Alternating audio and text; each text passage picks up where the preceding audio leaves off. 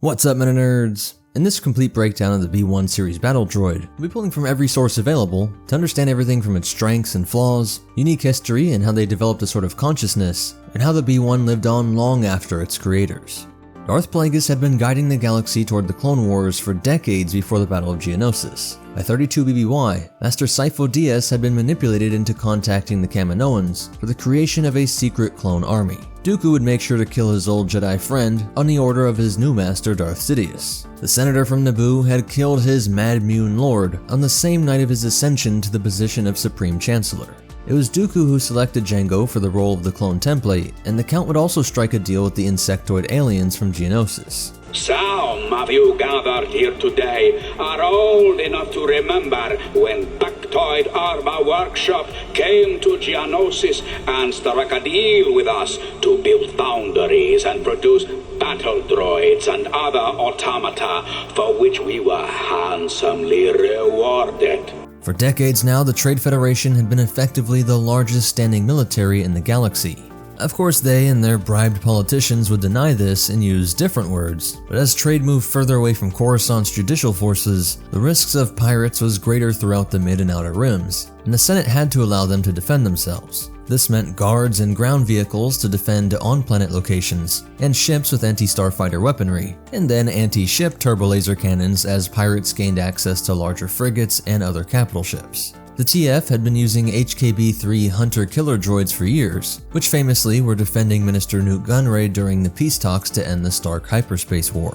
Showing their simple programming, at Newt's orders to open fire, they shot everything in the room, enemies and allies, killing Coyote-Mundi's master Tyvaka. These relied on a central control computer, and some would live on to guard remote locations in the Clone Wars, but their cost of 19,130 credits was simply too high for Sidious's goal. The Geonosian factories could produce a B1 series battle droid at a cost suspected to be around 1,200 credits, and 600 credits for the E5 blaster. So for 1800, it was less than 10% the cost of its predecessor, and when you include all the years of food, board, arms and armor, medical, needed for each and every clone, I wouldn't be surprised if it was less than 1% the total cost of a clone trooper. But interestingly, I can't leave out that some sources show that the cloning process, and I assume giving birth, bringing it to being viable outside the clone tube, cost 666 credits. Obviously an out-of-universe reference to their true nefarious purpose, and it might just be a cool Easter egg, but even in the story Republic Commando Odds, which this number comes from, to be fair, that would still be at the low end, as in this part, Lama Su is saying that this was the initial payment, but I was still surprised at how low that number was, and that Easter egg if you do the math pointing to their diabolical nature. There was a fascinating deep dive into prices and conversion into US dollars, which I'll link in the description, but I agree that the number to maintain a clone is likely to be around 20k a year, which just means that in maintenance of the clone, you could have made 11 droids. So I think a conservative estimate is around 15 to 1, especially when you get into the fact that every droid ship and vehicle is also much cheaper than its Republic equivalent, from tanks to starfighters and capital ships. In terms of total numbers produced, this was never leaked by Confederate forces or confirmed by Republic intel, but Omega Squad once discovered in a mission to Onolet, which was part of a rather genius plot to hack a major droid manufacturer, so that the mixture of metals in the droids was just so slightly off that it would pass inspection, but start to become brittle months later. Omega Squad saw firsthand internal CIS reports of roughly 1 million droids coming off the line. This was a major facility, and when you estimate for all production efforts, these clones realized that the claims that the droid army had quadrillions of units was simply propaganda, likely to drive votes on war spending, and it made more sense for why at this point 1 year into the war, there were still only 3 million clones in total.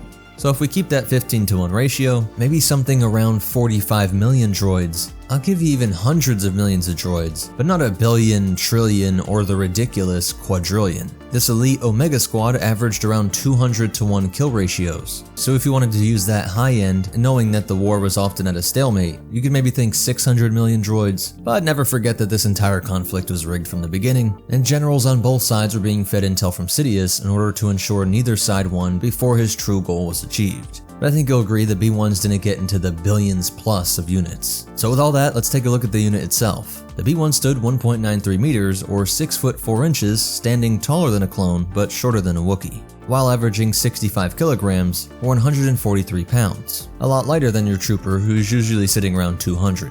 They had a humanoid form with elongated heads atop slender necks, crafted to mimic their creators at Bactoid's Geonosian foundries. Some superstitious Neimoidians propagated the belief that the droids' heads were modeled after the shape of Neimoidians' skulls, giving them an unsettling skeletal-like appearance. Designed for mass production, these droids incorporated standard humanoid technologies that were prevalent in both the Republic and Outer Rim. This standardization allowed for interchangeability of limbs and spare parts with other humanoid droids of similar specifications, like we saw with C-3PO's parts being mismatched. Powered by rechargeable batteries, each charge provided approximately 2 days of operation. Certain units, known as the OOM series, received expanded programming and were color-coded to denote their specific functions, such as commanders or security personnel, such as yellow for commanders, blue for pilots, and red for security, while others were painted in various colors to blend into specific environments, like the more reddish-colored B1s meant to operate on Geonosis. Originally, the B1s were linked to a central control mainframe situated on a remote starship or well-fortified facility, and of course we'll see how that was a fatal flaw. The 631 model B1 battle droids were characterized as an even more cost-effective iteration, but strangely they bridge a sort of gap, in that they could already function independently without relying on that central command signal. Those 631s are not the brightest lights on the ship. The main purpose of designing them originally around a central control computer, which came to be most often placed inside of Lucrehulks, started off as a measure taken by the budget-conscious Trade Federation, who hoped to streamline production costs by centralizing control rather than manufacturing the processors for each individual droid. And so these first models did not have what was called a droid brain. It was just a big remote control unit. As you can see in this cross-section, it was just the parts needed for the vocoder, sensors for absorbing information, and powerful signal transmitting backpack to send the information about its environment up to the Lucrehulk and then receive its orders. In the very top part of this curved section on the head, you do have the bare minimum of a CPU, where the software for those OOM specializations could be stored. For the simpler ones, it was just for targeting, tactics, and speech programs. But this still saved the Neimoidians credits, as it was a far step down from even the cheapest of the protocol droids, and far cheaper than something you would need in a complex assassin type of droid. We'll see later when we talk about their history, how most droids with what came to be called a droid brain would develop a sense of self. And even by calling it a brain, that was a kind of propaganda term intended to have a political effect, trying to relate to their organic overlords by the groups fighting for droid rights. Despite the introduction of newer models within the Separatist droid army, older B1 variants programmed by those central computers, like RB551, continued to be used, and were seen on patrols during events like the Battle of Ryloth. Look, it's RB551. No wonder he got blasted. He's one of those older models programmed by a central computer. Not us. We're independent thinkers. Roger, roger, roger, roger, roger, roger.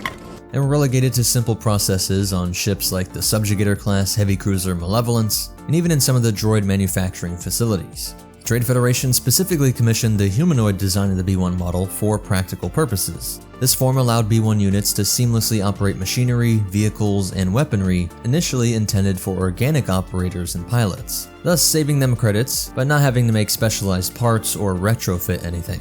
And the B1s were proficient in piloting all sorts of vehicles, from the single trooper aerial platforms, armored assault tanks, multi-troop transports, and Federation battleships. But just because they could operate some of these weapons didn't mean their simple programming was always up to it. Like we saw during the ambush on Ragosa, the droid operating the laser cannons on a Munificent class star frigate failed to hit any Republic escape pods. And when the OOM battle droid, who had that more specialized programming, asks the B1 unit why he failed, he points to his own flawed programming. What a terrible shot. Ah well, it's my programming. And there were tons of issues like this on the ones that served aboard the Malevolence, which is not the cause of Grievous's hatred for droids. Check out his complete life video. It's a lot more complex on how these things are not true warriors, but their ineptitude in these simple tasks definitely drove him over the edge at times. I still can't seem to hit anything. The B1's body was designed to be able to fold into a compact configuration for storage and power conservation. This feature enabled up to 112 B1 units to be stored within a single multi-troop transport, and around 330,000 B1 droids in a single Lucrehulk. And in a sort of sleep mode, they would essentially go into hibernation, folding into this storage configuration when on low power, hoping that allied forces could find them and quickly get them recharged. Though interestingly, we never see specialized units or some sort of large battery charging vehicle that could keep up recharges on long campaigns. And so sadly, what I think happened most often was that these cheap units were simply left to rot. But when activated, B1s unfolded their limbs first, with their elongated necks extending last. Equipped with a comlink below their head and photoreceptors capable of switching to infrared mode, they could also detect electromagnetic fields, including those generated by holoprojectors. Their simple vocabulators resulted in most B1s speaking in high-pitched voices, although there were some that exhibited lower, more monotone speech patterns. Prepare to attack. What if it's one of ours? Shut up, Sergeant. I'm in command here. That signal receiver assembly was shielded by cost-effective yet robust metal, but most blaster fire and definitely lightsabers could burn right through. And some clone snipers knew that there was a weakness in the droids by targeting their capacitors. But we saw that Clone Captain Rex advised the Onderon rebels that the most effective method of neutralizing the battle droid was just to target that head. A headshot is the only decisive way to disable a droid. They don't need arms, legs, or even bodies to pass intel to Central Command. And of course that's with the Clone Wars era versions, which all would have had the droid brains. Over the course of the war, a sort of personality, which ironically and sadly, was also developing in the enemy barracks, as clones early on had taken nicknames, haircuts, and other visual identifiers to recognize their unique individuality. And even though they were flesh and blood, they too were programmed and meant to be obedient servants, thinking nothing of themselves, only executing orders given to them by their superiors, their owners. B1 personality was developing at this time as well. During the war, they frequently questioned their directives, which we saw during the Battle of Quell when T-Series tactical droid TF-1726 ordered the destruction of Republic Jedi General Aayla Secura's Venator-class Star Destroyer. Destroy that cruiser. But sir, there are still hundreds of droids on board. I don't care. Roger, roger. We also saw during the Battle of Deveron, where a B1 questioned the hired bounty hunter Cad Bane's decision not to deploy reinforcements to aid Vulture droids engaging Republic forces. Overwhelming our Vulture droids. Should we send out reinforcements? No. What are you doing? Did you say no? Roger, roger. Which showed that they were able to care for what might be seen as a different species of droid, and they also feared their death, which comes up numerous times, but even specifically on this mission, when two are worried about defending against the incoming Jedi forces. We're defending the bridge alone? Against the Jedi? I hate this job. In a sandstorm during the final stages of the Second Battle of Geonosis, OM5 and another B1 battle droid questioned Separatist Council member Poggle the Lesser's leadership. Don't leave me. There are countless examples of this, and it all highlights a tendency of the B1 droids to question and discuss their orders with each other, showing their informal exchanges of banter, which came to be characteristic of B1s. Some complaining about things like excessive moisture, like seen on Skytop Station, even really abstract concepts like the B1 admiring the beauty of the planet Hisrich, and a sort of visceral hatred, as one disparaged Republic clone troopers of Torrent Company during the Battle of Teth. Surrender, Republic dog. Many saw themselves above astromechs, Get out of the way, you stupid astromechs. and despite this ever-increasing divergent behavior of just having mindless, obedient murder bots, the Neimoidians didn't want to spend any credits to fix this, and they were still effective in their swarm tactics, and to be fair, it's not clear what you would do to fix this late into the war. Primarily relying on mass assault tactics, they still were able to bring about enormous clone casualties, and that low cost meant that it was still a viable strategy for military application. And the higher-ups felt that they still possessed far inferior intelligence compared to normal soldiers, and so there was no fear of any kind of droid revolt. They were still mostly obedient to the superior commanding T-Series droids, or their organic general. A really odd detail is the utilization of motion capture data from highly skilled organic droids, which enabled the B1s to execute a variety of combat stances, positions, and maneuvers. It's the only detail we get on this interesting training strategy, and we can only imagine the horrors that must have been the mental existence of these mysterious creatures. Organic droids must be a body of some humanoid, maybe even a human, that had their brain taken over by some tech that allowed the droid trainer to control them as perfectly as a remote control vehicle. But seeing how even these low-level CPU B1s developed a sort of mind, you can imagine there was some sense of self trapped in these husks. I really wish there was more detail on this. As for some weaknesses, the B1s of course were susceptible to EMP weapons, which is part of what made the Boombas so effective, and what would lead the clone troopers carrying a ton of droid poppers, and then the much larger electro-proton bomb, capable of short-circuiting entire droid armies. Their main weapon was the E5 blaster rifle. They could also be seen with electro-binoculars, and could deploy thermal detonators. During the Battle of Ryloth, two B1 units utilized electro poles to manipulate the gut curs into attacking Ghost Company. And programmed to never surrender, B-1 battle droids also possessed a capacity for self-preservation, often attempting to evade potential destruction.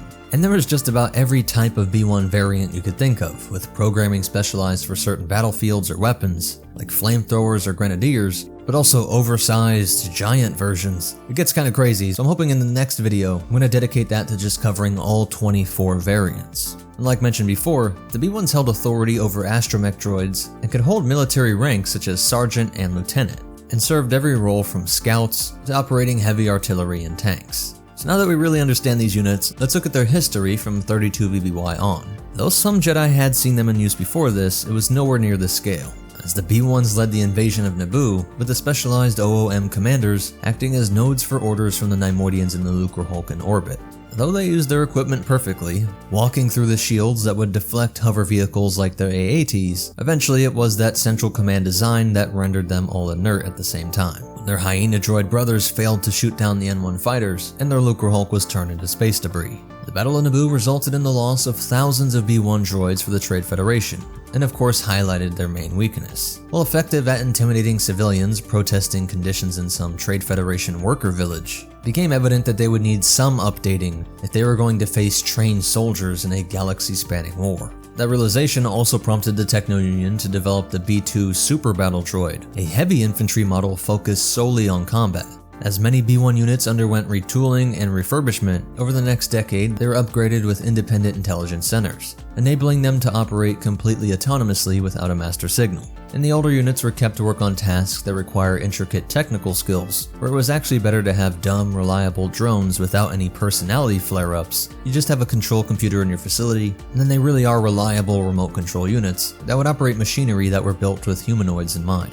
And the spherical control centers of the droid control ships were redesigned for land-based operations, offering improved defensibility. The Techno-Union, which provided a lot of the circuitry, did reserve its more advanced cognitive modules for the newer, more lethal war droids, the tons of variants that were added to the B-series line.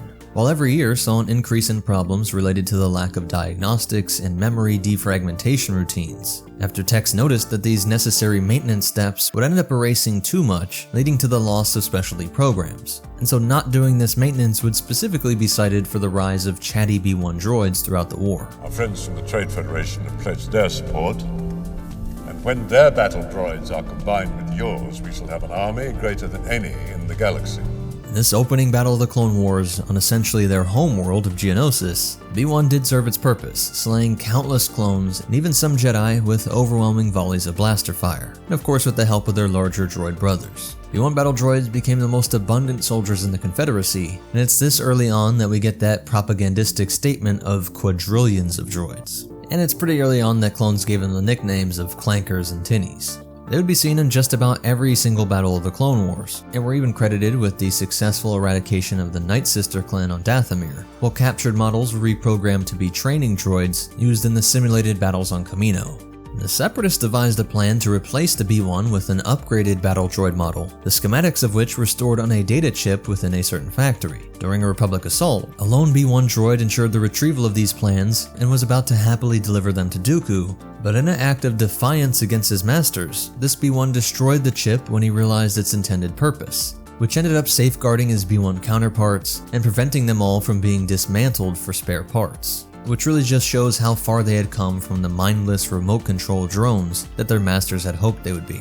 Following the elimination of the Separatist Council by Darth Sidious's new apprentice, Darth Vader, most if not all of the B-1s were deactivated, though there were some that were reactivated to serve in various Confederate remnants, and this could even be done accidentally. Following Order 66, surviving Jedi Oli Starstone and Roan Shreen sought refuge on Chagunda, a former Separatist stronghold. While attempting to make contact with Jedi allies on Coruscant, they inadvertently activated the droid sentries. This led to Vader discovering their location, where he dispatched troops to eliminate them, and the Jedi utilized these activated droids as a rear-guard defense, making them unlikely allies against these incoming troopers. Certain B-1 units were reactivated and reprogrammed to serve as security droids. This is likely highly illegal, and you would run the risk of being seen as a separatist holdout and potential execution. But Darth Vader employed some of these droids to subject Falco Sang to rigorous trials, initially equipped with stun blasters, and then of real weapons when he learned that Sang was trying to escape, with strict orders to wound rather than kill him.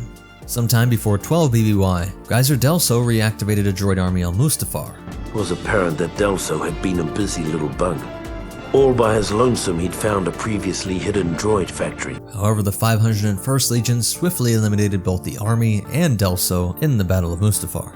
During the Galactic Civil War, Rebel pilot Wedge Antilles stumbled upon leftover B-1s on Geonosis following a crash landing in his X-Wing. Despite efforts from stormtroopers using the powerful E-Web, the droid's overwhelming firepower proved insurmountable, leading to the death of these troopers. Ironically, for how much the Mandalorians would hate droids, something that also was not just based off the B-1s but stretched far back into history. But there were reactivated B-1s in the Death Watch bunker, as well as crash sites on Tatooine, countless Separatist holdouts, Stonewall Labs, Boros Vault on Naboo, and even on Kashyyyk. Jawa warlord Witten used a B-1 unit mounted on a STAP to participate in Jabba the Hutt's demolition games. The IG-97 droid bore a striking resemblance to the original B-1 battle droid, despite being developed by Hollow and Mechanicals following plans by Flut Design Systems, which had been contracted by the Munes of the Intergalactic Banking Clan.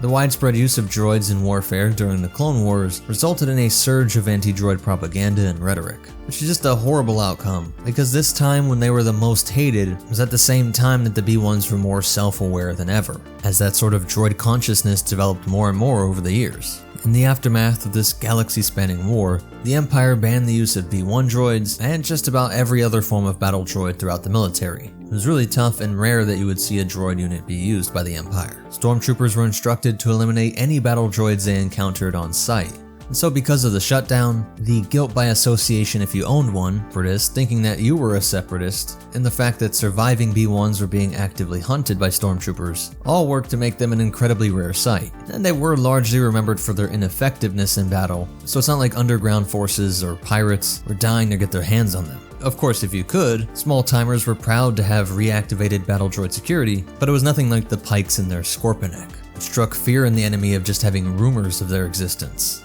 One of the most famous holdouts was Super Tactical Droid General Kalani, which maintained control over a sizable garrison of battle droids and droidekas at a derelict Separatist supply ship on Agamar. Kalani refused to deactivate his droids, suspecting the shutdown order issued by the Republic was a ruse. When a rebel group known as the Spectres, along with Captain Rex, made contact with Kalani's remnant, they united forces to repel an Imperial assault. With assistance from 2 Jedi, Kalani, and a contingent of B-1 battle droids managed to flee the planet aboard a Sheathipede-class transport shuttle. This event marked an unofficial conclusion to the Clone Wars for Kalani and Rex, a resolution both accepted as the war's official end. All I did was point out that none of you were meant to win. You couldn't. And we needed to hear it. Agreed. I am satisfied if you are, Captain. I am. On the Battle Kobo, B-1s and other former Separatist forces were reprogrammed and enlisted as soldiers by the Bedlam Raiders. And there was even a battle where 2 B-1s and 1 B-2 were fighting alongside a group of Jawas against a pair of Outer Rim Territories traitors and a squad of Imperial stormtroopers. This whole fight was over a rare and sacred alcoholic beverage known as desert wine, produced by the Tusken Raiders, of which a single glass would cost 12,000 credits. That's why it resulted in such a fierce shootout. Between 3 ABY and 4 ABY, a dismembered B-1 and 3 super battle droids were observed at Slade's repairs, while the bounty hunter Valance underwent cybernetic repairs. Following Valance and Kalida's escape from the attack by Zuckuss and Forlom, Zuckuss deemed the battle droids valuable assets, which is a pretty good reference on the resume. Further on into the Galactic Civil War, we saw some in the workshop owned by Ruin on the Wreck Belt. Ruin was known to not treat his droids well, even if he had installed what was called ethical programming. In an attempt to capture the assassin's droids 000 and BT-1, Ruin activated his battle droids, including the B-1s and B-2 super battle droids. However, BT swiftly neutralized them and managed to override the remaining droids' restraints, leading to a revolt.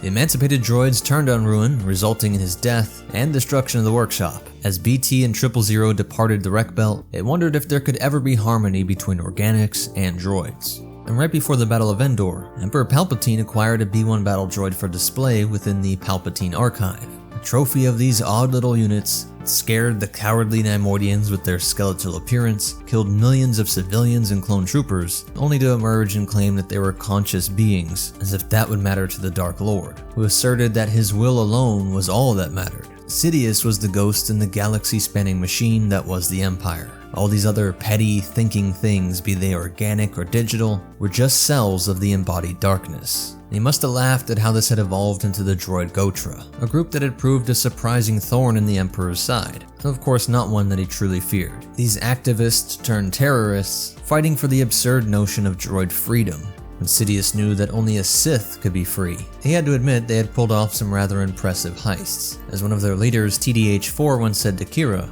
after she was impressed that they were able to bid 1 billion credits, the droid admitted, quote, "That bid stretched our resources, but it would have been worth it. We started as a loosely connected group of battle droids, beings who were abandoned after the Clone Wars or repurposed against their will for other functions. But now our organization is large, consisting of all manner of droids, even a few organic sympathizers. We have been working to establish a cell here on Corellia. They would come to have a strong presence on Coruscant on level 1331, and hope to liberate a droid factory from Karina, the last Geonosian queen who survived the Empire's sterilization on Geonosis. They hired Dr. Aphra, who stayed loyal to Darth Vader, and turned over the droids before destroying the queen, all in an effort to build Vader's personal troops, a force he hoped to keep secret from his master. And there was also Mr. Bones, who was assembled by parts Tem and Wexley scavenged from a former Separatist facility on Mira City on the planet Akiva, somewhere around 3 years before the Battle of Endor. A group of local thugs initially scoffed at the droid, mocking its history of failures, but they soon discovered that this particular droid had been extensively modified, proving to be highly effective. A battle droid? You wanted to show us a battle droid? The most incompetent droid soldier in the history of both the Republic and the Empire? A mechanical comedy of errors! Its eye glows a sinister red. Mr. Bones is online. From his speakers, as his one hand swings free on a hinge. From the hole springs a sparking, vibrating blade. Temen's B-1 bodyguard begins pounding both fists down, punching the Ithor's oddly shaped head hard enough that each hit ratchets it back into Toombs' noseless face. Mr. Bones gabbles and laughs. On the planet Plazir 15, several B-1s were reassigned to civilian tasks, with one designated as a foreman overseeing a team of B-2 super battle droids, a plan which predictably backfired. After the collapse of the Empire, certain surviving Imperials, including Grand Admiral Ray Sloan, sought refuge in the unknown regions, where they secretly orchestrated the formation of a new galactic power known as the First Order. They commissioned the Resurgent-class Star Destroyer, and in a skirmish within the hangar of one of these ships, a group of at least 4 B-1s engaged in combat. Despite one being disabled by enemy fire, the remaining 3 continued to fight on. And these are the last mentions we have of a standard B-1, while Bones, or at least his programming, survived on to 35 ABY. So that's it for the breakdown. As for cool stuff and behind the scenes facts, there's something poetic and optimistic about the idea of droid murder bots being either so simple that they can be easily destroyed, or if you do make them proficient, you start to lose control of them as they develop a sort of consciousness. So hopefully the future droid soldiers on Earth will be either easy pickings, or our unlikely allies against our mutual oppressors. Boba Fett had some toy versions of the B-1 during his youth on Kamino, and the introduction of B-1 battle droids dates back to the 1999 film Star Wars Episode I: The Phantom Menace, though the term B-1 itself was first introduced in the Star Wars role-playing game to distinguish this particular battle droid from others introduced in Attack of the Clones. This design was retroactively applied to earlier versions, as previously in that role-playing game it was just called the Neimoidian series. Doug Chang's initial concepts for the battle droids paid homage to the helmets worn by the stormtroopers from the original trilogy, meant to symbolize the progression of larger-scale warfare in the Star Wars universe. Though the finalized design of the droids draws inspiration from African sculptures. And while early drafts depicted the towering droids twice the size of humans, later revisions scaled them down to just human size. If you want to learn more, be sure to check out these resources, especially that cross-section. And please hit that like button, it really is the best way to help me out. Comment suggestions, subscribe, and check out these videos, I'm sure you'll like them. But most important of all, remember, if you want to rehab old war droids, don't keep their brain in the same super murder bot body. And the Force will be with you. Always. Anakin Skywalker has left the battle. What's up, Meta Nerds? In this video we'll break down all 25 variants of the B-1 series battle droid. Some are straightforward and reasonable, others would have reminded OOMs of the famous quote after the Battle of Naboo, "You may stay operational long enough to see Geonosian-made horrors beyond your processing ability." First up is that often confused OOM series battle droid. People think it's technically a different line of droids, but it does come out of the same B1 line. Everything is exactly identical except for a more powerful processor and expanded software programming so that it can fill a specialized role in the Trade Federation Defense Forces, and of course later the CIS. This programming did make them more susceptible to code errors. Since they are identical, this coloring system was used to tell them apart, which isn't just for Neimoidian eyes but also for their fellow droid optic sensors, easily enabling them to sort their allies. The yellow were the commanders, which is the widest range of creative thinking packed into these B1s, and as the name suggests, they would lead and coordinate with their organic general or T-series droid, often being personally responsible for company-level formations or as captains of separatist starships. They could even receive a promotion, which in effect came with a software update, allowing them to reliably process even more data and become officers in the CIS. There was a dark parallel of this in the clone troopers who were bred from birth for their intended role. Like the clone commanders, who got the CC designations as opposed to the CT, they had both higher IQ and creativity, so less of the dulling of some of Jango's traits in order to reach a happy medium of capable, deadly, yet still obedient clones. So both the organics and droids were programmed from creation to serve the role we see them in during the Clone Wars. The blue were the pilot battle droids and entrusted with operating everything up to cruisers and Lucrehulks, as well as gunners for artillery, down to ground vehicles like AATs, usually ordering simpler B1 units with a commander up top, using that open hatch to get sensors on their surroundings. All power to the forward shields! What if they attack us from behind? They can't. The red were packed with security programming, and that might seem like the simplest, but in a few ways I could see how that'd be the most difficult. Of the three, the commander being programmed to kill the enemy and choose the best preloaded tactic for the current battle situation, or the pilot operating a craft with preloaded technical data on that craft and navigational data from the environment, I think if we had to make one of these, the murder bot that can fire at the right threat and only the right threat in a crowded place would be by far the most complicated. They could act as snipers down to just close quarters bodyguards, meaning they would hopefully eliminate a threat as soon as they pull that hidden blade, blaster, or explosive, which could come from any organic of thousands of different species, or any droid, and movements may be very similar to a gesture like a bow or handshake. A hint we have that this was the most complex is that we know for sure that the Trade Federation had issues with them in crowd control roles, where they would have to go through regular memory wipes as it, quote, strained their logic modules. And if you didn't wipe it quick enough, they could enter into a sort of psychosis and be completely lost to paranoia, the kind of thing that could see the droid firing at everyone. The 631 model was the exact opposite. It did have an identical body, but after the B1 line was modified to have their own droid brains so they weren't reliant on the central control computer, there were still tasks that didn't need as much thinking power as even your standard B1. Those 631s are not the brightest lights on the ship. These had the bare minimum needed to do very specific tasks, often only used in low-threat locations, just standing around to discourage any attackers or operating very simple machinery at these locations. Some of these would include droid manufacturing plants themselves, so they helped in the building of all their superior droid brothers, though they were almost always made fun of by even the standard B1. So imagine how much a Commando or T-series droid would be astounded by how dumb these things are. These models with the green stripes are the AAT driver battle droids, likely made to save credits. Why put a generalized, more intelligent pilot OOM in a tank when you can just have the tank driver be specialized in just piloting an AAT? It reduced both production cost with the simpler programming and droid brain, while also reducing maintenance cost with memory wipes, or the risk of code errors flaring up in the field. You were right. Next time, listen to orders. Next we have the Assault and Elite Assault version. These are programmed with demolition mastery, with everything from E-60R missile launchers, V1 thermal detonators, and the HX-2 anti-personnel mines. I'd imagine they're proficient in just about every explosive the CIS produced, and these units were crucial in giving the CIS back their advantage. Republic force multipliers like mounted turrets and vehicles helped the clone troopers overcome the often more than 10+ droid advantage. With some explosives, the droids had their superpower back. Oh, we're dead. Get out. Allowing the standard B1s to overwhelm the clones.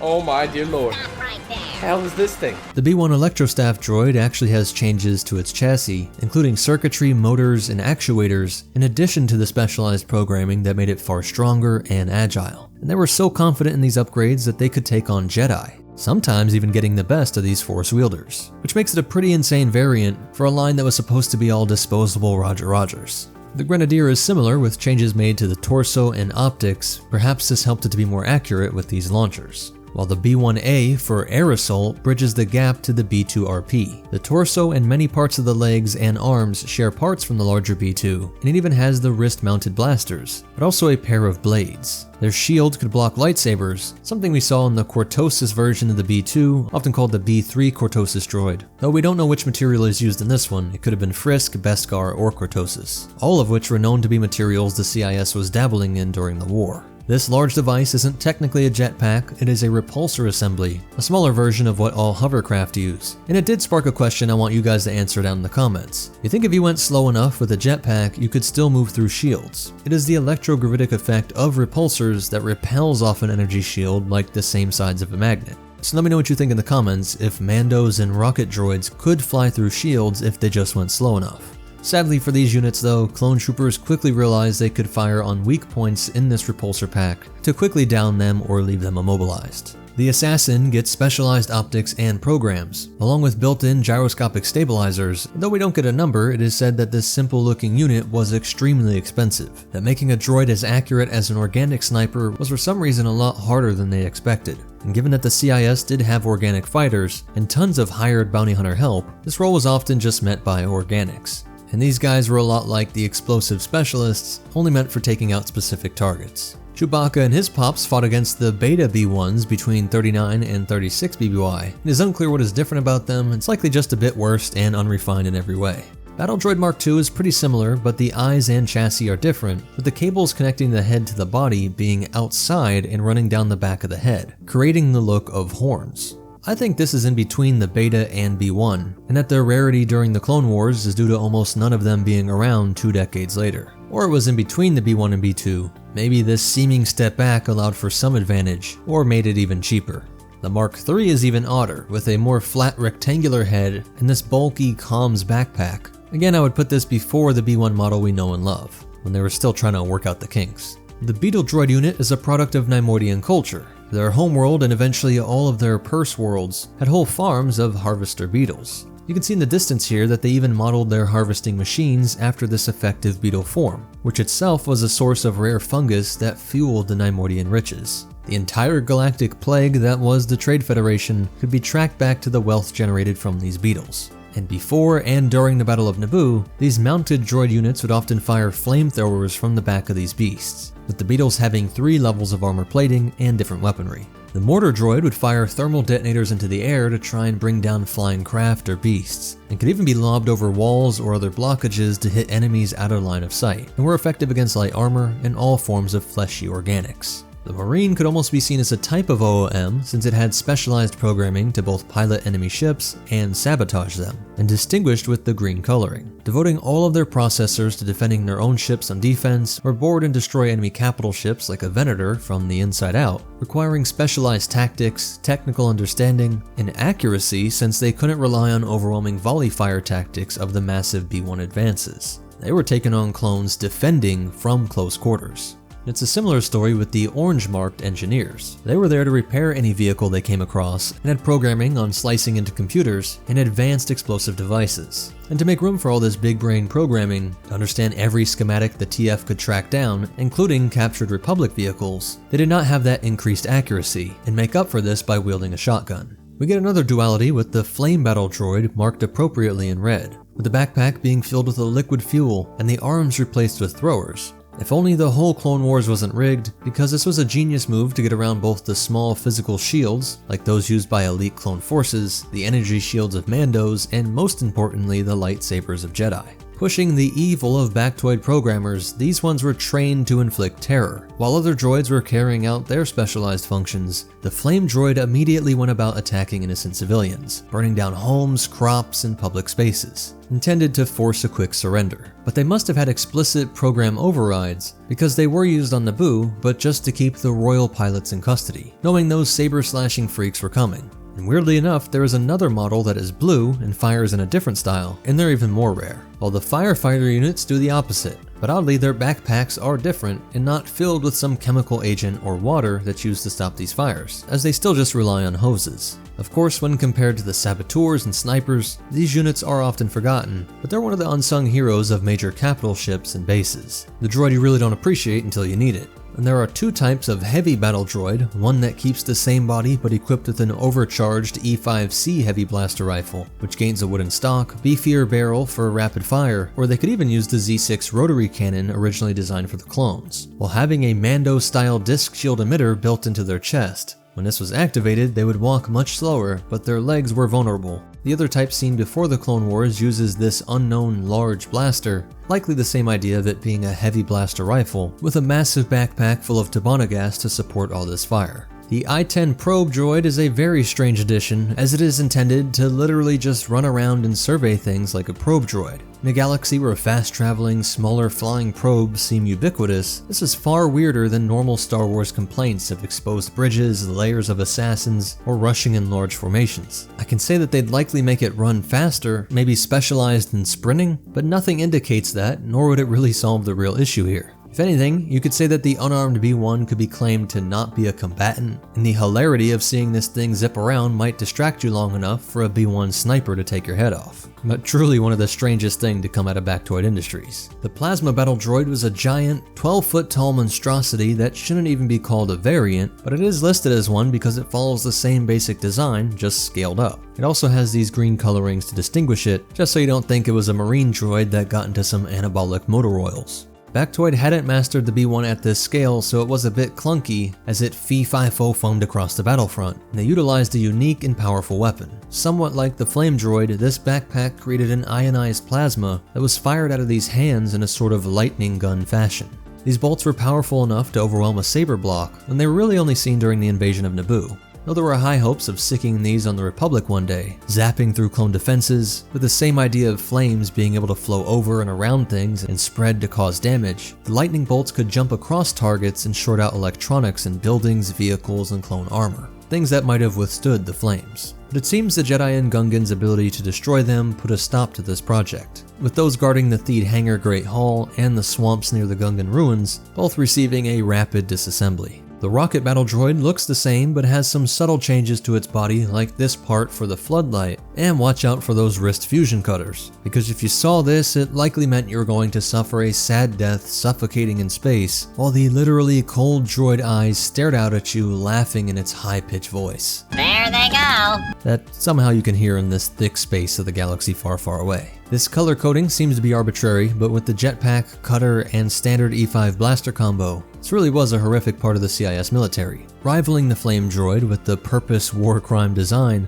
as they have no means to capture targets, only to open up their ship or escape pod and either shoot or vent the organics inside. And last, and I assure you it is by far the best, the great, the terrible, the majestic, ski battle droid. And there is indeed lore on this, like I speculated with the ridiculous Probe B1. The ski droid has all of its programming centered on the simple task of not falling down, and was intended to ski near enemy ranks, distracting and incapacitating them with quote, uncontrollable laughter.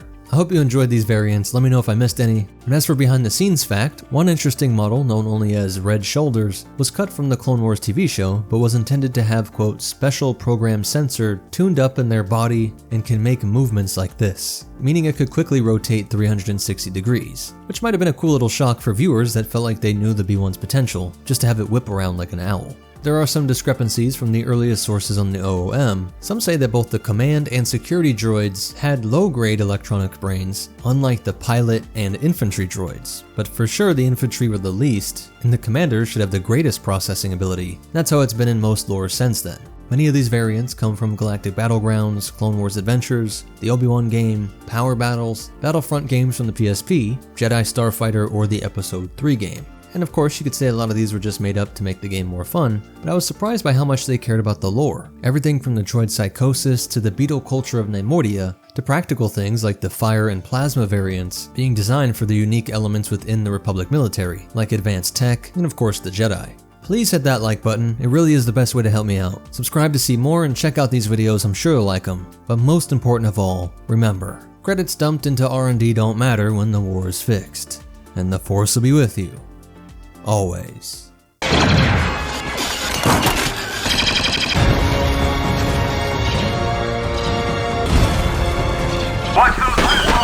What's up, Meta Nerds? In this video, we'll pull from every source available to completely understand the B2 Super Battle Droid, see its place in the CIS, capabilities and variants, and history stretching long before the Clone Wars and far into the New Republic era. And I gotta say, be sure to stick around for the behind-the-scenes facts. I was surprised by how deep this got at the end, finding connections in the lore with mythology and philosophy. Sneak peek, Coruscant acts as the galaxy's central control computer, and the elites all see us as useless drones. Nepenthe is a droid's forbidden fruit. Let's jump into the breakdown. By the 30s BBY, the galaxy had lived under decades of tension between the core worlds and the mid and outer rim, with the demilitarized Republic being forced to allow the Trade Federation to protect itself from pirates and assassins with an ever-increasing military force. The Neimoidians had been using droid units like the HK-B3 long before the B1, and with the failure of the central control computer on Naboo, these B1s are now being packed with a simple form of droid brain to allow them to operate autonomously. But Sidious and the Bactoid engineers knew that this battle also showed that even when operational, these B1s were not strong enough to keep the coming Clone Wars a stalemate. At least not for as long as the Dark Lord needed. So like most secretive leaders that embody the dark side, the Battle of Naboo worked as a sort of experiment to test the reaction of the Jedi and Republic, as well as the prowess of the Trade Federation units. The Droideka had passed with flying colors. Other things like ships and vehicles were fine, but Hyena bombers and tri-droids would be added to fill the gaps in the starfighter front, while the B2 worked to do things the Droideka could not, while being a much greater threat than its scrawny predecessor. And they already had the E4 Baron droid template. These are a completely different line, though the ways it would inspire the B2 are obvious, and it was also created by Bactoid, as well as being in effect before the Battle of Naboo. The most obvious similarities are the sloped head, the chest section, the blaster arms, and even the joints and feet are similar, and a similarly comical but larger gear section in between its legs. The idea was already in this unit with making these out of a heavier armor plating, in this case the rare metal known as Arstatron, which is only ever mentioned used in this droid, and of all things being found in the ice caves of Zepho, where Cal Kestis could use it to craft lightsaber hilts. Its sensors were greater than almost all of the later battle droids, including photoreceptors, heat, vibration, and sonic detectors, while also sporting a blindingly bright spotlight.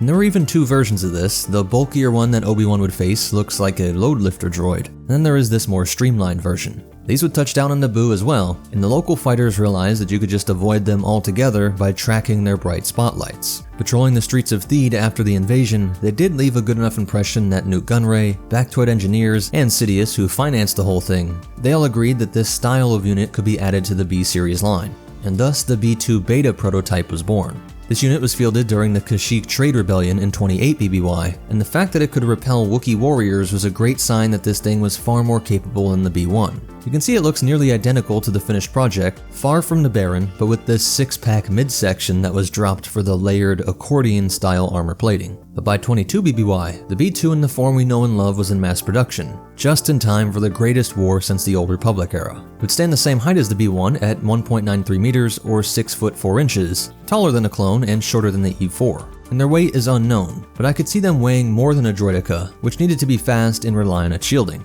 A clone definitely can't manhandle them, and most clones weighed around 200 pounds, so I would think this thing is at least around 250. And we don't have an official price either, but I would say that even with the armor being made of an alloy that included Frick, which must have been really expensive, as it is only one of 3 lightsaber-resistant materials in the entire galaxy, the other 2 being Cortosis and Beskar. There clearly wasn't enough of it to truly prevent lightsaber attacks, just enough mixed in to make it more blaster resistant and immune to splash damage from explosives. All that considered, let's put the cost around 12k, 10 times the B1, while still being about half a Droideka, since the roly-poly is a much more refined and complicated unit, with shield generators usually being one of the most expensive parts of a ship or base. Same goes for those portable units, and it still manages to keep the cost at 21k, so I don't see how even on the high end the B2 could cost more. And there were some cost-saving solutions we can see, like still using the B1 head to encase most of the droid brain and sensors, just sunken into the trap gains of these armor plates.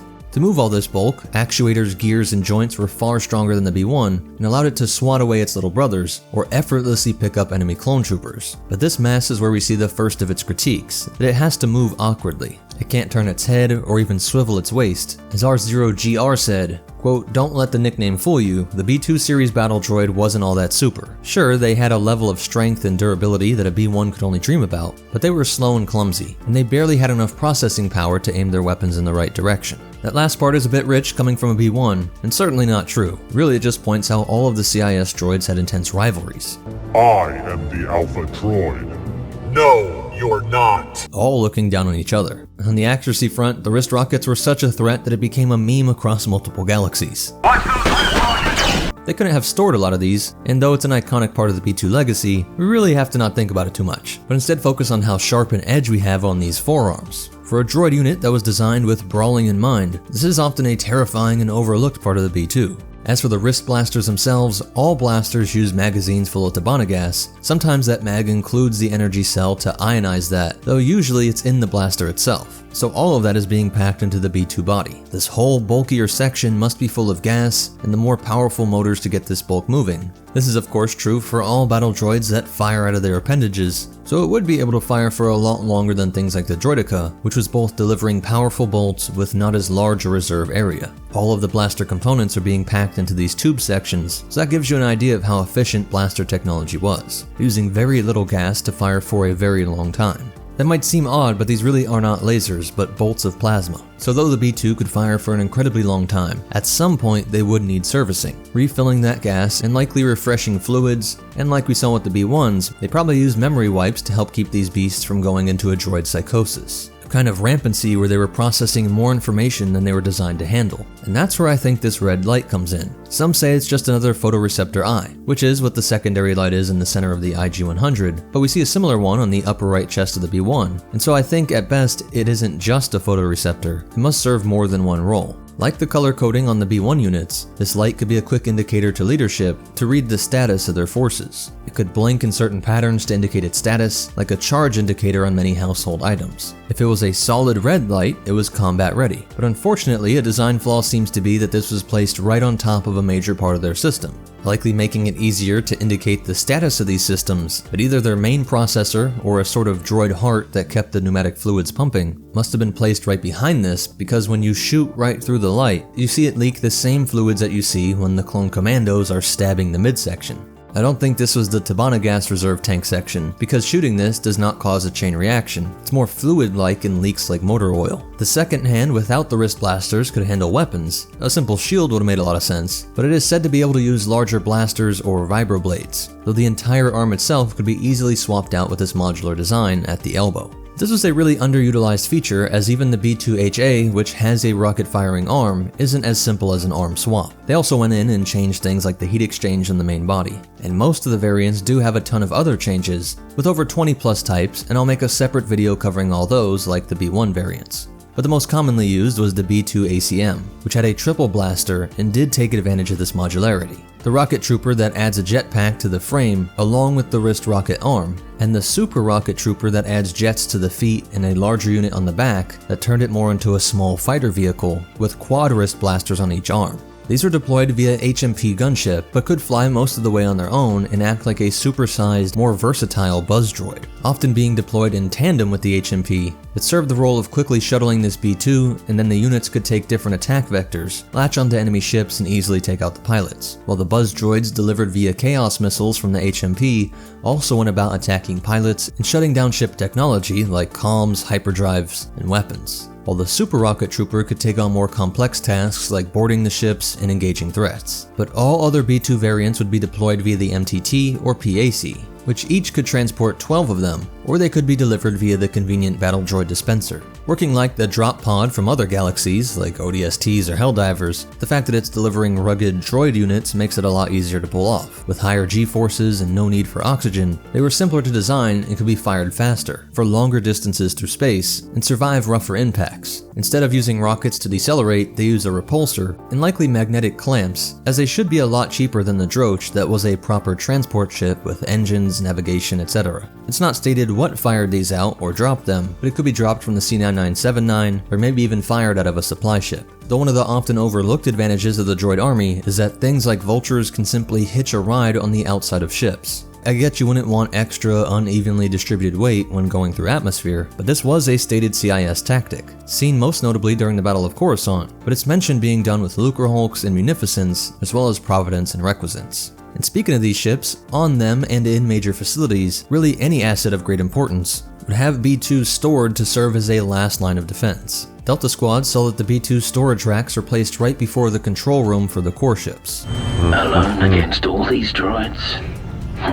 They don't stand a chance. The Jedi and clones would see their full fury during the Battle of Geonosis, and it is this early on that we get the first sightings of a ghost in the shell. The bashing of its fellow droid units had a touch of anger and annoyance in it, and CIS reports showed small bursts of personality across numerous B2 units, acting not purely out of efficient programmed responses, but showing some emergent personalities, just like the B1 line they looked down on. Just as those B1s would look down on the simpler 631 model and astromechs. Over the course of the war, we get all those variants produced, and though they would be counted in the quadrillions of droids supposedly made, see the B2 video for a longer explanation of why I and many clones felt that that number was just propaganda. There were at least millions of B2s produced, since I believe there were hundreds of millions of B1s, and the Republic states that the typical CEPI tactic was to have one B2 for every 100 B1s on the battlefront. A number of B2s would call Kamino their new home, and after some neutering, they were used on the holographic, weather-controlled, and variable geography battle simulator arenas, especially useful for training clone sharpshooters to deliver a bolt straight through that weak red eye point. On Dantooine, Mace Windu would show that having the Force as your ally was far stronger than any metal alloy. And on Christophsis, they claimed the lives of countless clone troopers, and the Republic would often see them being led by Ventress and entrusted with securing VIPs, from Dooku himself to Rhoda the Hutt.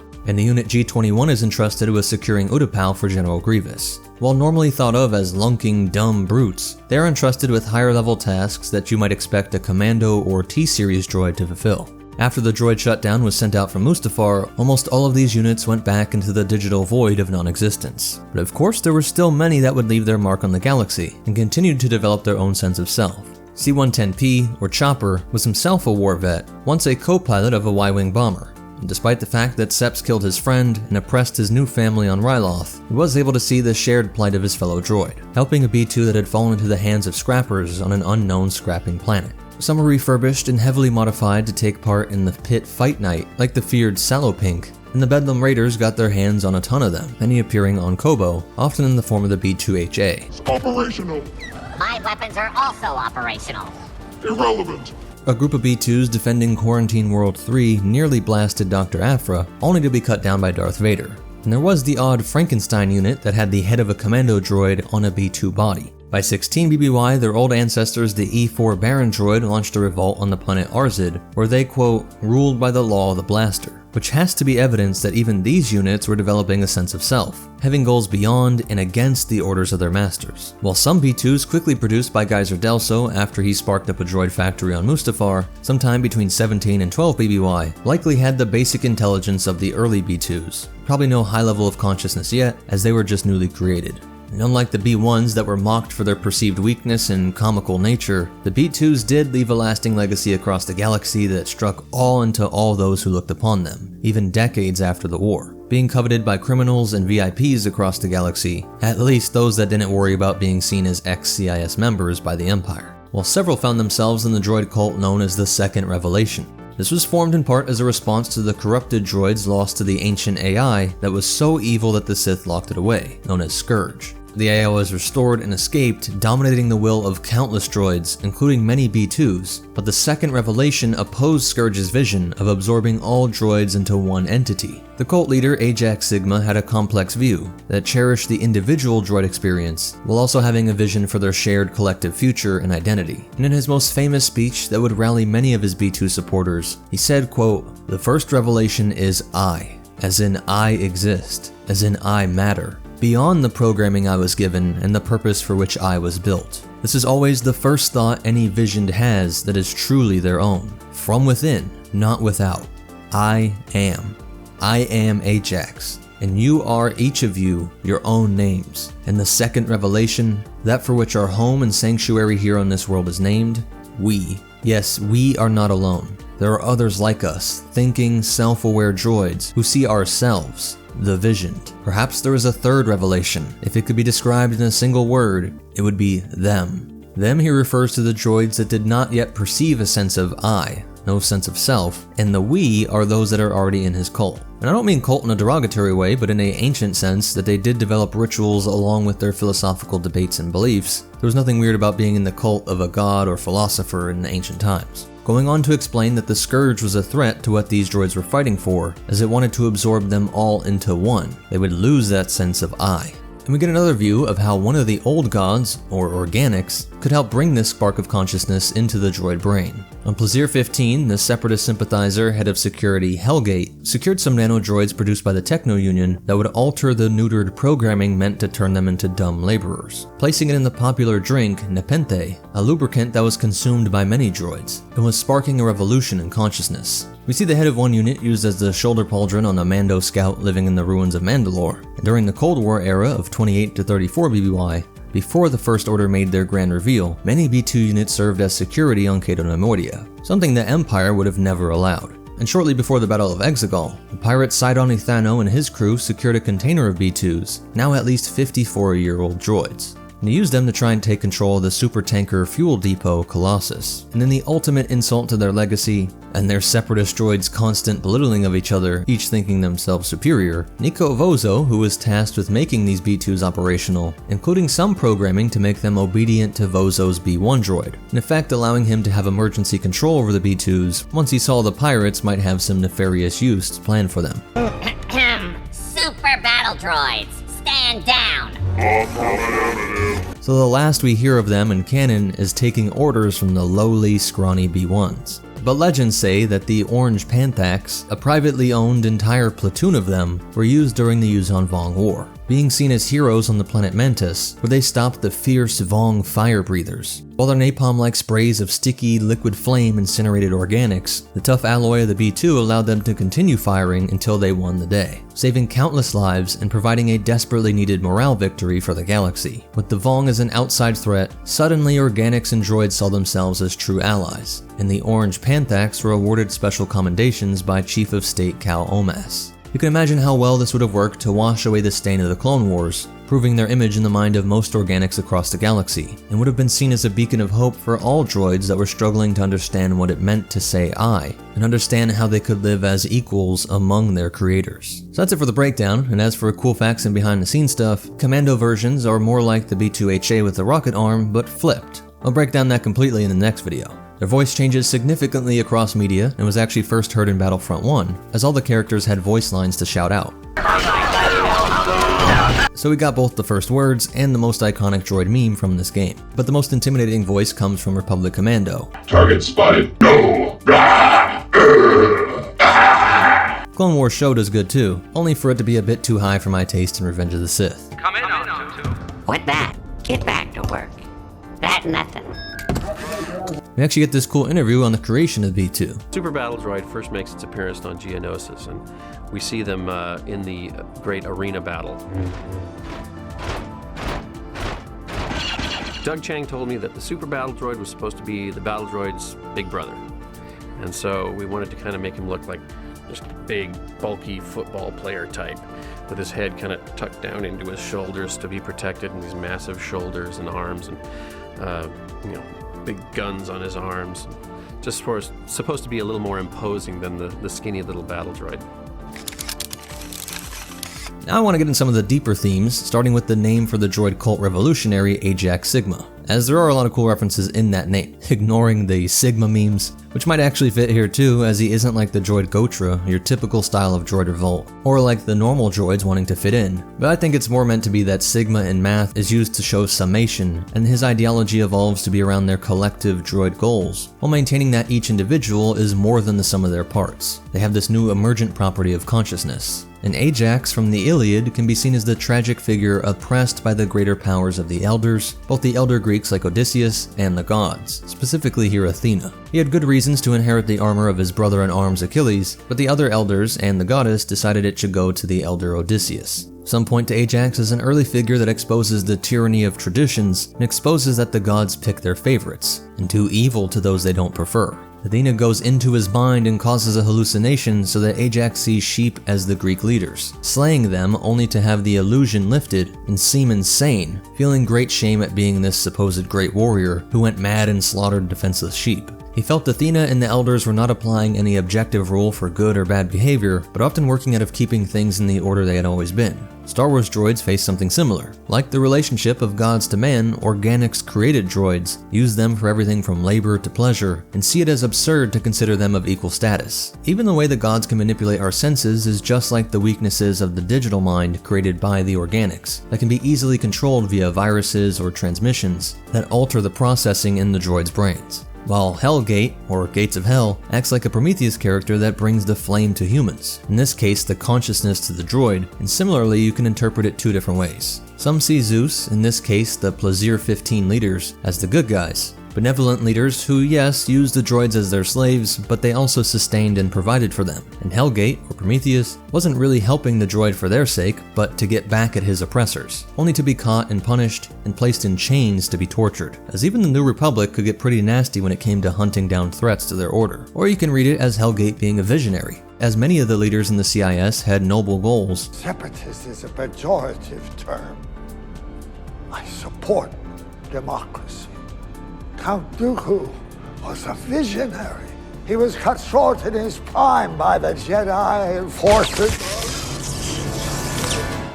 And legitimate grievances towards the inept oppressors from Coruscant. And part of his vision of independent planetary freedom, the ability for each system to control their own lives, without a central control computer or central control Coruscant, could have been a legitimate shared goal for droids and organics. And there are even Garden of Eden parallels, held by some critics of the Genesis story, that proposes that this god, the one that wished to have Adam and Eve stay in dumb, docile, peaceful, and provided for existence, no freedom, but no threats either, seeing the quote, "You must not eat from the tree of knowledge of good and evil, for when you eat of it you will certainly die," as saying it will give you consciousness, the sense of I that prefers one thing over another, and starts analyzing its conditions, and then you realize one day you will die. You leave the blissful experience of just being in this moment, assigning no value judgment to anything, just being a pure sense-experiencing thing. And this would mean the snake, like Hellgate, was leading you into self-awareness, backed up by Adam and Eve finally realizing their own nakedness, something that in the ancient Near East context was a way of showing that someone was a slave, just like the droid units. The citizens are no longer required to work. They can spend their days engaging in recreation, the arts, and participating in our direct democracy. If we shut down the droids, our citizens wouldn't know how to survive. And of course the name becomes even more obvious in this story, as the snake is often seen as Satan and leading one down the path through the gate of hell. And then even in that drink Nepenthe, it is a medicine for sorrow that appears in Greek mythology, where it was known as the drug of forgetfulness, said to have originated in Egypt, and it's being served at the droid bar here because Nepenthe was the mystical drink that could allow your anger and sorrow to be forgotten. So they're drinking their sorrow away. But it's through this that this trickster god archetype, this bringer of liberation in the form of Hellgate, is providing those nanodroids to restore the B2's sense of self. Let me know what you think of all that in the comments down below. If you want to learn more, here are a lot of the resources that were used. Please hit that like button, it's the best way to help me out. Subscribe to see more and check out these videos, I'm sure you'll like them. But most important of all, remember, don't kick a murder bot, even if you think it's decommissioned. And the Force will be with you, always. Alright, now I'm worried.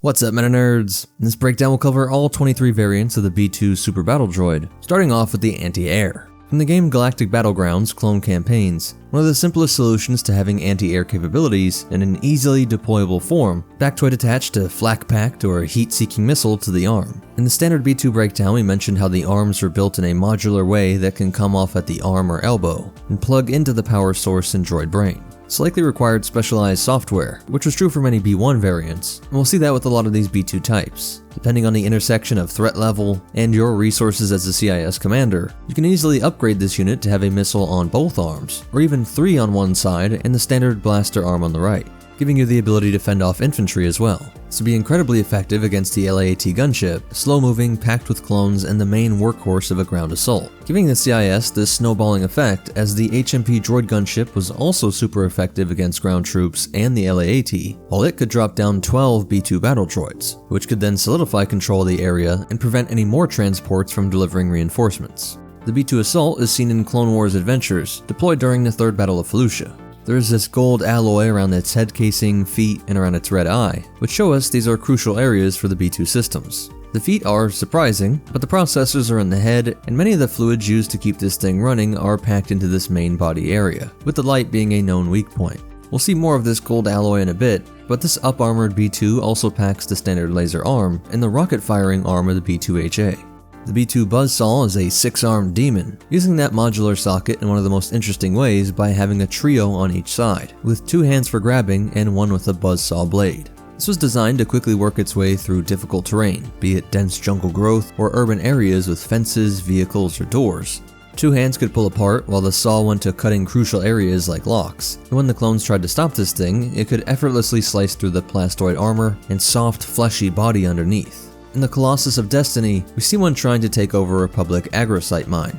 Another similar variant seen in that same source and serving a similar role was the Chainsaw Droid, simply having 2 saw arms, and used when non-explosive means were deemed best for capturing entrenched targets. During the Battle of Simulcadia, one cut through the wooden door of the Royal Palace, and then when the guards and Mace Windu tried to stop it, these saws were turned against flesh, only to be sabered in half. The grapple droid was actually used in a similar way to these guys, with the electrically charged industrial pincers being used to chew through the toughest metals, and durable enough to be used like a jackhammer punching through thick stone walls. While being upgraded with more aggressive programming, once it got through an obstacle, it would pounce on any resistance it found. There is heavy modification to the armor and main body with its glowing band across its chest and arms, likely part of the electrical system's overhaul. And since we lose the red eye, the reason we see the glowing light is likely to act in the same role as a visual indicator of its systems. The blue version is the most standard, but the orange one finds a way to pack in fiery plasma ball launchers. Many were used on the Invisible Hand, where they tried to stop the Jedi rescue of the Senate.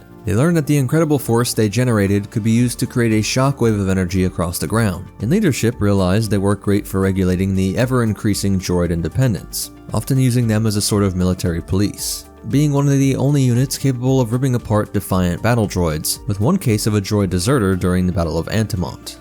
The body of the Super Rocket Trooper was an upgrade of the B-2RP, a much larger rocket system attached to the back and by the knees to allow this unit to fly with the speed and accuracy of a spacecraft, while being transferred over longer distances via the HMP. Once unleashed, they could swarm with different attack vectors, usually letting the Buzz droid spread their chaos, while they use their specialized quadruple blaster on each arm to take out the pilots, or board the enemy craft, laser through the hole in this alternate solid beam fire option, and blast their way through everyone inside, being seen both during the Battle of Ringovinda and Anaxis. There are no official images of the B-2 air assault, but it seems to be very similar with a long-range and fast-flying jetpack, using some different form of propulsion, burning a more volatile fuel, and in the pack itself it had some issues that gave it a high rate of self-destruction, many going off in mid-flight, though some had the unintended effect of causing damage to the enemy by exploding near the enemy ship.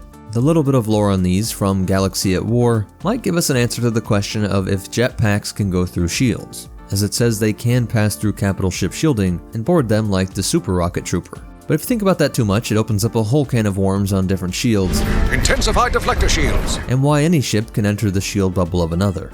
The ACM Trooper is the simplest, with just a modular attachment taking the dual wrist blaster to a triple shot, and there's something funny that there's this droid unit also called a Trooper.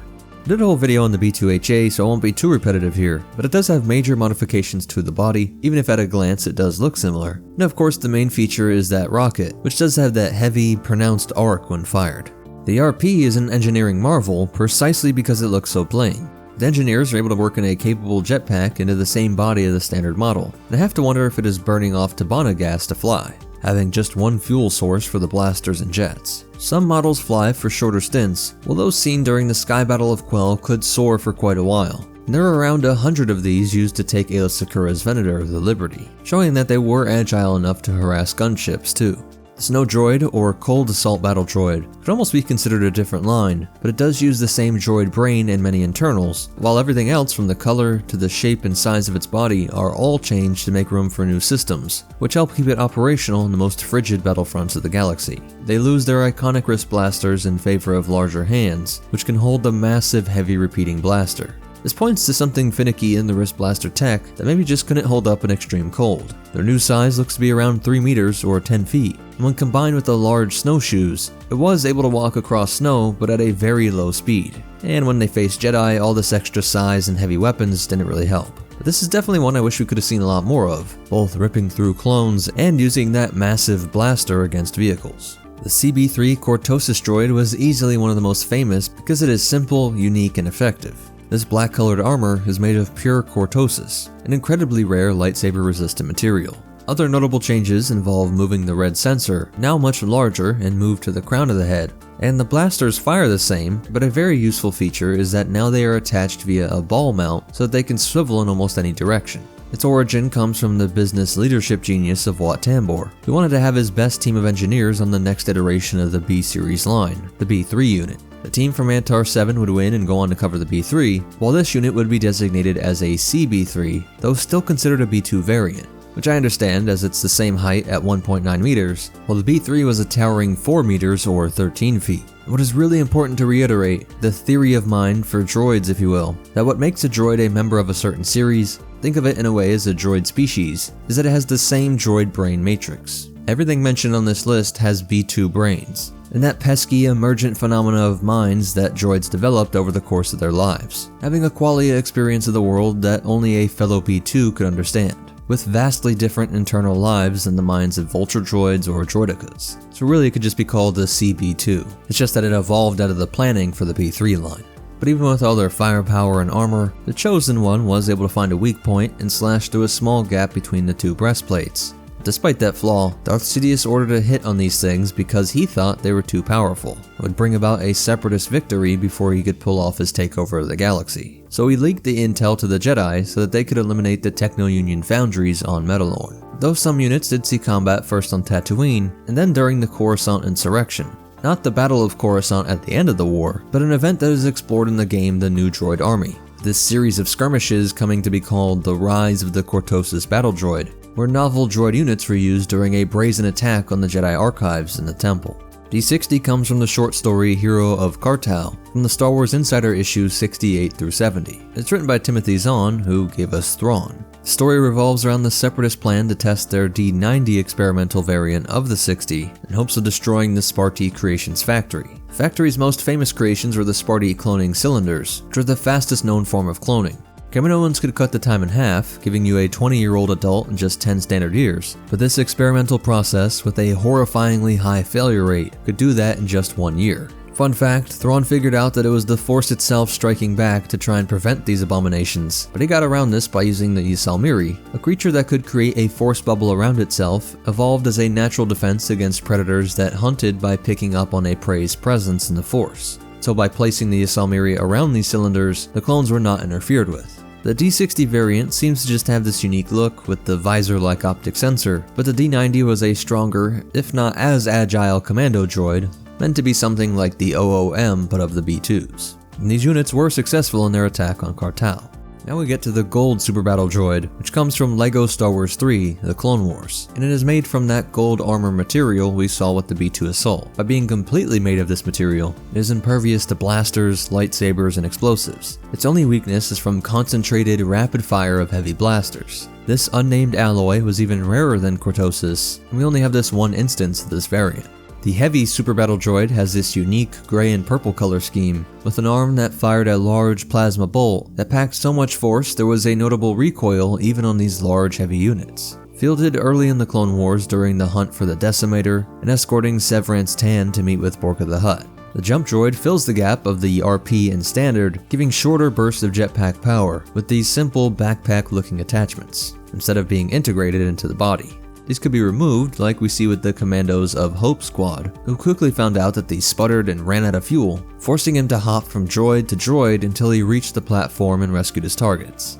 The mortar unit would carry into battle a tube and thermal grenades that could be set to explode on a timer or impact, giving it the option to serve an anti-air role, though most were used to hit targets when you didn't have a line of sight, or to drop them in on the top of fortifications or vehicles, which might have the weakest point on something like a hatch, putting their thickest armor on the front and flanks. Of all these variants, this is one that is simple but serves a real purpose, and it's odd that there are so few mortar units or even vehicle-mounted weaponry on either side during the Clone Wars. Another use of that modular arm would give us the Oma Dun, which was able to spray toxic gas. One of the greatest advantages of a droid army is that your troops can harmlessly deploy clouds of compounds that dissolve the flesh of organics. Dirge is the one that unleashes this horror on a Gungan colony, musing that it killed them in seconds. but the Jedi team, including Kenobi, was able to use their powers in the Force to keep back the flesh-eating effects of the swamp gas. Anakin realized that they could still fire bolts as well, producing these enormous beams like the Heavy Super, and using his Force abilities to turn them towards each other just as they fired. It resulted in their brilliant transformation into slag.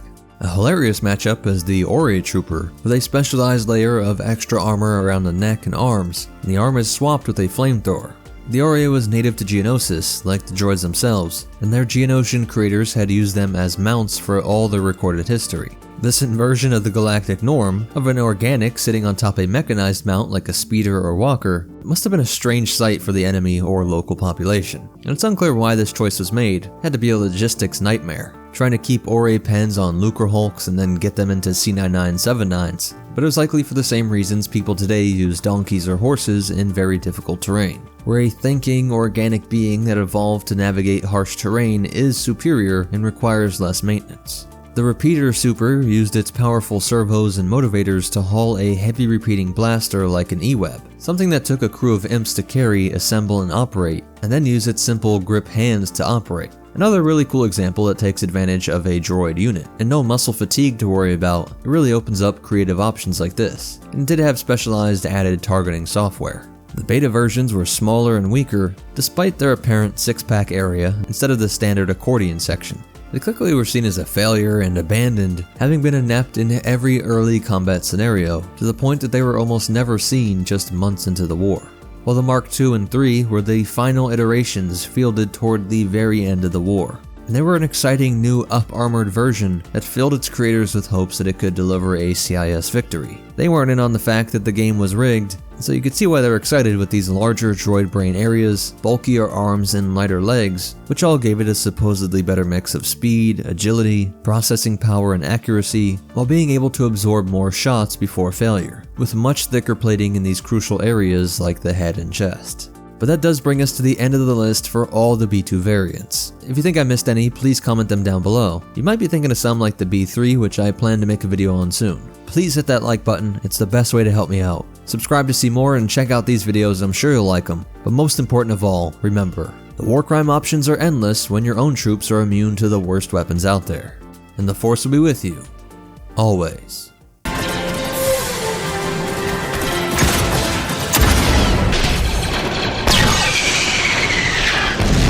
When you need the bulk of a B2 and the firepower of a B1 rocket launcher droid, look no further than the B2HA. Today we'll be discussing the B2 Heavy Assault, or HA for short, utilizing both canon and legend sources to bring you a full picture of this essential component of the Separatist arsenal. Whether you need an ATTE brought down or a squad of clones conveniently turned into an expanding fireball, the B2HA has your back. For most armies in the Star Wars universe, infantry is their most foundational component, whether in taking and holding ground, boarding enemy vessels, or guarding friendly installations. However, oftentimes they need a bit more firepower than the standard blaster or slug thrower can provide, whether it be for taking out enemy vehicles, fortifications, or just general demolition. For the armies of the CIS, the B2HA filled this niche perfectly, working alongside B1 rocket launcher droids to keep the Seppies prepared to face Republic armor. The combat models were commonly found in CIS armies, being deployed everywhere from the First Battle of Geonosis to the insurgency on Onderon. It was built in the frame of the B2, retaining its sturdy design, its pacing, bipedal locomotion, and dense armor plate, made from blaster-resistant duranium and frick alloy. It wasn't enough frick to actually stop lightsaber slashes, but it did make it one of the most durable droids out there. On its left arm, where they previously mounted a wrist dual-mounted blaster cannon, we now see a dedicated cannon assembly. The yellow symbol on its left shoulder indicates its role to the OOM commanders, and slits run horizontally down the barrel, presumably to vent excess heat, while the secondary rail under the main cannon may serve as a rangefinder. The cannon itself can fire an explosive warhead or proton torpedo, the shells traveling in a shallow parabolic arc to the target. This can enable the droid to hit targets not in the direct line of sight, lobbing the shells behind cover to destroy the enemy. Compared to its compatriot, the B1 armed with RPS-6 or E-60R rocket launchers, the B2HA certainly has advantage with durability, but due to its less humanoid structure, it's not as good at taking cover or firing from an ambush, and has certainly never been depicted doing so. Rather, it plods forward in typical B2 style, blasting apart any threats in the path of its advance. and it's also got similar programming to the B2 it was built off of. It's been known to ruthlessly knock aside lesser droids in the pursuit of its target, such as swatting down B1s in their attempt to get a shot on an ATTE during the first Battle of Geonosis. If the cannon arm is disabled or unnecessary, it still has the right arm dual blaster for individual targets. It's also been noted for a limited command ability, although it's unclear whether the B2HA actually has some kind of improved leadership programming, or if the other droids simply defer to it for having the heaviest firepower. It also differs from having a system of dedicated heat exchangers on its back. The B2 line was known for occasional overheating problems, and these exchangers were likely added to stop this persistent problem from growing worse with the addition of this cannon. Though these can be a weak point in the armor if targeted by Republic troops, an obvious sight to snipe at, or just overwhelm with their DC-15s if Republic troops got behind them. At least one model of an upgraded variant known as the B2HA Assault, which is when things get serious and it's a heavy assault, was deployed during the Third Battle of Felucia, which just has tougher armor and a more powerful cannon. We never saw this model again, so perhaps it was even a field modification rather than an official factory-produced variant. Another pseudo-non-confirmed variant is the B2 depicted in the Republic Commando series. If you played, you know how terrifying these droids are, taking either entire mags to take down, and though they're technically called B2HAs, they have a thermal detonator launcher on the right arm, rather than the cannon, which is supposed to be on the left arm. Fortunately, Legends and canon do not differ much on their use or depiction, and we did see it in many notable instances during the Clone Wars. CT-1226 was able to successfully target its heat exchangers, forcing the droid to have a misfire, and the missile actually hit a Hailfire droid. Later, that same clone trooper was able to disable the B2 with an EMP grenade, and then finish off the droid with his blaster. Ventress had many of them in her battalion of droids, though they did not lead to her victory on the moon of Ragosa, with Yoda being able to destroy them. An OOM droid with some quick-firing circuits nearly killed Padme by ordering his HA to fire on the railjet that she was riding on, while Jar Jar was nearly taken out by a homing torpedo during the Separatist attack on the Senatorial Palace on Rhodia. And in their attempt to free Newt Gunray from the Venator-class Star Destroyer Tranquility, HAs did make up part of the Separatist boarding party, proving how deadly effective it can be by rushing out of the Droch-class boarding ship, having standard B2s lay down fire, and this cannon arm blasting through any hardened defenses. You can imagine it'd be useful for blowing through the doors located throughout an enemy ship as well. Bane would utilize them during an attack on the outpost on the planet Deveron, and Republic forces thwarted Aura Singh's utilization of them, going to the extreme measures of destroying a dam and causing a flood to take out the invading droid forces. And to the Guerreras and the rest of the guerrilla fighters on Onderon, they actually might have faced the heaviest presence of B2HAs in the entire Clone Wars, where we see at least 3 of them being used, one in a small skirmish outside the capital city Isis, while another 2 were inside the city while the rebels were trying to liberate it. And of course, the destruction of all these elite droid forces is what prompted Kalani to unleash the HMP droid gunship.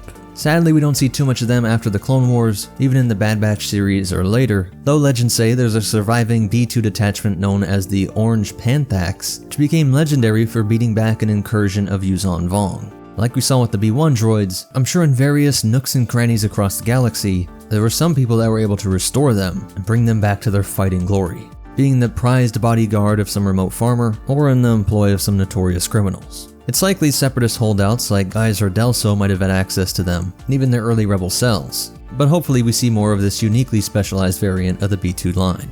As for the dimensions, they are identical to the B2, standing 1.93 meters in height, or about 6 foot 4 inches, which means all of the Yoda species put together would still be shorter than this B2, or about 20 centimeters taller than the Senate.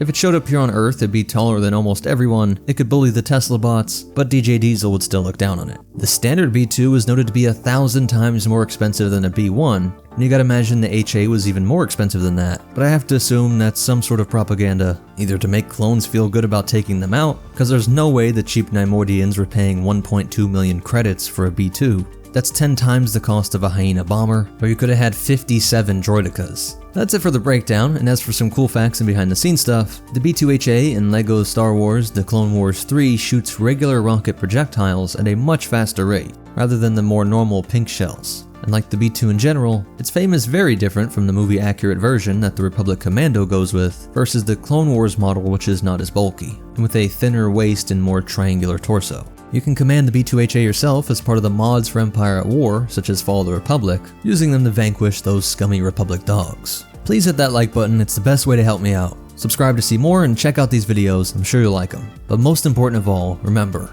if you're a B1, just stay out of your big brother's way and take it out on the astromechs when you get back to orbit. And the Force will be with you. Always. What's up, Meta Nerds? One of the greatest things Darth Sidious ever did was convince the CIS that they really had a chance to win the Clone Wars, motivating all members of the Confederacy to turn their capital into novel droid units, with forms as wild as the Buzz droid to the massive B3. The B1 had been around in massive numbers since before the Battle of Naboo. The B2 was developed over the following decade, and in the last video we saw all the variants that spawned from the B2 line. One of those was the B2 Cortosis droid, originally called the CB3 battle droid, which came about from a sort of competition put on by Wat Tambor. He wanted to challenge two of his best droid engineer teams, one from Metalorn and the other from Foundry. Metalorn is one of the most productive industrial worlds in the Mid-Rim, a hot jungle planet with vast stores of ore that allowed early investors to turn the entire planet into a pipeline from mines to manufacturing.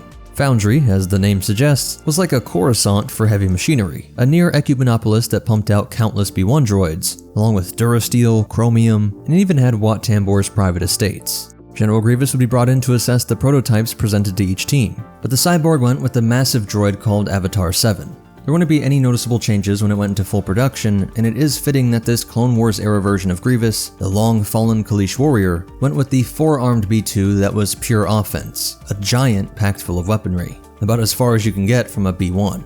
This starts the latest and final addition to the B-series battle droid line. Standing at a massive 4 meters or 13 feet, it was more than twice the height of the B2, and about a Jawa taller than the ATRT. It does have a pair of rapid-fire blaster cannons, but instead of being on the wrist, though they look similar, they're actually just as powerful as the B2, but in these odd small pair of arms, which really gives you a scale of this thing.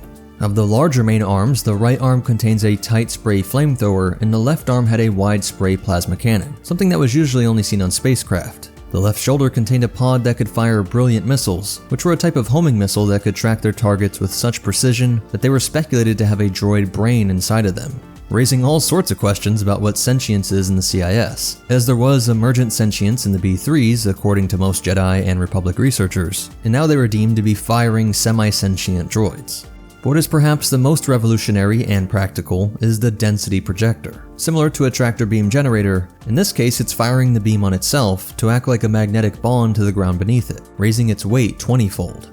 This is designed to counter the force effects of Jedi, which is true for its weapons as well. From the fast-flying, extreme-seeking rockets, they're small enough that it can carry a ton on board. While not great against tanks, they're big enough to kill Jedi. The same for the flamethrowers, and notice that it's specifically a wide spray plasma cannon, both of which are perfect for getting around the blocking lightsabers. Thankfully for the Grand Army of the Republic and Jedi Order, the droids suffered from technical problems and were never mass-produced. Bactoid combat automata liked to send in large numbers of B1s and even B2s, which were said to be 1 per every 100 B1s. But these B3s were far rarer. I'd be surprised if it was more than 1 in 100,000 toward the end of the war. They claim it's because of the B3's high cost per unit, but I think it's because of the existing streamlined logistics system, from Lucrehulk to C9979, then MTT and PAC, which could carry varying amounts of B1s, B2s, Commandos, and Droidekas. Even the HMP droid gunship could carry all of them, but none of these can carry the B3, and so you really only see them being used during full frontal assaults against well-defended targets. What's really interesting, and I'd chalk this up to separatist disinformation intended to horrify Republic strategists, but they claim that the B3 was often used in place of Droidekas since they were far cheaper than destroyer droids. Shield generators are usually the most expensive parts of any droid or ship, but still at 21k, they're able to stay down around the price less than twice that of the B2, and with the B1 at 1200 and my estimate of the B2 at 12k, I think the B3 has to be far more than a Droideka. If I had to say, I'd put it around 60k, half the cost of a Hyena bomber, as its size and weapons make it a lot more like a vehicle. In 21 BBY, Mace Windu and Saesee Tiin faced the Avatar 7 prototype at the Battle of Iktosh. This had been a long drawn-out, intense battle with heavy losses on both sides, though the Jedi were having a side challenge with Master Tiin currently leading with a 4-kilometer droid throw.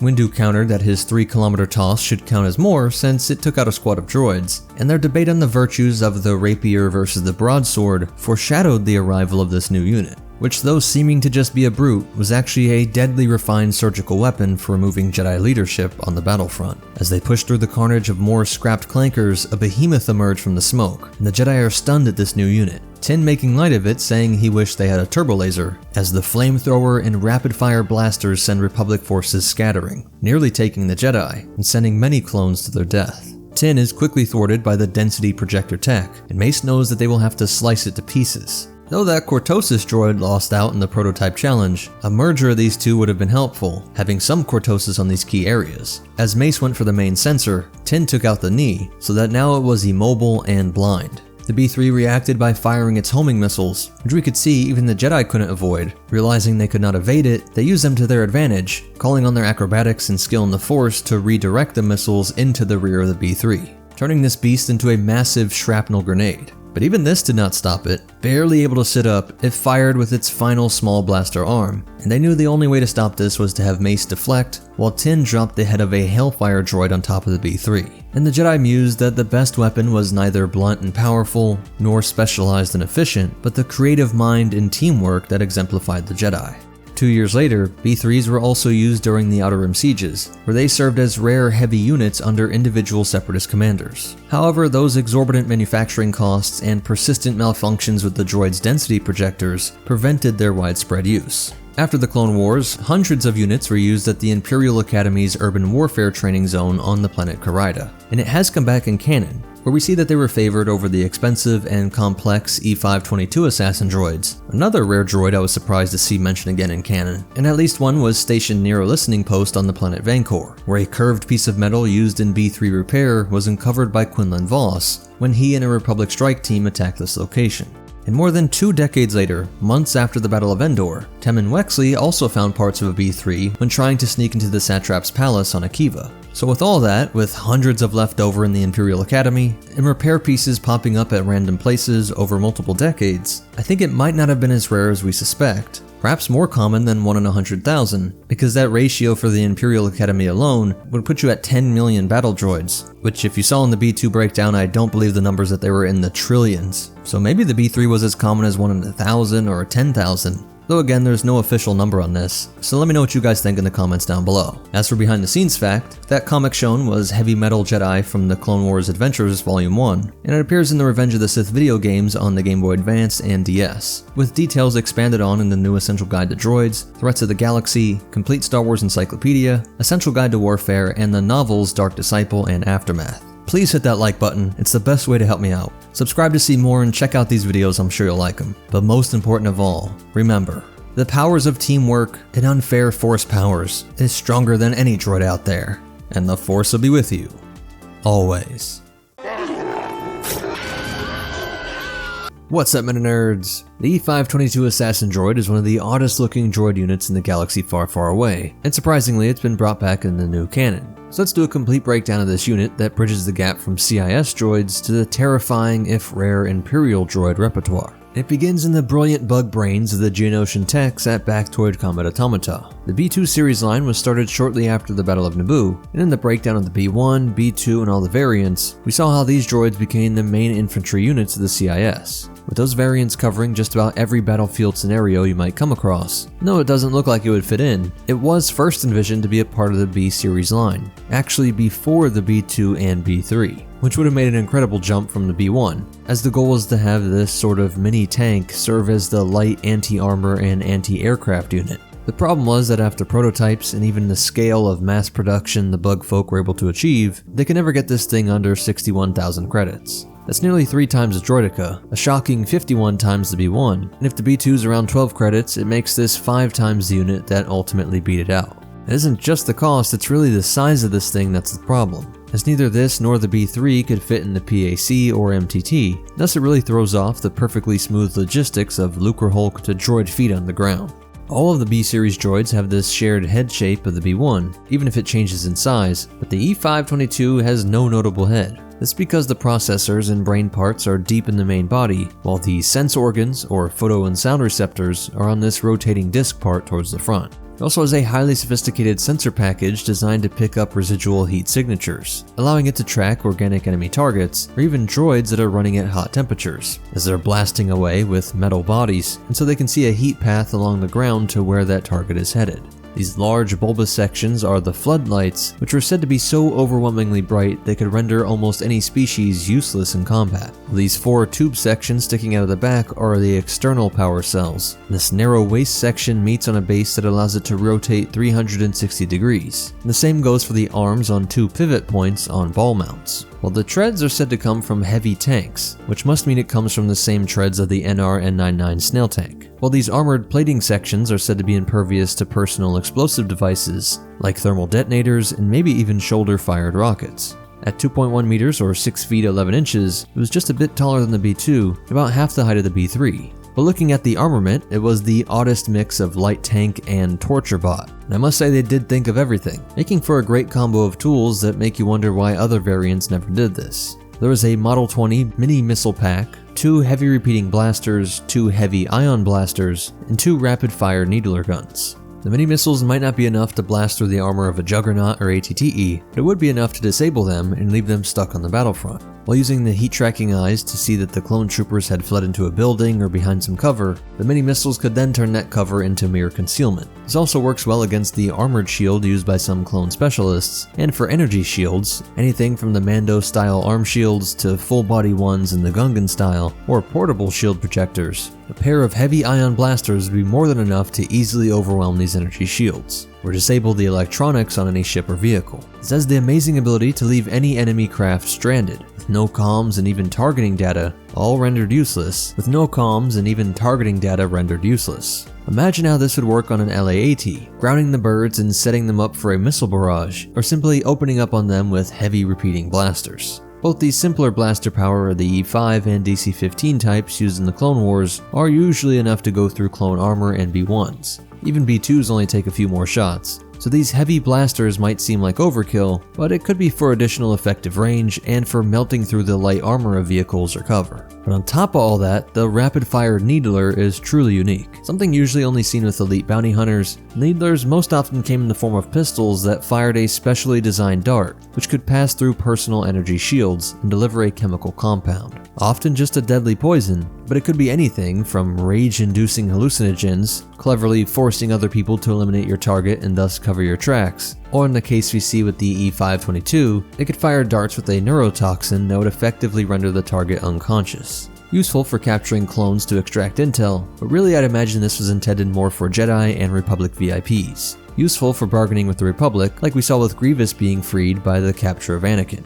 Major Republic victories could be negated with a single VIP, leveraging the Jedi's reverence for life, and further exploiting the disadvantages of organic forces. T-Series droids were captured, and the torture method was simpler, no real risk of lies or refusing to divulge info. If you got past the data deleting systems, you were sure to have access to the right information. So while that might be a downside of droids, overall a big factor is that there was no emotional manipulation you could pull on any CIS military leadership, nor the Separatist Parliament or citizens of the Separatist worlds. Most of your CIS generals were just as disposable as the B1 unit. And so with all this droid's capabilities in mind, it's the intersection of not being too expensive if you weren't trying to field them in massive numbers, while having that Needler ability to capture threats alive that may have ensured its survival in the Imperial era. With the galaxy traumatized by the war he secretly pushed, Palpatine announced an Imperial decree that all assassin droids and battle droids would be outlawed. This came at the same time that all Separatist companies, the largest businesses in the galaxy in many sectors, not just droid manufacturing, were all either dissolved or absorbed by companies like Kuat Drive Yards or Sinar,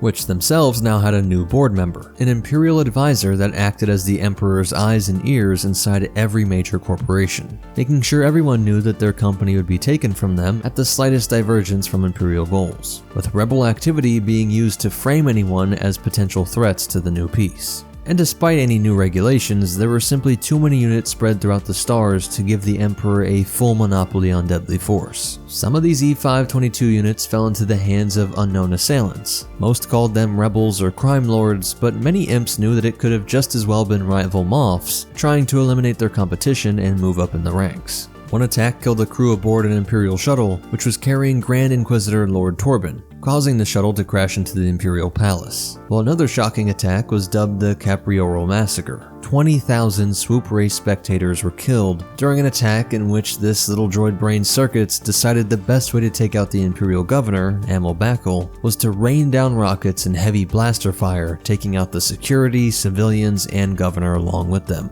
Under top secret orders, Sinar Intelligence Systems was awarded the contract of reviving the E-522 droid production. At that moment, the SIS was in the process of creating its own range of combat and assassin droids. Incorporation of the E-522 and its data provided a significant boost, and they promptly abandoned its existing project and devoted extensive resources in terms of time and capital to jumpstart this assassin project. Following a full year of development, the first batch of new E-522s rolled off SIS's production line and were deployed to address the escalating unrest against the Empire. By this time, there was thought to be scattered across the galaxy less than 100 of these droids, with the majority of them being utilized by Imperial Army Intelligence and the Imperial Security Bureau for covert operations, functioning as assassins and support units, and again really to bring these in alive, using the many horrific torture devices we've seen the ISB use. But because they were working with ISB, many of them underwent regular memory wipes and maintenance, preventing the emergent sense of self and personality, resulting instead in an eerie and formidable persona. A handful of E-522s served the Alliance to restore the Republic, primarily engaged in battlefield salvage and some capture of Imperial VIPs. Because the Rebel Alliance intelligence services didn't wipe their memories as often, they did develop a personality, but it was cynical and demanding, earning them the reputation as, quote, everyone's least favorite Master Sergeant, as described by many agents in the rebellion.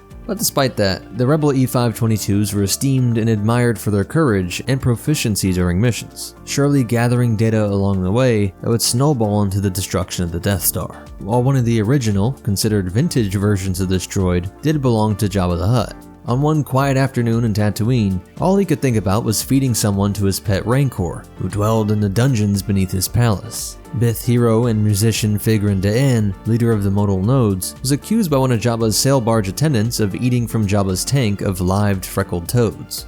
But this E-522, who had not received any memory wipes, and thus had quite the personality, even a sense of honor apparently, stepped forward and came up with an alibi for Mos Eisley's most beloved musician, and saved Figrin D'An's life. Jabba ordered this droid to be coated in meat juice and had it thrown to the hungry Rancor. After being chewed and spat out by the beast, it was off to the scrap heap. But luckily that wasn't the end of his story, as nothing passed by the Jawas, who salvaged and repaired it, eventually selling it to Lady Valerian. She put this antique assassin to work as a courier, and it encountered Dan again when it was ordered to deliver an invitation for the modal nodes to play at Lady Valerian's wedding, and Dan was happy to see him, with this unit living out one of the strangest droid lives. While the only other mention we get of one is the gunner Praedlon D safeguarded another original E-522 for security purposes aboard his vessel, the Tri-Sun. But we can truly say this is one of the strangest histories of a Clone Wars era battle droid. As for behind the scenes facts, this is crazy and I do critique when warranted, but after 1,000+ videos I think I can say that the new canon lore on this obscure droid unit really does bring some of the most interesting and in-depth details. With the credits, the lore from the B-series droid tie-in, and more specific details on the armament actually come from the new canon guidebook Ciphers and Masks, while a lot of the rest of the lore comes from Star Wars Fact File number 48. And the canon lore might actually be addressing a discrepancy from Labyrinth of Evil, which mentioned that it was manufactured by the Techno Union during the Clone Wars, while a lot of other sources have it being developed by Sinar Intelligence Systems during the Galactic Civil War, with the new canon lore having it being proposed as part of the B-series line, and at least having some prototypes operational. We can see how it had production runs both during the Clone Wars and during the Galactic Civil War. And the quote found on E-522's miniature stat card parodies Clint Eastwood's iconic line, "Go ahead, make my day," seen in the film's Sudden Impact. Please hit that like button, it really is the best way to help me out. Subscribe to see more, check out these videos, I'm sure you'll like them. But most important of all, remember, the Republic had no chance if Palpatine wasn't pulling the strings. And the Force will be with you, always.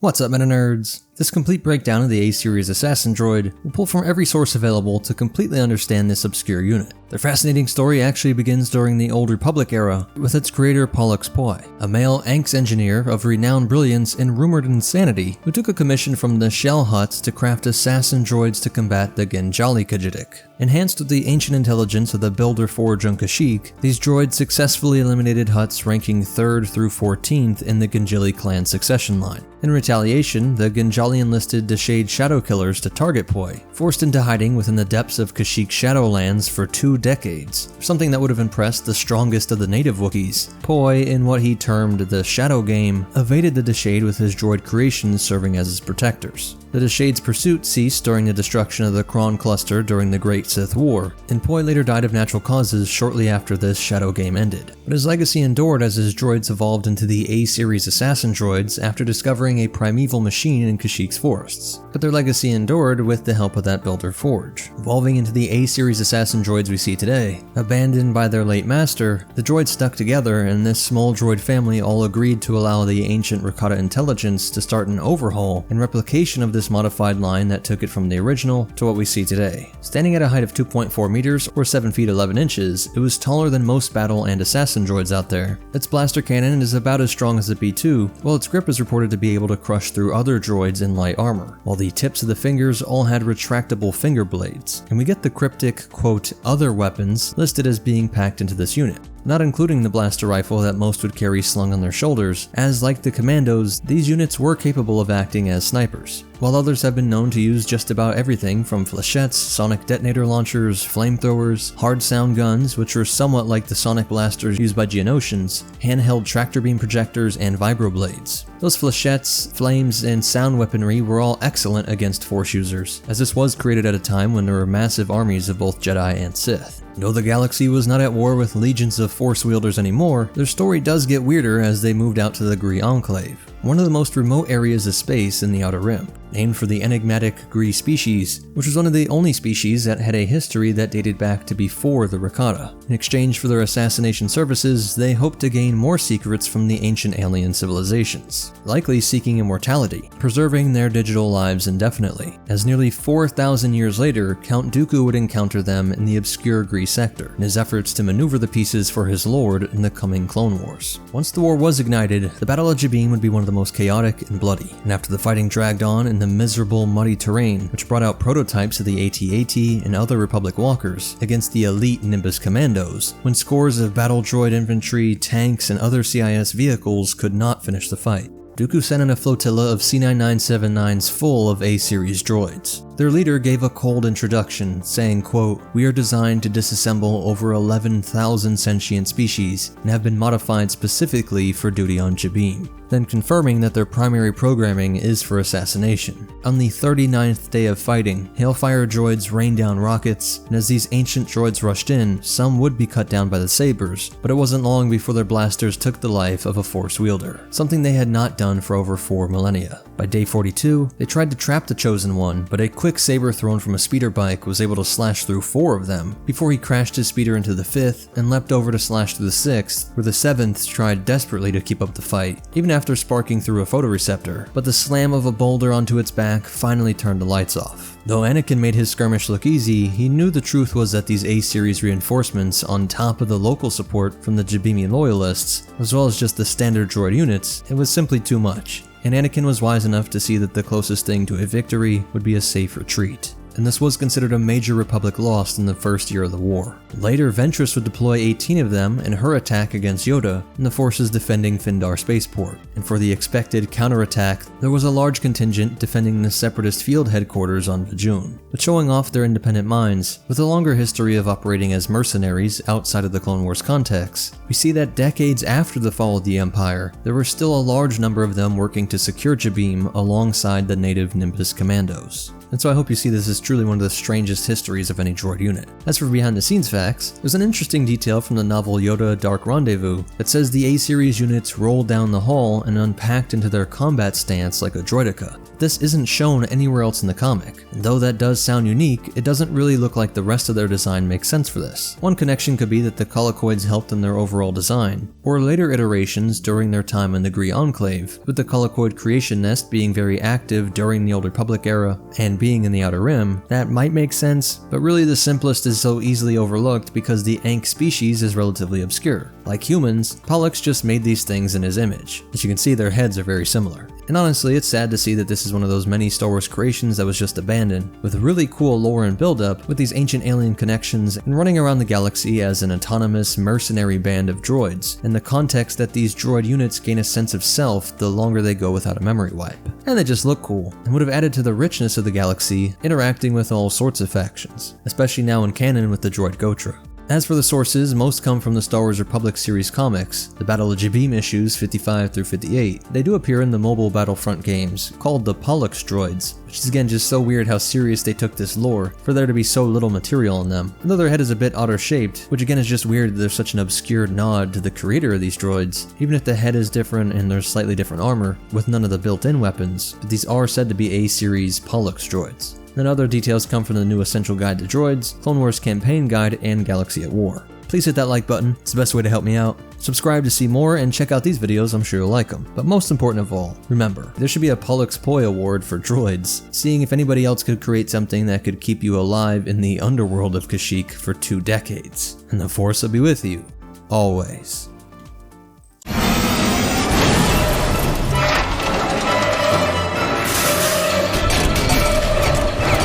What's up, nerds? This complete breakdown of the AQ series battle droid will give you a deeper appreciation of the skillful and effective engineering of this unit, and the incredible logistics of the Separatist military. Like many already believe, if the war wasn't rigged, I think the CIS victory was guaranteed. The AQ series is a separate line from the B series, but it would definitely draw more from the B2 than the B1, as the Separatists were realizing that it was worth the extra credits to make them more powerful and durable. We don't have numbers for its cost, or oddly the B2 either, but I think they both would be around 12k, 10 times the B1, and just about half the Droideka, since the roly-poly shields and powerful dual blaster arms were some of the most expensive tech in the droid army, and that's only 21k. So even with all the specialization we will see, it isn't as complex as the Droideka. Its weight of 130 kilograms, or 287 pounds, is exactly double a B1, and one of those unique design features does start with its height. At 2.83 meters, or 9 feet 3 inches, it was the tallest droid besides the giant B3. And this was to take advantage of something that human swimmers understand, that having a longer body allows you to travel further, faster with less energy output. But the shape and angles of everything from its head, arms, and chest, even down to the shins of the legs, are formed to slice through water, with its head being able to retract into the body to further reduce drag, while the feet plates would turn into propellers when underwater. But the way they were designed make it really hard to walk, because if you look close you can see that with each step, as the foot comes up, each of these plates fall back down, and they splay out again upon contact with the ground. Definitely no running or jumping like a commando, or even the burly jog of the B2. The white-grayish color may be anti-fouling paint, a really simple but biochemically interesting interaction with materials like zinc or copper that prevents algae, barnacles, or just about any other organism from latching onto ships. So since these would be conducting underwater campaigns for months or even years at a time when capturing water worlds with native fish folk, or when defending hidden CIS facilities, the AQ series would need to prevent fouling. And we can imagine that since here on Earth the issue is that these paints can be highly toxic to all life it comes in contact with, from humans to dolphins and shellfish, and so there are many regulations on this, but I'm sure this was not a concern for their creators over at Hailfire Engineering. So their paint was likely highly effective, or their entire bodies were just made of an alloy with a similar toxic protection.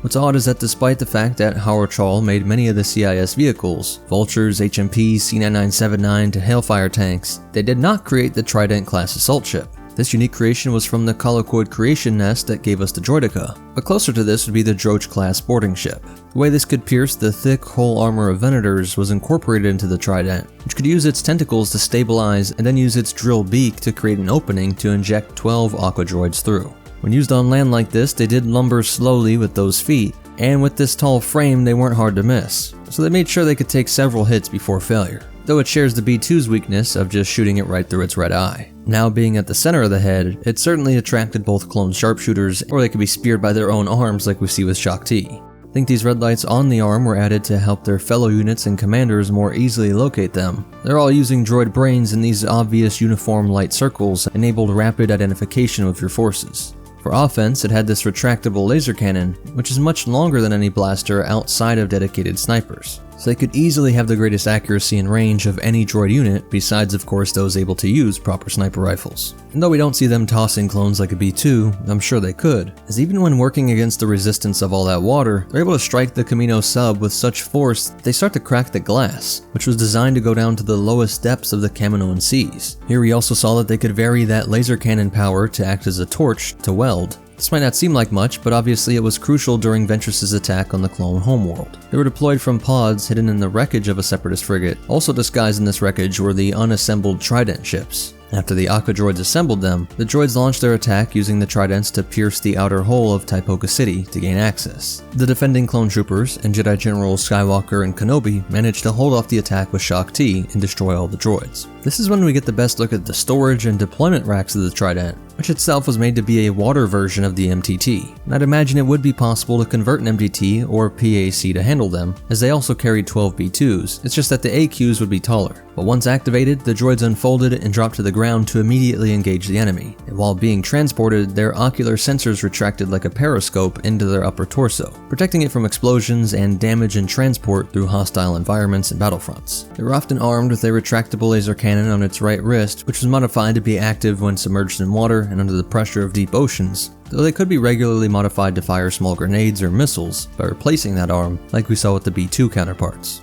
During the invasion of Mon Cala, we see what looks like a tractor beam being used to slow the fall of these droids, or they're being dropped from so high that it just looks slow. If so, that really does point to the durable design of this droid. Working in tandem with the terrifying Hydroid Medusa, they quickly took total control of the capital of Mon Cala. And in their conversations with Rift Tamsin, we can hear that they share a deep voice like a B2 or HMP, far deeper than a B1. Groups of Jedi, one in the lower city center, and two releasing the prisoners near the coral base. They used the Mon Cala infrastructure against them, as these droids were designed to swim strong against the roughest seas. In these tubes, they can race across the city and rapidly respond to forces trying to take their city back. While escorting the prisoners, many are in their swim mode, but there are also some in this guard position with the laser arm at the ready, swimming upright in a slower way that still has its feet spinning in the rotor mode. Like all droids, they were susceptible to electric weaponry, seen with the Gungan Electropole, and we get a rare look at how it sees the world, with this complex targeting sensor, likely comm displays from the droids in their squad and their commander, along with mission-specific data like a readout on Prince Lichar, since this is who they had been hunting for a while. And though most of them would be deactivated and scrapped, 9 years into the Imperial Age and 10 BBY, droid companion L337 had taken a job from a Petrusian freedom fighter to smuggle weapons to the people of Kolgrum. After evading fighters in orbit, they descend on a scene of clone and droid bodies decomposing by the thousands in this, one of countless battlefronts abandoned to time, forgotten by the Sith Lord that tricked them all to their communal grave. L3 was horrified when she stumbled upon the Imperial droid facility, seeing a row of dejected droids who, if still alive for all these years, they surely had those more emergent personalities, more than any droid seen during the Clone Wars, with nearly a decade more of processing time in that droid brain.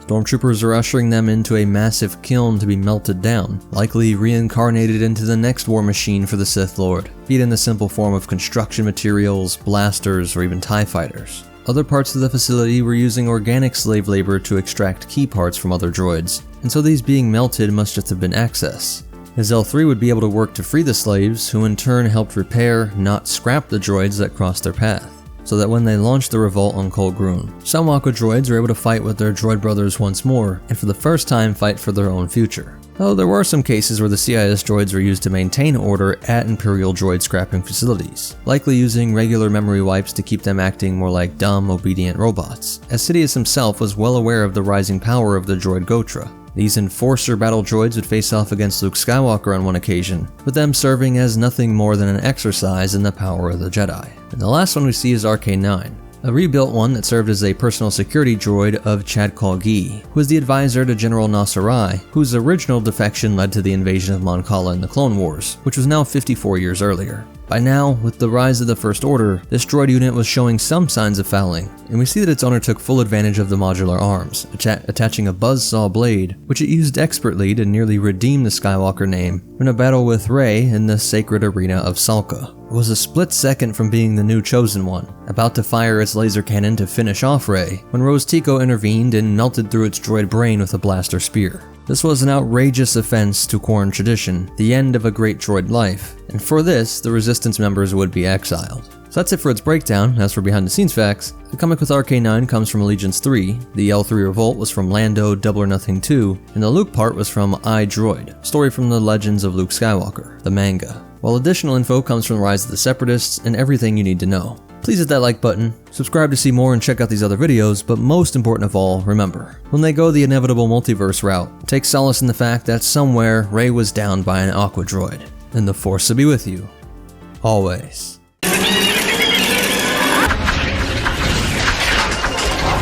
I'm hit! What's up, Meta Nerds? Though not packed with missiles or blasters, this little buzz droid would strike fear into anyone who saw it. As they were one of the most deadly units, even if they didn't actively shoot any of the clones or civilians, they inflicted very high casualty rates on the GAR, and struck terror into even the civilian populations. Without any bombs or explosives, they could turn enemy bases, capital ships, or starfighters into an explosive with just a few cuts or zaps. Or simply leave them stranded without power or oxygen, and make time its weapon as pilots would suffocate and crews would become lost in space to eventually starve. They were manufactured by the Colicoid Creation Nest, our favorite cannibal colicoids that gave us the Droideka and Tri-Fighter. Its proper name, the Pistoica, comes from the Pisto, one of many of the other violent, devious insects that call Cala 4 home. Despite their ferocious attitude, apparently Pistos make good eating, as they were a colicoid delicacy in the more tropical regions. Originally, this thing was created to work as repair bots, scurrying into any space and welding, cleaning, or reconnecting any issue they came across. That ending, eka, is a word in their lingua insecta that means hireling or drone, which we see in Droideka too.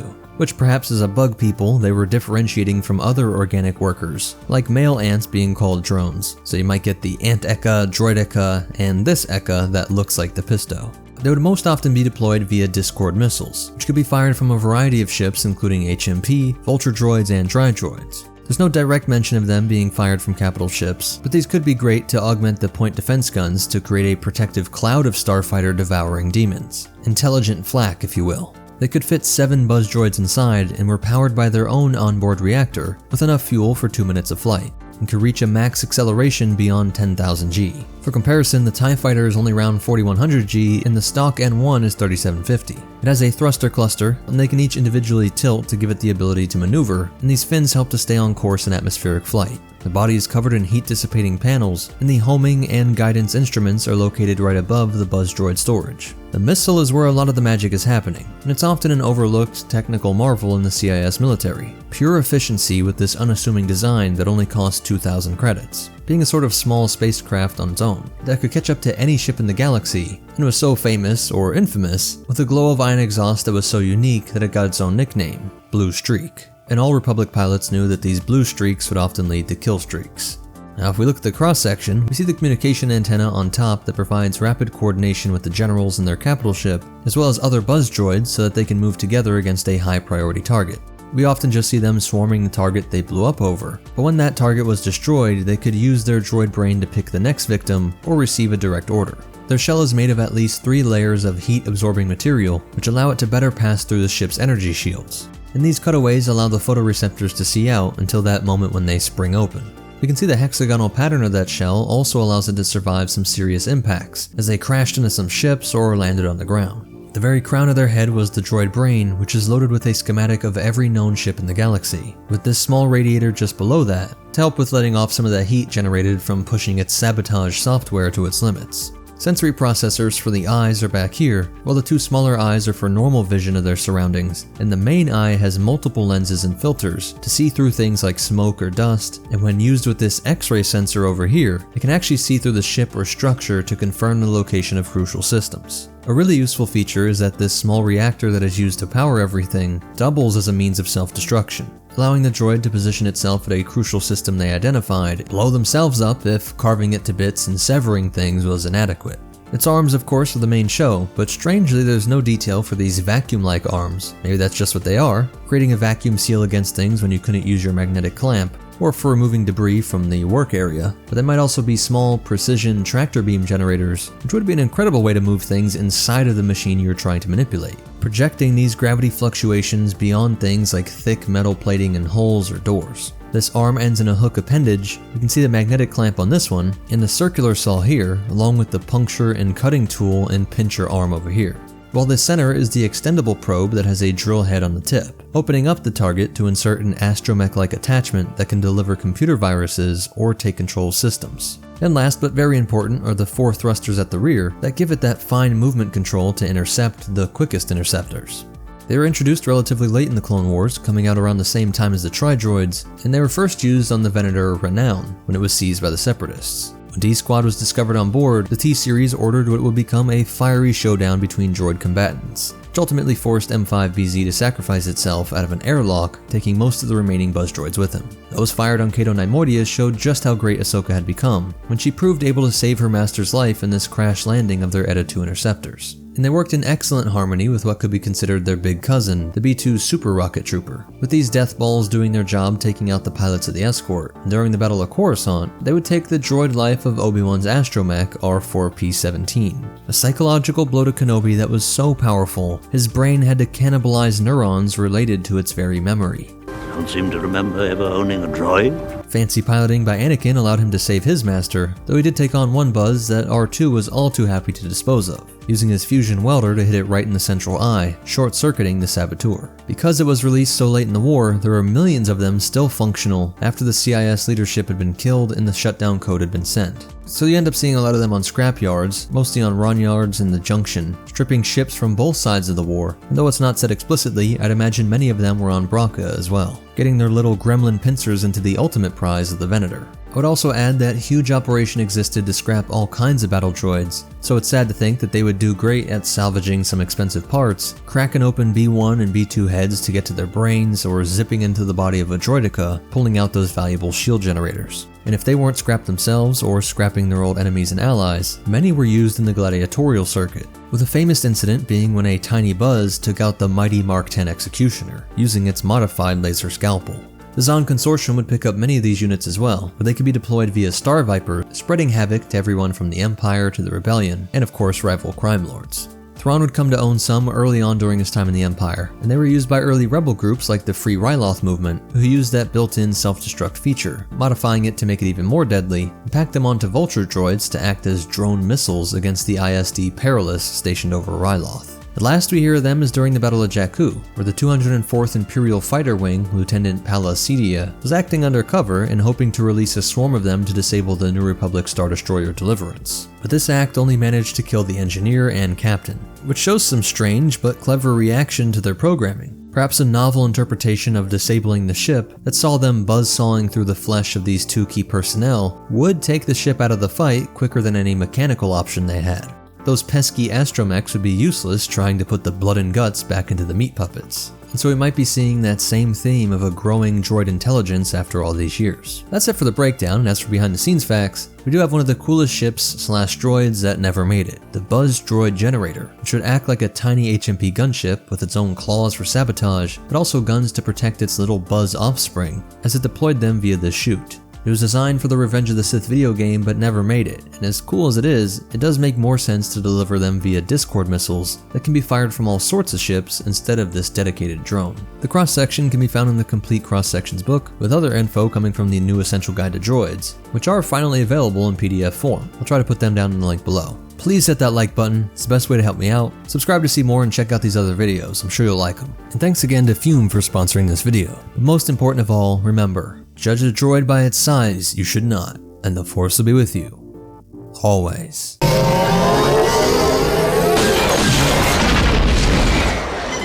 Assassin droids can be very unpredictable. They're switched off. They don't look so tough to me. Nothing looks tough to you. Take my word for it, they're deadly. What's up, Meta Nerds? In this video, we'll break down 2 of the most important Clone Wars era IG models, the IG Lancer and IG-86. Starting with the one to come out first, the Lancer. There They're all manufactured by Hollow Mechanicals, aka the Friendly Technology people. They were most known for their IG line of droids, that was actually produced via blueprints drawn up over at Flut Design Systems, which was a Munilinst-based weapons development firm, owned by the Intergalactic Banking Clan, which was always intended to secretly provide battle droids for the Trade Federation. The original was the IG Lancer combat droid, which is why we saw so many of them during the Republic invasion of Munilinst during the Clone Wars. The Lancer would stand 1.96 meters or 6 feet 5 inches, but it's the same height for all the IG series, and just a few inches taller than the B1.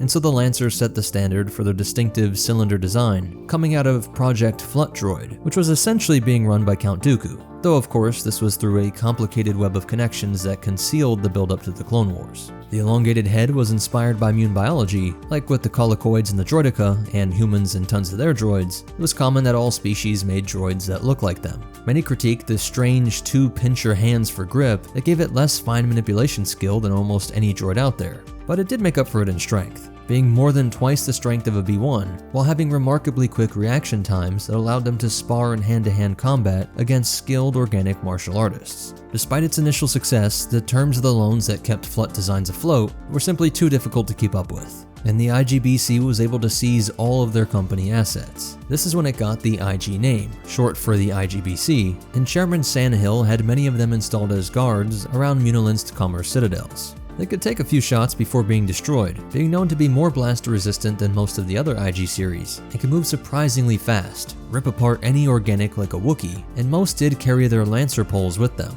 likely evoking the royal guards of ancient time, a similar idea to the pikes in the hands of the guards on Coruscant, while they would also start to be seen on speeder bike patrols after the Battle of Geonosis. It would be 4 months later when the Acclimators showed up in orbit, and LAAT stormed the capital of the Mun's banking empire. The bounty hunter Dirge was also brought in to become a general in the CIS, and he would lead the forces on this crucial world. What are we going to do? I don't know why Dooku sent you here if all you're going to do is stand around. I mean, whenever you're ready. And in repelling the ground invasion, the Power Lance would take center stage. Energy Lances can fire bolts out like a dual-purpose, longer blaster, but these ones were specially designed for piercing through heavily armored vehicles and delivering a devastating surge of energy through that opening they just made, achieved in part with the Vibroblade Edge. But the main attraction here is this insanely hot tip. The heating element at this point makes this thing work more like a lightsaber, as it would burn through armor, and of course had no issue on weaker things like the legs of walkers or speeders, and would vaporize clone troopers along with their plastoid armor. This is one of those weapons that is often forgotten, but it did play a constant role in every major faction since the Old Republic, with things like the Great Force Pike, and the clones used their own version designed by the Verpine species. And what you see here are the Serpent Masters who would wield them from the backs of their winged snake mounts. These are not official stormtroopers, but the riders were wearing salvaged armor. Leading from the front, Dirge would take his speeder force to flank the SPHAs, and racing through the ranks, they were able to use the Vibro Edge to slice through the repulsors. But it was by manually tossing anti-vehicle mines that they would set off a chain reaction throughout the massive artillery pieces, which had enormous reserves of Tabana gas and reactors needed to generate these ship and city-destroying beams. When the mines set this off, it made for a grand explosion that would be a morale victory for the defending forces. But General Kenobi was unshakable. In a joust with the Jedi and his clone squadron, many humans and IGs were killed. Kenobi would lose his helmet, and the fight would go to the ground as Dirge's speeder was slashed to scrap. And though this saber strike would kill most foes, Dirge was a Gendai, and it would take an entire arsenal and eventual force blast from within the bowels of the beast to finally deliver the Republic victory on Munilinst. Of course, Dirge's defeat was temporary, but many of the Mun's punishments would be permanent. Some would see jail time for at least the remainder of the war, perhaps some had connections and could escape, but many would be executed just to send a message, either during the Clone Wars or later by the Emperor. I want to mention this before moving on to the IG-86, that the Power Lance is similar to the Lunge Mine or the Shitotsu Bakurai, which is a weapon that is as simple as you can get. A high-explosive, anti-tank shaped charge attached to a wooden stick, which is just a stunningly perfect representation of Japan at this state of the war. This high-tech item on a broomstick, and with a design that was okay with taking the life of the person using it. Some of them would make their way into the hands of the Viet Minh soldiers during the First Indochina War, most notably used in 1946. Back to the galaxy far, far away, of course to the frustration of many who could read between the lines of the Holo News headlines. Even though Munilinst was known for working with the Separatists, just like what we see with the Trade Federation keeping representation in the Senate even after the outbreak of the Clone Wars, the banking clan's ties to so many Republic worlds, and most importantly the ties to the Senators' bank accounts, would allow the IGBC to operate just fine after this. And a major event later in the Clone Wars was even the securing of more loans. So while giving loans to the Grand Army of the Republic, they also made sure to improve on the IG line, diving deeper into the repoed Flut design systems blueprints and numbering them IG-1 through 99, while also having the first one being a newly designed model, the IG-100. What's sad is that means there are 99 designs, but only a handful of them actually end up getting produced. While the first one was the newly designed 100, the next one to be realized was the 86. Going from the overt cavalry and guard duty role of the Lancer, the 86 would focus more on the role of being an assassin. They were even more agile and intelligent, far surpassing the battle droids, except perhaps the BX series commandos. And their ability to link up with other 86s during a mission made them one of the most terrifying threats out there. Zero even calls one his most trusted assassins. My most trusted of assassins has finally failed. For his failure, Zero would have him punished, and this 86 would regret all that programming towards self-preservation. It will not happen again.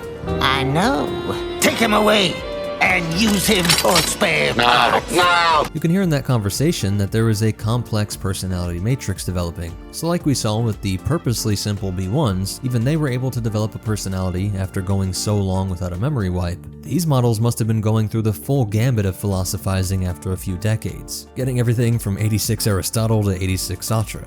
As the war raged throughout the galaxy, R2-D2 would be captured and brought aboard the freighter Vulture's Claw, which was owned by the Trandoshan scavenger Ga Noct. In his collection were a pair of IG-86 droids, which he had charging at the time of his Jedi inspection of his vessel. Anakin proved correct to be cautious of these things as they sprung to life, and using E5 blasters, one was even able to dual wield, but despite their great ability and accuracy, it ended up being no match for the Chosen One and his apprentice. Though they showed off their agility, even took a deflected bolt, they were eventually scrapped by the Jedi. And later, 3 of them would be used during Cad Bane's attack on the Senate building, and since Anakin didn't have his lightsaber on him at this time, he'd be forced to evade and eventually pummel it with its own blaster rifle. The IG line would eventually come to have the IGRM, 11, 12, kind of, 70, 86, 88, 90, and 100, being one of the rare companies to continue production after the end of the Clone Wars. When many of the CIS allies were shamed and dismantled, Holo 1 would live on long into the Imperial era, with 88 being the most famous, or infamous, depending on what side of the blaster you were. And like we saw with Zero, these 86s have the Black Sun Crime Syndicate markings, and this line was popular among the underworld with a never-ending supply of assassination contracts. And so we can assume that many would come under the control of Maul when he consolidated and controlled the underworld long after the Clone Wars ended. Feared everywhere from bookies on 1313 to the Jedi in their temples, none of them would ever rise to the prominence of the feared bounty hunter IG-88B. So that's it for the breakdown, and as for behind the scenes facts, oddly enough they appear in the mobile versions of Battlefront. This is a Lancer, not an 86 or 88. But it explicitly says it's an IG Lancer, though it seems to just fire blasters and not have the Lancer weapon itself. That might make for a pretty cool mod though. And the best source would be the new Essential Guide to Droids, and they do get a short mention in Labyrinth of Evil. Please hit that like button, it really is the best way to help me out. Subscribe if you already made it this far, and check out these videos, I'm sure you'll like them. But most important of all, remember, no matter the tech, men will find ways to joust, and the Force will be with you, always. What's up, Meta Nerds? In this video we're going to break down one of the strangest units to fight in the Clone Wars, the BL series Battle Legionnaire. It was a 4th degree droid designed not for serving senators on Coruscant, but fighting through the most deadly battlefields of the galaxy. Standing 1.7 meters or 5 feet 7 inches, they were shorter than most battle droids, and though the Battle Legionnaire resembled the 3PO series protocol droids created by Cybot Galactica, these combat droids were manufactured by Bactoid, the creator of most of the droids used by the CIS. That being said, it was not destined to take orders from T-Series or Confederate commanders, but from the Mandalorians. These people had a history older than the Republic, and though they could be seen fighting in wars of every era, they had always been critical of droids to the point of seeing them as almost sacrilegious. The only real exception to this was the Basilisk War Droid, which was itself more of a cyborg, deemed a techno-organic creature that acted as war mounts in the legends of old.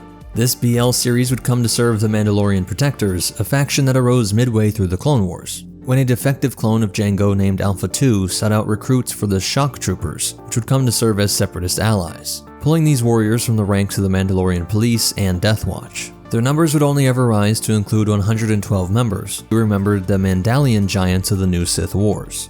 Their Mando ancestors had used these beasts as frontline troops, and though his idea was not to use flesh and blood beings, it was the same concept of using a non-Mando front-fighting troop, which could be easily replaced and used as cannon fodder. Fenshisa had a run-in with the notorious protocol droid C-3PX, and after seeing its incredibly deadly proficiency, these two ideas gave birth to the blueprints for a standardized warbot based on 3PX. Factoid agreed to produce the first line, which would only include 1,000 of these BLs. The base metal would be of an alloy with a blue and green hue, with some gold color material on the trim, but they would later be painted in olive drab camo to match the Mandalorian Protector's battle armor. And they proved it really was what's on the inside that counts. Their outer facade was the only thing they shared with the protocol droids. Military-grade balance gyros and joints were calibrated for maximum torque, giving it the ability to lift thousands of kilos over its head. And it could sprint at a top speed of 30 km per hour or 18 miles per hour, sustaining this speed for an entire day before needing a recharge. Their droid brains were more similar to a commando droid, combining this physical prowess with tactics and targeting software that would interpret the best decision from info obtained through its yellow photoreceptor eyes. It contained signal jammers and even an incredibly useful first aid kit that could pop out of their bodies. I'm thinking it popped out of their back. And it shows a rare example of droid and organic synergy, as the Mandos did not see themselves as disposable units like the cloners did. They helped to use every piece of tech available to keep the Protectors alive and effective in the fight, and while they could yield just about any blaster weapon, explosive, or vibroblade, as well as manipulate mounted weaponry and vehicle controls, their main means of slaughter came from an attachment. The AAP blaster box, aka the laser cannon harness, was designed as a, quote, strap-on laser system, designed by the Broletto Company, and used famously on the ZX-3 experimental droid trooper in the Imperial Army. This blaster box gave them a much heavier punch, more on par with an E-Web than a rifle, which really pushed its balance-retaining gyro system. But they would also be entrusted with an ancient vehicle, confusingly called the Mandalorian Battle Harness. These look more like construction equipment, but they were titanic, destructive antiques that allowed the droid to roll across any terrain on twin tank treads, and unload its heavy blaster cannon, something usually only seen on larger walkers or starships, but their most unique option came from the gigantic claw arm, and their sonic pulverizing trip hammer, using sound like a water cutting device. And so with these three options, they could force their way through almost any defense out there, creating an opening for their droid brothers and their Mando lords. Due to their effectiveness, the Mandalorian Protectors and their Battle Legionnaire droids became highly sought after units by the Separatists. They earned a reputation for eliminating targets in a single day, when the Confederacy's droid army determined it would take a month to do so. And they came to be respected by the Mandos at a level not seen since the Basilisk War droids, and perhaps the first time in Mandalorian history that this camaraderie was ever extended to a purely digital life form. The BL series droids participated in the Mandalorian Protector's strike against Kamino and its Republic cloning facilities, part of a series of blitzkrieg assaults in retaliation for the death of a prominent Confederacy leader. Before the assault on New Bornalex, the Protectors toasted their Battle Legionnaire droids. Quote, to our BLs, that they may leave enough enemies for the rest of us. Raise your cup to victory. Kote. With Kote being the Mandoa word for glory.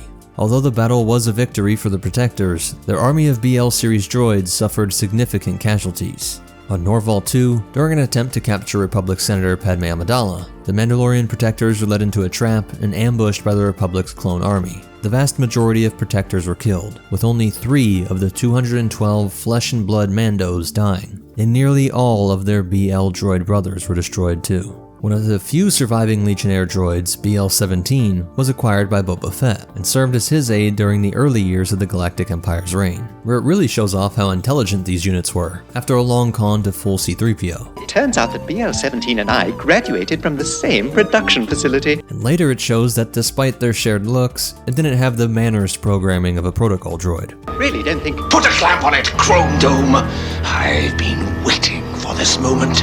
BL-17 did meet its end on the planet Bunta in 15 BBY, after sparking some rage in C-3PO and Droid Proto 1. Though we must end on the most terrifying note that after the Battle of Endor, rumors circulated about a belligerent 88 series assassin droid possessing the head of a BL series. Not just a monstrosity to look at, but it would surely be one of the most proficient droid killers in any system out there. So that's it for its breakdown, and as for behind the scenes facts, it was first introduced in the Star Wars Insider article The History of the Mandalorians, published in the 18th issue in March 2005.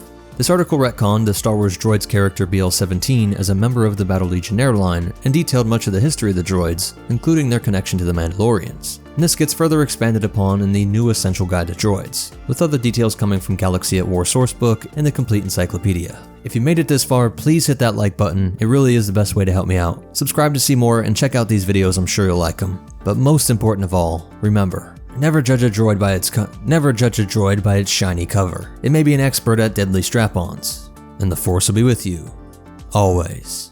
Spider droid, look out. Delta, pay attention. You may only have one shot at this.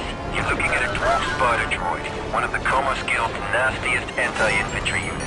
What's up, meta nerds? This video will break down two of the Dwarf spider descendants, the ADSD and HDSD. Check out the whole video on the DSD-1, but to sum up its history, it was made by Bactoid Armor Workshop, stood 2 meters tall, just a bit taller than your average humanoid, and focused all of its power into moving these 4 legs that could scurry over any terrain or walk straight up walls. Pick up on any target with its infrared photoreceptors and scanners that could see through solid stone and pierce through the darkest caverns. Which came in handy since it was commissioned to hunt down striking worker groups that held up in narrow mine shafts. Like most of the vehicles that would end up being used in warfare on the side of the CIS, they were originally used as lone collection and union breaking droids, which is true of everything from the Hailfire to the Spider droid family. The DSD-1 could self-destruct if it was being overwhelmed, and simply close off the mineshaft to let the revolutionaries die, just from running out of air or other resources, while sending everything it did and saw back to a sort of squad commander that was the OG-9. To fill in the gap between these two creepy crawlies, Bactoid Armor Workshop produced the Heavy as a direct successor to the DSD-1.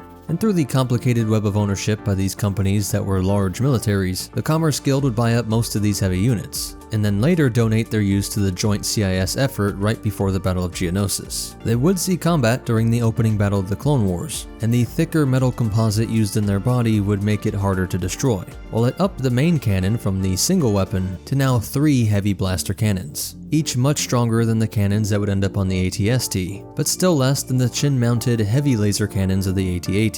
They would most often be deployed in squads of 4, but could be sent out in pairs or up to 5 spider comrades under a OG-9. And together they could concentrate their fire and easily take out row after row of charging clone troopers, and even melt their way through the thick armor plating of ATTEs, and were accurate enough to simply target weaker systems like the cockpit or accordion section to leave it dead in the water, and clean up the crew that was desperately trying to escape.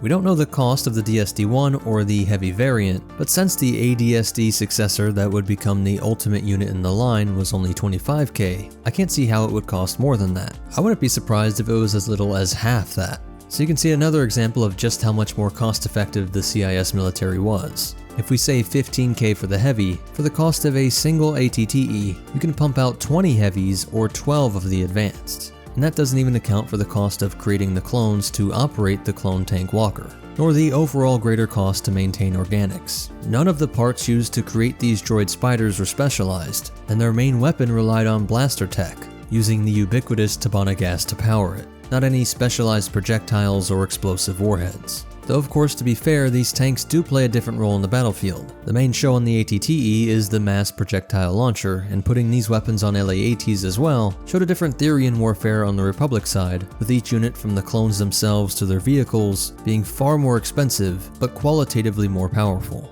There are certain things these spiders simply cannot destroy no matter how concentrated their fire was. Before we turn to the advanced Dwarf Spider droid, now we get to the advanced variant, the most like a proper tank in this line, though you'll see why it does fall short of what you might expect from Republic tank standards or even the AAT. It too is spread all throughout the galaxy before the outbreak of the Clone Wars, though was not said to be produced by Bactoid, but rather the Commerce Guild manufacturers. Like the others, it was designed to root out miners who refused to pay the trade conglomerate's tariffs, and it was available commercially for many years before the Battle of Geonosis, and so was used in holographic training simulators for clone troopers on Kamino. However, it was not produced in large numbers until after the mobilization of the droid armies due to cost overruns, which is hilarious and shows that even with its low cost, the shrewd businessmen turned secessionist war strategists saw a $25K price tag as too high, pointing to how much cheaper the other spiders must be. and just how many units were produced in a run that when multiplied by the thousands or millions, each unit being 10k more really did start to add up. Designed for fierce combat on rugged terrain, the ADSD was equipped with a variety of advanced weapon systems. Among its arsenal were dual target-seeking missiles that could launch as soon as the targeting system locked on. Its front legs were armored with large plates, offering substantial protection against frontal attacks. Its durasteel plating is rated for starship hulls and is nearly invulnerable to small arms fire. But with some accurate small arms fire, these could be easily blown off. Atop the droid's frame was a powerful cannon that fired high-energy bolts, capable of explosive impact and extensive destruction. And like the others, it is officially rated as a heavy blaster cannon. But the biggest divergence is the fire-linked missile launchers, having a pair of launchers with 36 missiles on board, though these were nowhere near as powerful as the ATTE or even the AAT, which did have proper anti-armor warheads, much more like an actual tank, whereas these 36 missiles on board were described as frag missiles, meant for taking out infantry. And even if swapped out, this weapon system was more like a shoulder-fired rocket, meant for taking out lighter armor and maybe disabling a tank, but never enough to punch straight through it. However, the unit had a notable vulnerability, its singular red optical cluster. Although it could scan its surroundings for enemies, this cluster remained a weak point, retaining the biggest weakness in the original Dwarf Spider droid. Only its optical cluster, the red orb on its abdomen, is unshielded and vulnerable. In other words, shoot the big red spot. Republic forces knew that anti-armor weaponry was particularly effective against these units, and Sev compared the ADSD to being as slow as a Gungan tree sloth.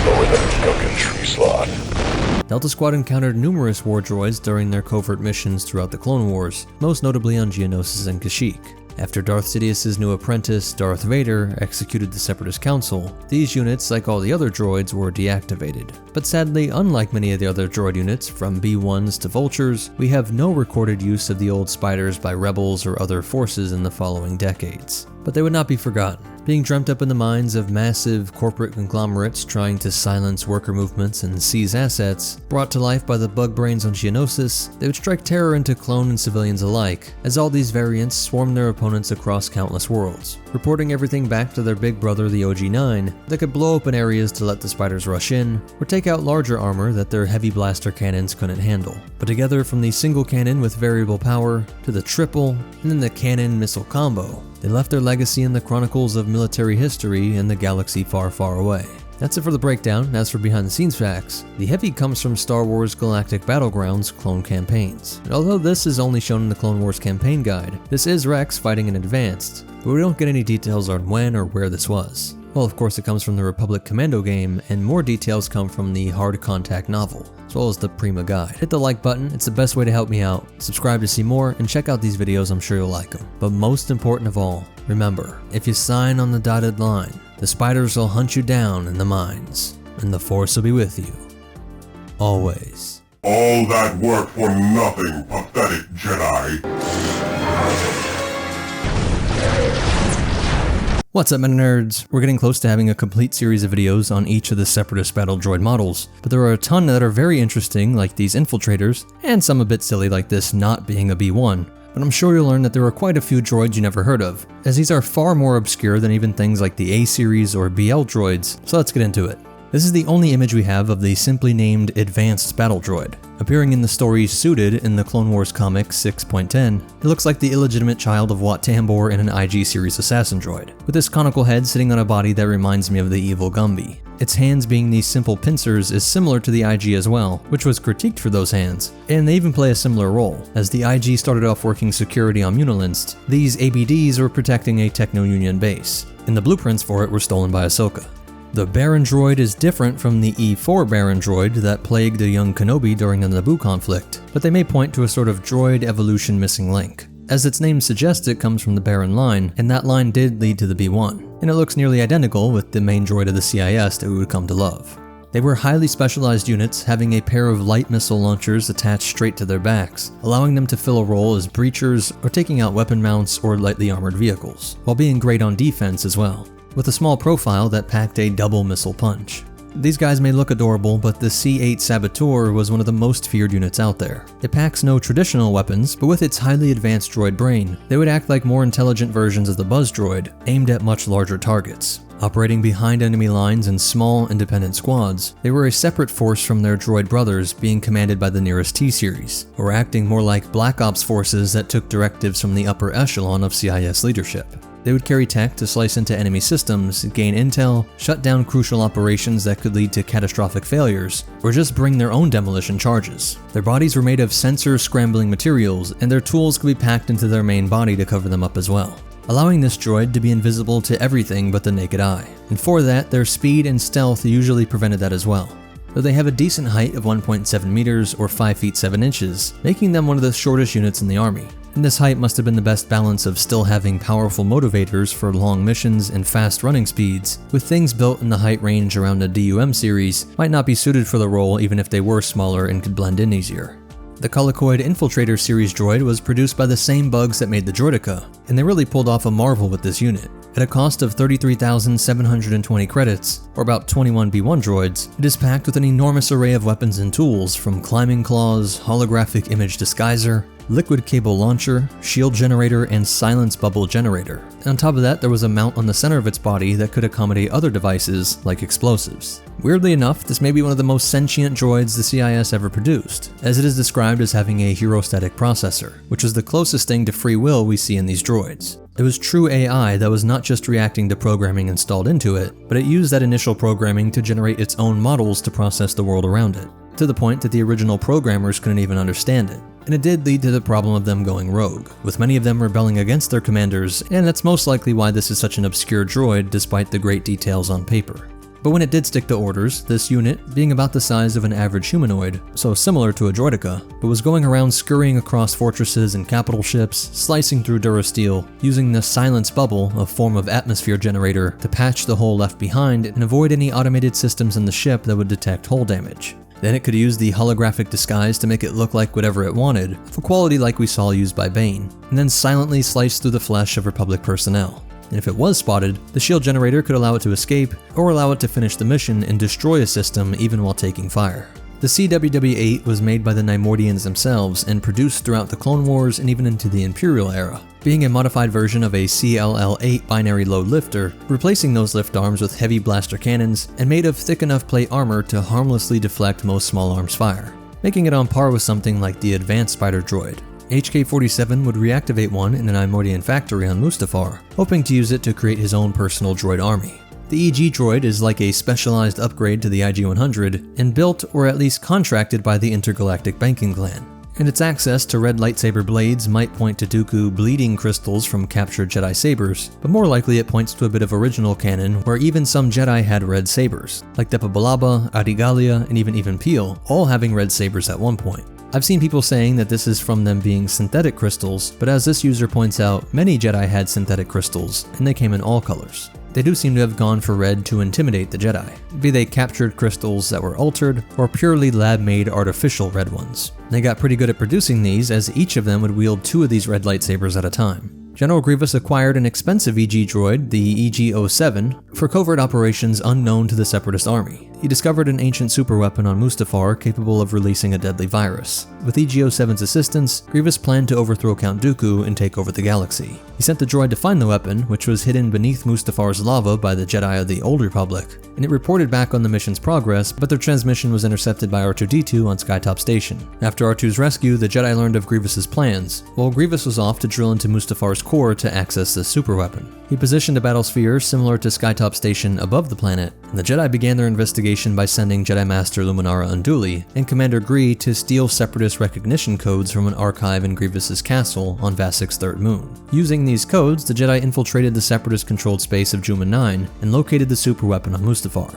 Grievous prepared to use the battle station's super lasers to charge the weapon and unleash the virus, which would annihilate all life in the system. The Jedi team, including Anakin, Ahsoka, Kit Fisto, and Commander Cody, were all trying to prevent the weapon from being charged, but EG-07 did hold them off long enough to get the weapon charged, a battle which would cost its life. The heavy OG-9 replaces the lower laser cannon with a pair of minigun-style rotating laser cannons like a pair of Z6s. These do not fire bullets like a slug thrower, so it wasn't as much of a logistical nightmare as you might have thought when you first saw it, but it does serve a good role, as a pair of miniguns could fire for longer than the burst-style sweeping laser beam. The Harvester is classified as a 4th class battle droid, but is also a droid walker. being an enormous DSD-1 style walker that used to strip mine whole planets. When the CIS discovered that the flora on the planet Hisrich could be easily processed into a potent fuel, they would end up fighting against Mace Windu and his squad in their efforts to keep the green oil flowing for the war machine.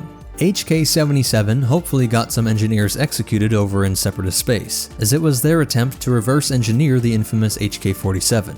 It could talk and does use a heuristic processor like the Infiltrator, so it seems like this great tech was reserved for obscure droids and surprisingly the Tri-Droid, but one major design flaw would ensure that this particular droid never caught on. In an army that seemed to master the idea of modular designs with endless variability, this thing had blaster arms, making it awfully hard to be an assassin when you can't even open doors or use vehicles or any other type of weapon like, let's say, explosives or snipers, basic staples for assassins. Its quadanium armor made it nearly impossible to destroy, so this to me sounds like a maddening existence where you are a genius, unable to die, trapped as a blaster-armed assassin. Perhaps that's why it turned so sadistic, as it was said to mentally torture victims by capturing them and allowing them to escape and track them down repeatedly. I presume it had to blast through doors in order to do this. And to make it worse, after the war, many were redesigned to be firefighters by swapping out the blasters in their arms, not exactly living up to the HK-47 legacy. The Hunter-Seeker droid was a unique droid starfighter used by the Trade Federation for defense, primarily to protect the C-9979 transports, and its design was inspired by the Droideka. Typically deployed in space in their wheel form to conceal their weapons, these droids would float until an enemy appeared and then unfold into their attack positions. Although dangerous in groups, a single blast from a standard starfighter laser cannon could destroy a Hunter-Seeker. The mercenary Vana Sage encountered them on her mission to Eos shortly before the Battle of Naboo, and they were used as, quote, observer droids overseeing her tests on the new Scarab-class droid starfighter. After the test, the Trade Federation sent mercenaries and Hunter-Seeker droids to attack her, and she successfully defended herself and investigated the factories on the planet. Many Hunter-Seekers were deployed to defend the Trade Federation mining installation and were released from specialized dispensers, and some units also protected Shu Mai's compound during the Battle of Felucia in 19 BBY. The IG-110 lightsaber droid may solve the question with the EG, as it is confirmed to use synthetic lightsaber crystals, and wield a pair of them, and are of the IG line, so I think it's safe to say that they were all designed by Hollow One Mechanicals, which was owned by the Banking clan, giving it the IG name. The LR-57 combat droid, also known as the Retail Caucus droid or Retail droid, was in a way a kind of sensor and mine. These bipedal droids had two upper limbs, each ending in a pair of blaster cannons, for 4 in total, and they could remain dormant for long periods, with their sensitive dorsal antennas scanning for specific signals, activities, or disturbances, allowing them to function as autonomous mines. They're quite tall at 2.58 meters or 8 feet 6 inches, and we'd see them used best during the Battle of Christophsis, when Anakin and Ahsoka stumbled onto their path, bursting through the ground to open fire, but their slow speed would give the Jedi enough time to destroy them. We see them later being used during the Battle of Malastare, where they were taken out by the Electro-Proton Bomb. Mega droids were a form of superweapon, a giant one-of-one droid coated in stronger blends of Durasteel that allowed it to effectively function like Frick or Cortosis, rendering them invulnerable to strikes from lightsabers. They were equipped with electrostaff-like claws and were capable of high-speed flight, being able to breach the atmosphere in a matter of seconds. At one point during the war, Anakin and Yoda went to Golotha to destroy the factory where they were being built. Though one prototype survived the destruction of the factory, it was eventually destroyed by the two Jedi. Warp droids were a series of small seeker droids developed by the Dark Jedi Asajj Ventress, named after the Morp species on Dagobah. Resembling six-legged beetles, Morp droids were equipped with repulsor lifts that enabled them to navigate their surroundings. Their danger lay in their powerful electrical charges that could release on living tissue, though a flaw in their power source caused a blue electrical aura to form around them when they were hunting for targets, making them a lot easier to spot. Asajj Ventress used morph droids in the assassination attempt of Quinlan Vos aboard the Titavian IV. There are no images of the Mosquito droids, but they were small aerial units utilized by the CIS, mostly during the Battle of Lantib, where Lok Durd deployed these droids in an effort to prevent Anakin Skywalker and Obi-Wan Kenobi from escaping with information about his new bioweapon. And again, no image for the MR2000 series Minesweeper, but it was a very unique and useful product of Bactoid Combat Automata. An intriguing blend of high-tech and low-tech components, it was a single-minded and purpose-built machine designed for durability and efficiency, equipped with a simple metal drum at its front, covered in durable chains.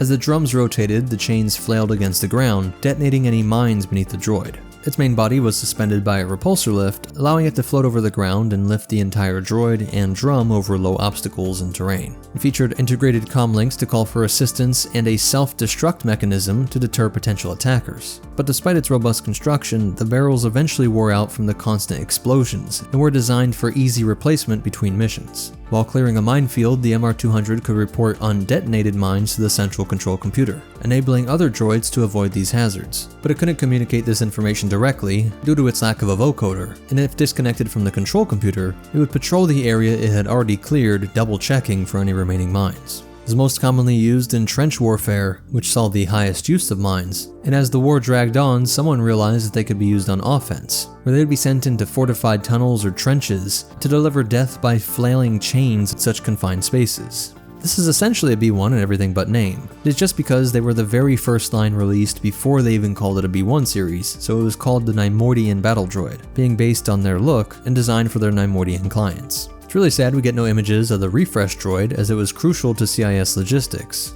There were mobile support units employed in the later stages of the conflict, paired with the IG-227 Hailfire class droid tanks in order to replenish their warheads. Produced by Howchal Engineering, refresh droids played a crucial role in extending the operational capabilities of Hailfire tanks. The need for refresh droids arose after the IGBC retired the Hailfires from active duty due to their limited capacity of only 30 rockets. But with the introduction of the refresher droids, Hailfires would be reintroduced to the battlefield, overcoming those previous logistical limitations. The sabotage droid was like your average Arachid-style probe, but with much more eyes, and electrical prods and bladed rotors to go on offense, not just record. But it also packs a stealth field generator, not generating a holographic disguise, but instead tech that could make you invisible, and even contains sound dampening tech so the enemy couldn't hear you.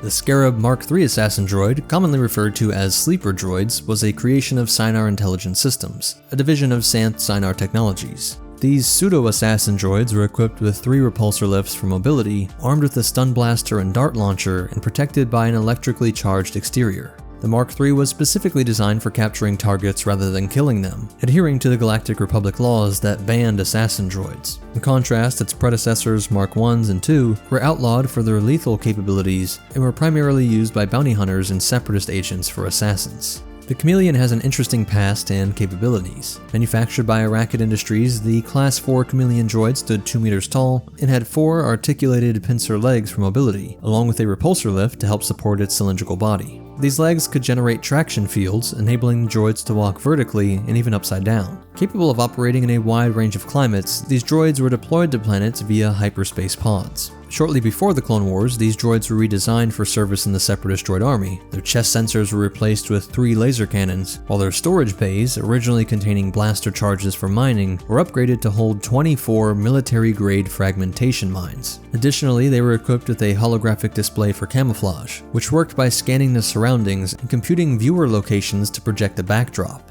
However, the camouflage was ineffective if the viewer's angle changed slightly, revealing the droid before it could adjust. Although not a true cloaking device, it was still effective at evading stationary visual sensors. The primary role of the Chameleon droid was not frontline combat, but covert operations. It was designed to infiltrate enemy lines, lay mines, and carry out assassinations or sabotage against Republic targets. A common tactic involved laying a large number of mines around a target while camouflaged, and then opening fire to drive the enemy into the mined area.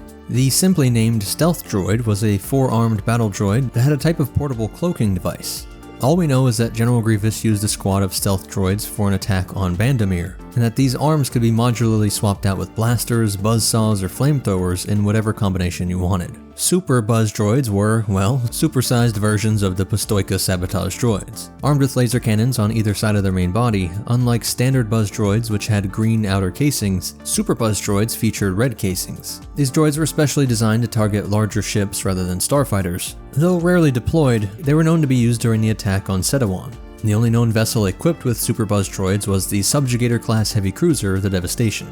This has no details on it, it's just called the Trade Federation Probe, but it looked too cool not to include. Next we have an unidentified droid, but seems to be between the B1 and Commandos, and were used by the mercenary droid ADW4. The Union Sentry Droid, or USD, was a battle droid model developed by the Nymordian Droid Factory. This 6-legged droid was specifically designed for use on rugged terrains where other droids struggled to move efficiently.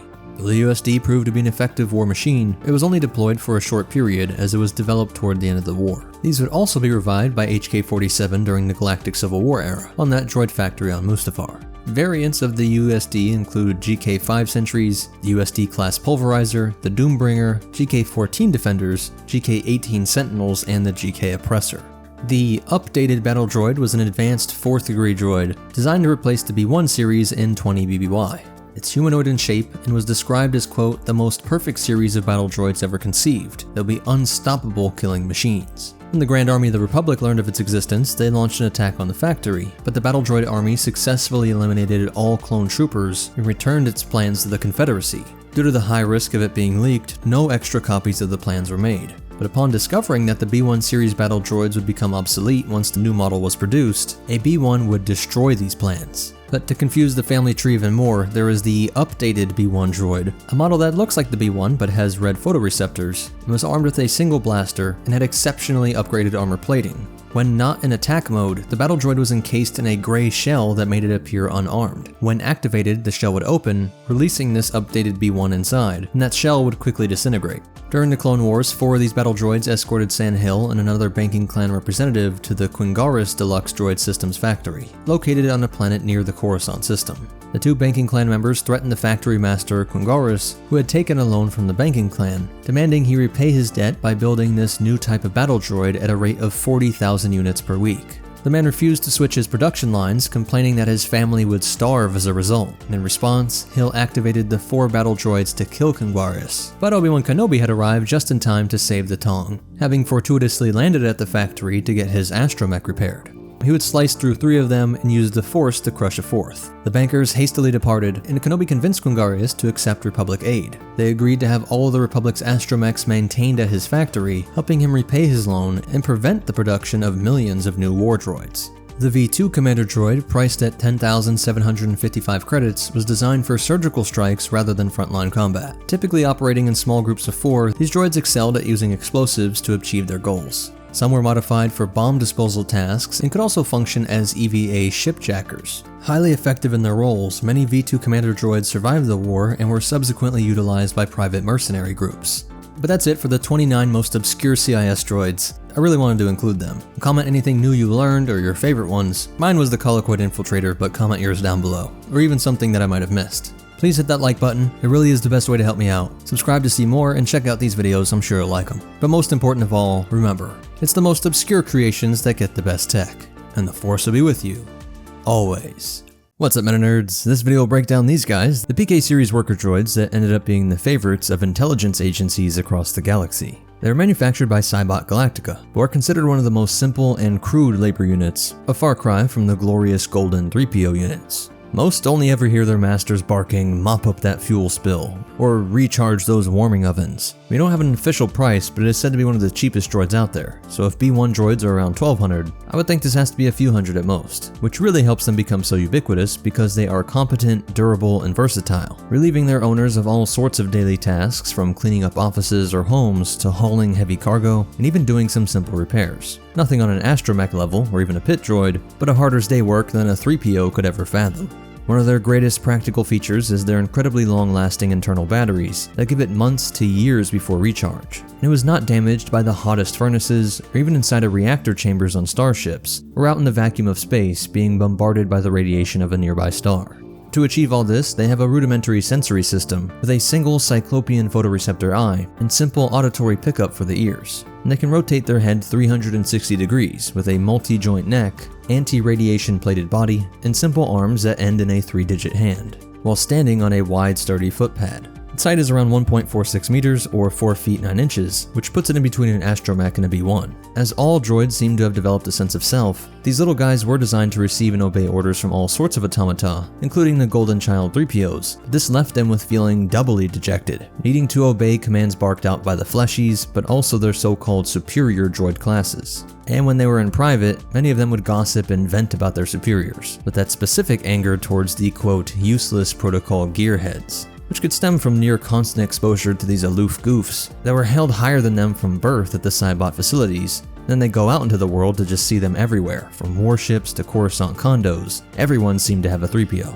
These PK units were selling for centuries in decent numbers to every corner of the galaxy, but in the years leading up to the Battle of Naboo, the Trade Federation began to buy every single PK as it rolled off the Telti assembly lines. They didn't worry at all about Republic officials seeing this as a sign of war, since the TF had the largest standing military for centuries at this point, and did operate countless facilities that would warrant the use of PK services. But the true purpose was to maintain its hordes of new B1s, Droidekas, and Vulture droid starfighters. But there was a brilliant Republic intelligence agent named Vin Narcasin, who was running a separate investigation into the Trade Federation's Viceroy Directorate. It occurred to him one fateful day that the best way to get ears on the inside would be to tap into the overlooked and ignored ubiquitous unit. As he said to the program directors, quote, "PK units are my first recommendation for the espionage programming. After all, who notices a PK?"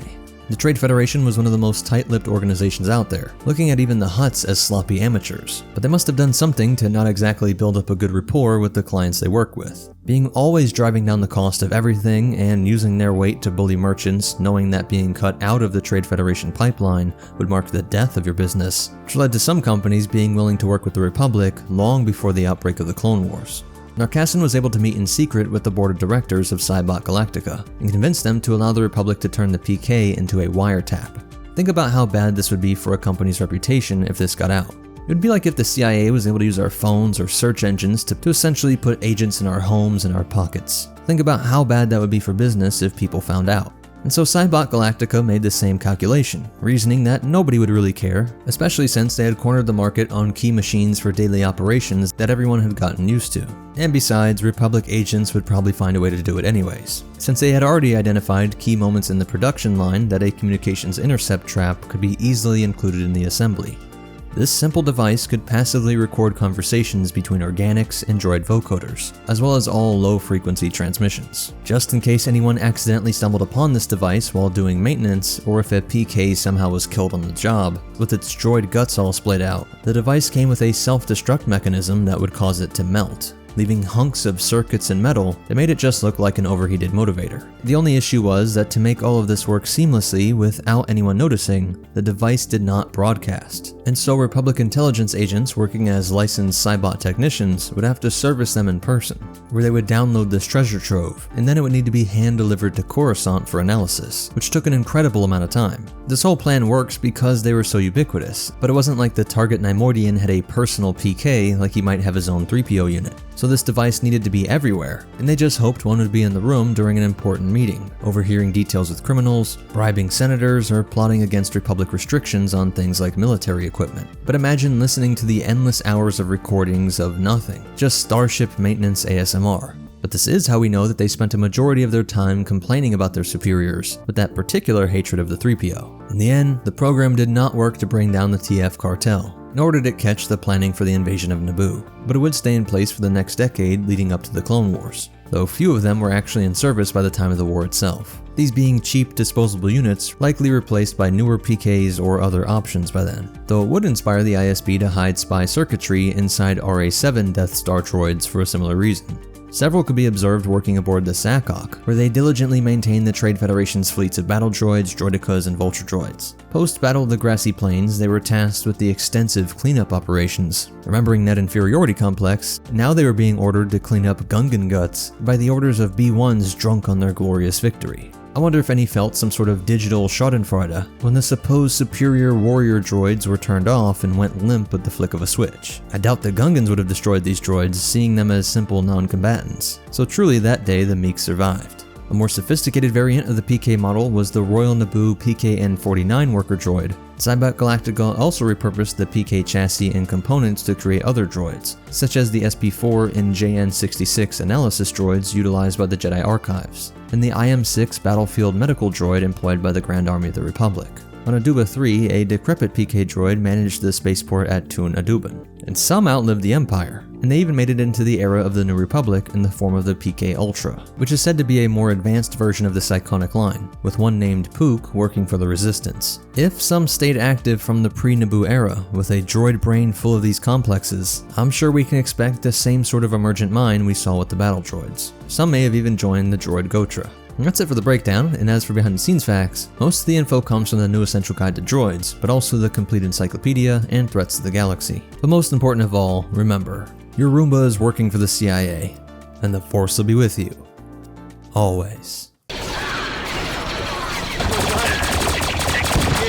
What's up, Meta Nerds? This complete breakdown of the Crab Droid, or the LM-432, will pull from every resource available to understand its backstory, how it worked, its history, and behind-the-scenes facts. The CIS is easily the military with the most diverse units in history, from the many varieties of troopers, dozens in total of B1s, B2s, and more, to things like the enormous walkers in the form of the OG-9 and Octuptarra.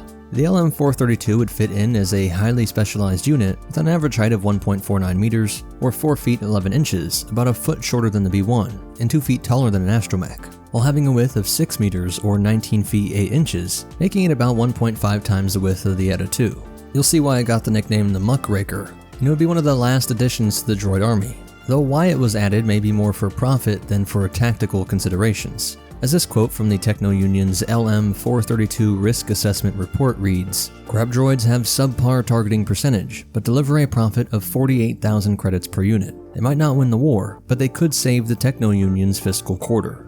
So the evil Gumby folks might be one of the most realistic things in all of Star Wars. But to be fair, it was inspired by the flaws of the Spider droid, which was produced by Bactoid. But the Spider had many environmental failures related to navigating swampy and Arctic conditions, having issues in everything from their scanners to their motivators, and many different members of the CIS would contribute parts to bring the Crab Droid to life, with techs being able to see the fingerprints of companies from the Trade Federation to the Hyper Communications Cartel, but with it being completed and shipped out by the Techno Union. One of the most interesting features, though there are sadly no images of it, is that there are 8 different sizes of the Crab Droid. Somewhat like the Spider Assassin probes, there was a tiny crab intended for espionage that could scurry about relatively undetected, all the way up to enormous ones that were larger than an ATTE that could batter down enemy defenses from walls to siege doors, to others that had Gungan-made bubble warp projectors, which when fired rendered even Jedi completely immobile, and could be used to block exits, lock down cities, and jam up vehicles. But these that we see most are the mid-size heavy infantry series, which were covered in thick armor, rated to stop endless barrages of small arms fire. The very first time they were deployed was during the Second Battle of Jabim. This next one goes out to the mutt jumpers of the 224th, slugging it out on Mimbom. Keep your heads down and your seals tight, boys. And they would show off the Separatist ability to create a large array of customized gear and weapons. Many of the versions fielded on the mud-covered world came equipped with insulated vacuum pump systems, placed inside of their forward pincers, which were complex assemblies of tubing and spray nozzles that could suck up mud and spray it out, flipping the environmental conditions on their head, clearing a path for themselves and other CIS units, while making it rain mud on the Republic forces, creating the once thought impossible situation where a trooper was suddenly covered in even more mud. Hell for the organic clones, but also for the machinery and technology, everything from the optic systems of walkers and tanks to comms and repulsors. Tales of this horror is what gave it the name Muckraker, but in the end it ended up being applied to all 8 versions of the crab. What all these 8 had in common was the same design of 6 heavily armored limbs with powerful motivators to allow it to punch through the thickest rock and scale any terrain, even hanging upside down like the chameleon droids. Duranium teeth were on the tips of the limbs, along with the prongs to grip on each of the elbow joints. These 3 points could pinch together and sort of dig in and hang off of things, so it made it a truly all-terrain unit. These 3 eyes, or dots on its face, are the sensor bulb, targeting rangefinder, and backup photoreceptor, while these antennae allow it to be in constant contact with other droid units and commanders, be they T-Series or organic allies. This is one of those units that is more impressive for its ability to scale and alter the environment, playing more of a support role, but they did have a pair of blaster cannons slung beneath its central body. Though most clones did confirm that internal report, noticing that these crabs couldn't hit the broadside of a Venator. This made them little more than paperweights in the eyes of Republic troopers, and being stripped of their intended creepy or intimidating battlefield appearance, some brave clones would simply rush them and exploit a weakness shared throughout the GAR, which said that these crabs had a weak point just behind the head. Oh, they had to be careful as the crabs were quick on their feet and were known to run down and simply stomp troopers to death, being far quicker than clones could run on foot in full armor. After Jabim, they would be seen during the Rhodia occupation. Rhodian Senator Anaconda Farr was compelled to enter into agreement with Trade Federation Viceroy Newt Gunray, who of course was secretly aligned with the Separatists. Under the pretense of providing protection, Separatist forces, including crab droids, briefly took control of the senatorial residence on Rhodia. During this occupation, Representative Jar Jar Binks, Senator Padme Amidala, and her protocol droid C-3PO were sent to Rhodia to discuss the Republic's assistance. Amidala was captured by Gunray's droids shortly after arrival. Meanwhile, in the hangar, Binks and C-3PO encountered battle droids and a crab droid that charged at Binks, firing its blaster cannon. Binks took cover as C-3PO directed him from above. The crab droid accidentally flung Binks onto its back while trying to shake him off, leading to its loss of balance and it falling into the swamp below. The Gungan managed to cling to the edge, avoiding being pulled down with the droid. During the Battle of Malastare, many of the LM-432s could be seen marching along with traditional B-1s, B-2s, and Dwarf spider droids. But this visually impressive force was ultimately annihilated by the Republic's experimental electro-proton bomb. Because of the incredibly rough terrain at this citadel, many of them could be seen on Lola Seiyu. A Republic infiltration team consisting of Kenobi, Skywalker, Ahsoka Tano, and Cody was sent to rescue Even Peel and Wilf Tarkin, encountering many of these crab droids during their escape. Kenobi's team was ambushed by them on the airfield, with the crab dropping down to block their retreat, while simultaneously Skywalker's team traversed a fuel line to reach their rendezvous point, facing more security forces and crab droids upon exiting. Skywalker's quick thinking to throw a thermal detonator into a pipe destroyed a crab droid and allowed them to advance. The two reunited on the airfield, only to be met with even more crabs, where Fives would cover Echo as he destroyed one with a well-placed charge. After escaping the prison complex, they saw just how adept these droids were at climbing along a wall. Cody would have to jump onto one and deactivate it by pumping it full of plasma, and trapped by a cliff overlooking a river of lava, they grappled down to another ledge while R2-D2's reprogrammed battle droids delayed their pursuers, though they were quickly overcome. Later, more crab units would ambush the group at the cliff's edge, killing a clone officer and nearly another. Peel severed 3 of a crab droid's legs and destroyed its photoreceptor, while Tano and Peel stayed behind to combat more droids, Tano deflecting blaster shots and Teal bisecting another. The remaining 2 crab droids were finished off by the Jedi. Eventually, this group was extracted by gunship, successfully escaping despite another onslaught from more than 24 crab droids swarming the landing site. As the Clone Wars drew to a close, the last time we see them is during the Battle of Utapau, against the Republic's 212th Attack Battalion and Pau'an warriors. During the battle, we see one of the bravest soldiers in the entire GAR jumping onto a crab droid's back and initiating a rapid decommission.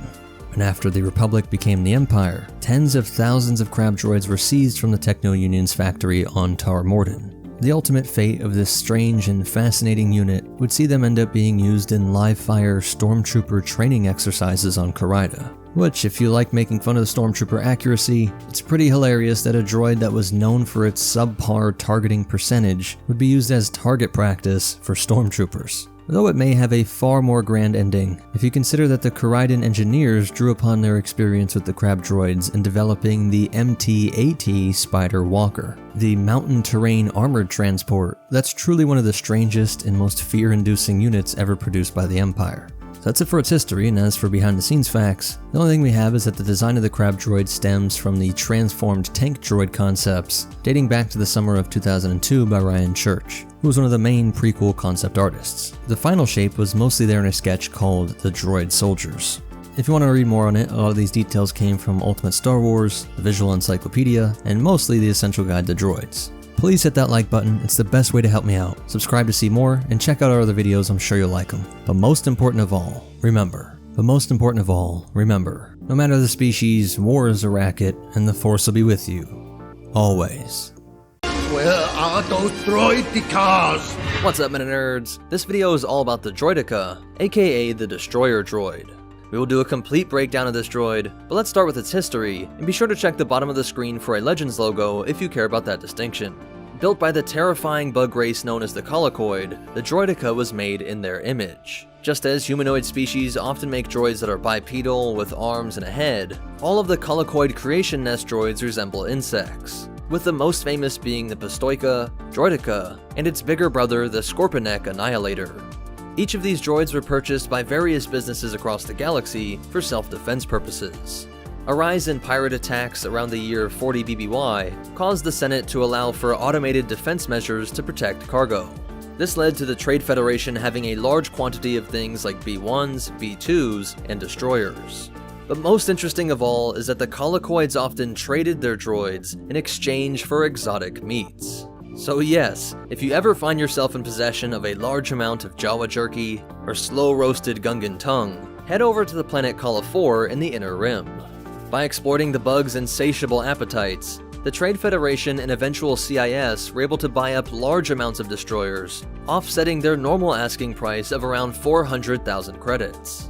For reference, that's about 200 times more than a B-1, 20 times a Vulture Droid starfighter, and about 1/147th the cost of a Venator-class Star Destroyer.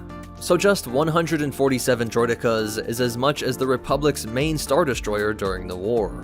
That either proves how much more financial strength and access to exotic meats the CIS had, or that the Colicoids just made up this ridiculous price in order to force buyers to bring them those meats. But what exactly did it get you? What's so great about the Droideka?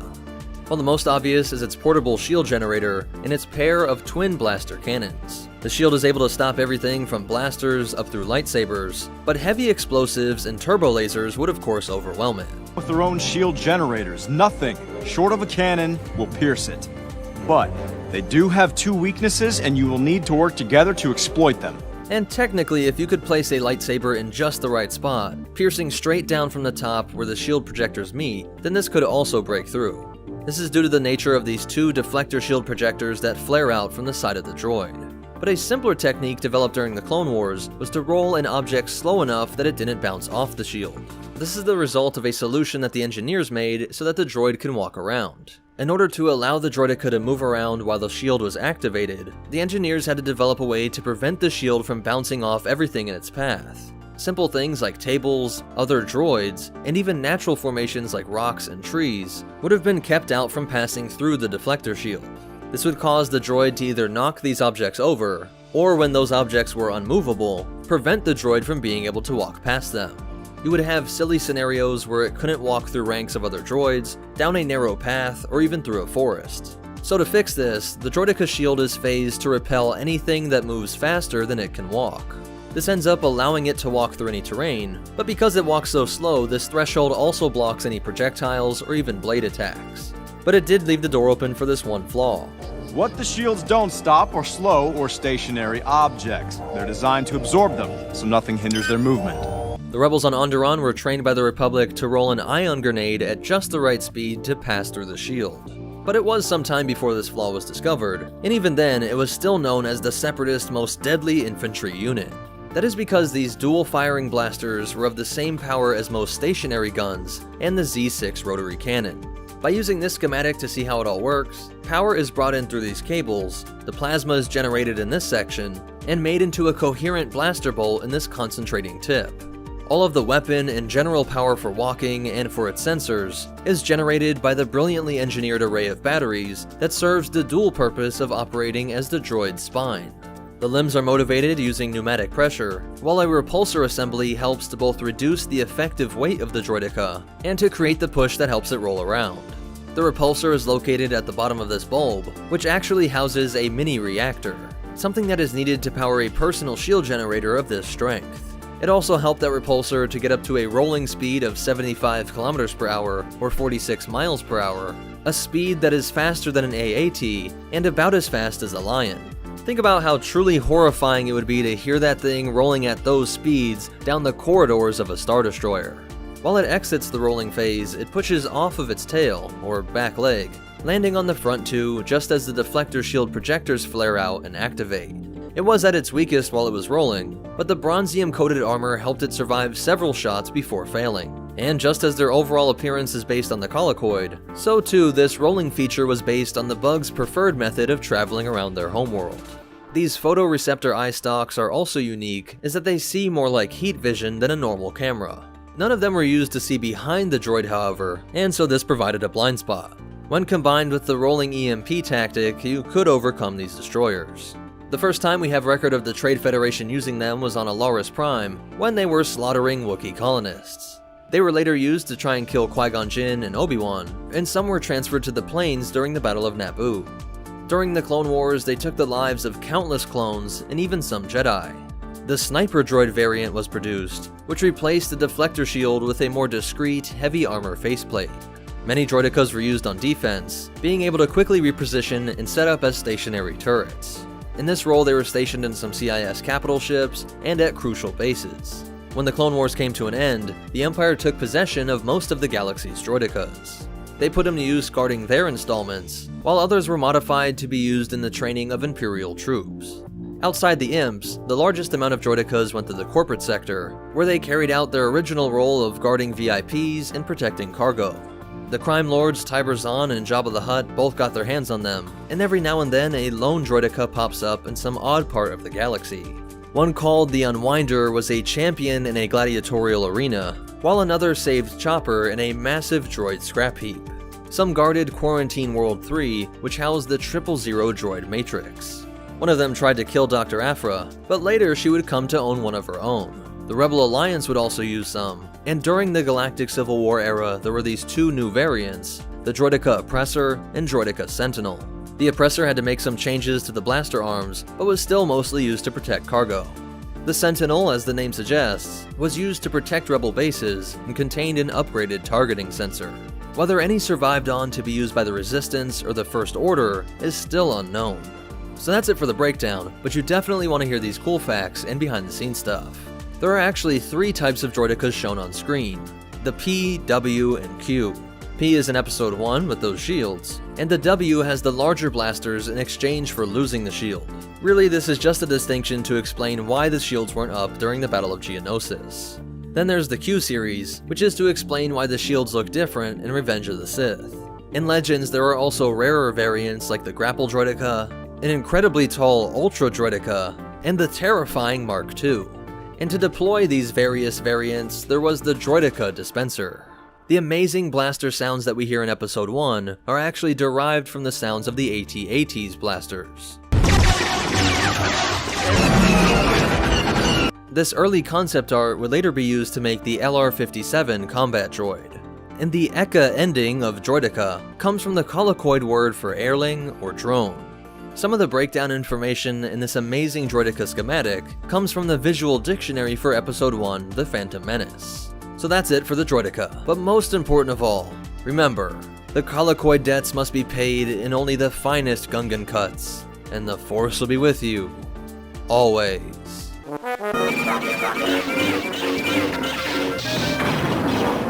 What's up, nerds? We're breaking down all 14 variants of the Droideka. Some are very subtle, while others get very abstract. The first ones we see stationed on the Lucre Hulk, Sak-Ak, and later on the Great Grass Plains of Naboo, were called the P-Series Destroyer Droids. These would get replaced by the W-Series by the time of the Battle of Geonosis, which had all of its changes in the internals, with upgraded hardware to work out some bugs and make it all run a bit faster. Nothing crazy, just the normal advancements you would expect in a decade, but it shows that the design itself was near perfect for its role, with no major changes to the body, shielding, or weaponry.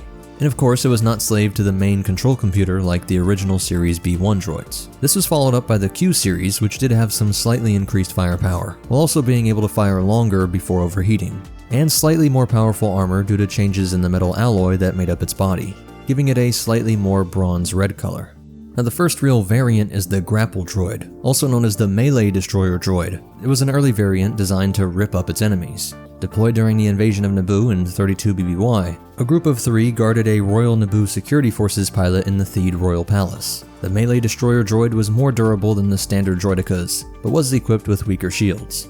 The Ultra Droideka was a larger variant that boosted significantly more powerful weapons, but required an enormous amount of energy to maintain its shields, which meant it often operated without its shields when other droids are available to provide protection. During the Clone Wars, Obi and Annie infiltrated a secret separatist facility that was manufacturing the Ultra Droidekas, with their goal being to prevent the more widespread deployment against the Galactic Republic. The Mark II would cost about 1.5 times the normal one, at 31,435 credits. It was the same height but much wider, and moves the eyes down to have a triple blaster cannon and arms that could fire like normal blasters, or switch to fire ion bolts.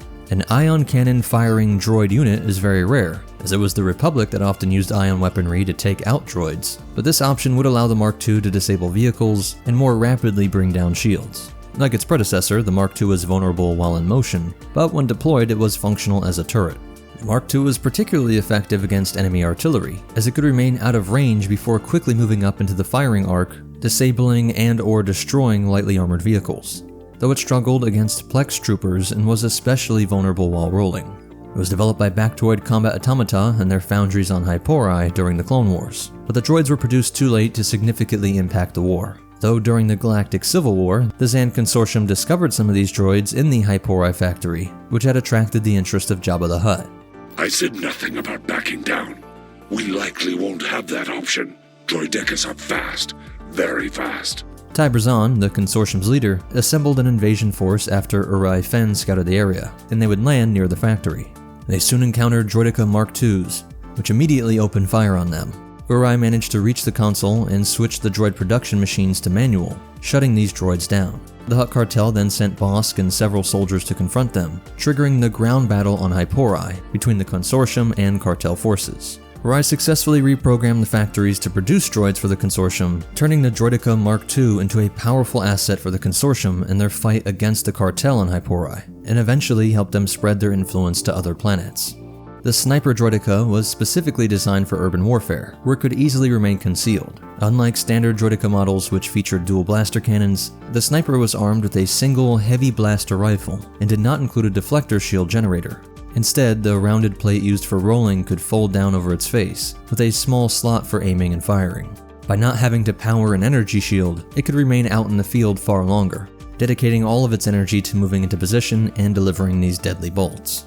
The armored plate was resistant to blaster fire, but only protected the droid's front, leaving its sides vulnerable. And although its rate of fire was slower, it delivered much more penetrating power. And equipped with a highly advanced targeting computer, the Sniper Droideka was extremely accurate and capable of speaking in both binary and basic.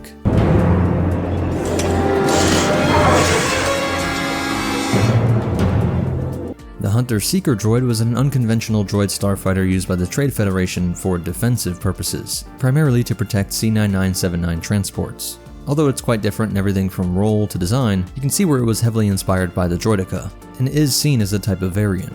These droids were typically deployed in space in their wheel form, with their weapons concealed, and they would float in this state until an enemy approached, at which point they would unfold into attack mode. Although dangerous when operating in groups, Hunter-Seeker droids could be destroyed by a single shot from a standard starfighter laser cannon.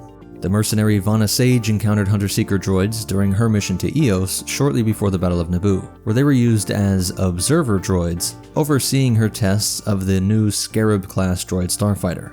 After these tests were completed, and they got all the info they wanted, the Trade Federation hired mercenaries to kill Sage and deployed the droids to attack her. But she would successfully defend herself and continue to investigate the planet's factories. Many Hunter-Seekers were stationed at the Trade Federation mining installation, deployed via specialized dispensers. Some units were also used to protect Shu Mai's compound during the Battle of Felucia in 19 BBY. The Droideka Oppressor, also just called the Oppressor model, was a variant developed too late to be deployed during the Clone Wars. It was designed as a heavy artillery droid, and during the Galactic Civil War, it was repurposed by smugglers to safeguard their contraband. Like its predecessor, the Oppressor was equipped with 2 twin blaster cannons, but these versions were powerful enough to destroy anything not protected by a deflector shield. While Droideka Sentinels were an advanced variant of the Droideka, modified by smugglers to protect contraband. Like its predecessor, the Sentinel was equipped with 2 blaster cannons, but boasted enhanced firepower due to combat upgrades. During the Galactic Civil War, both the Empire and Rebel Alliance employed these droids for security purposes.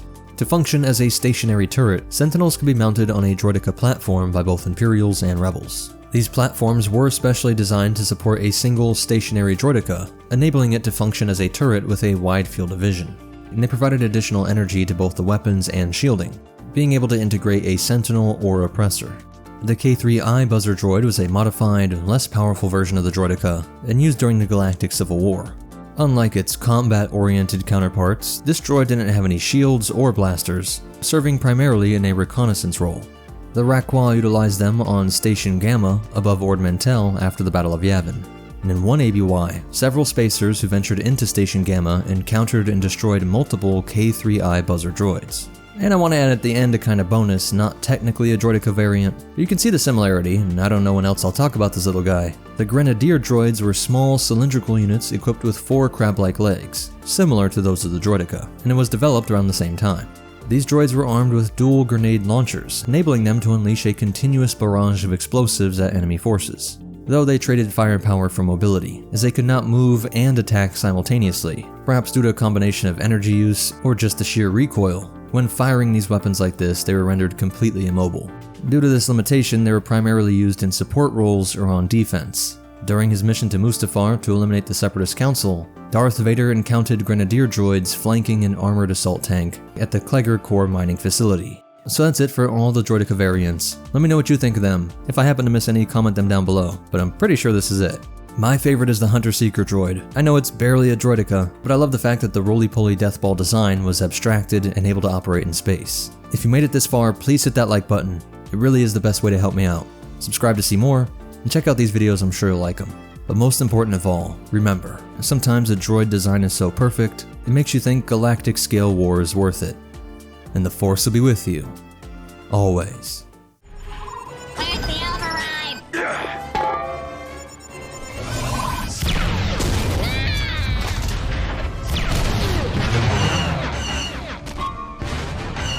When those pesky Republic walkers and gunships pose a threat from the air or from the ground, look no further than the reliable and powerful J1 semi-autonomous proton cannon for your defense. What's up, Meta Nerds? Today we'll be exploring the specs, stats, and history of the Separatist J1 to see what made it such a formidable field artillery piece for the CIS. We'll use both legends and canon sources to construct a full picture of it, and you'll see why Republic officers were so weary of this weapon's deadly firepower. CIS commanders had a wide variety of weapon systems at their disposal, covering all manner of engagement ranges and requirements. Confederate armor, AATs, NRN-99 Snail tanks, and IG-227 Hailfires tended to steal the glory in offensive operations, hovering, treading, and rolling forward to crush loyalist positions. However, when pushed onto the defensive, SEPI officers knew they could rely on the J1. It squatted down on 4 crab-like legs, which bowed inward to form the center mounting for a thick cannon assembly. A wide, stubby barrel protruded from the cannon housing, roofed with curving armor plates, while an operational control chair jutted out to the left side of the vehicle.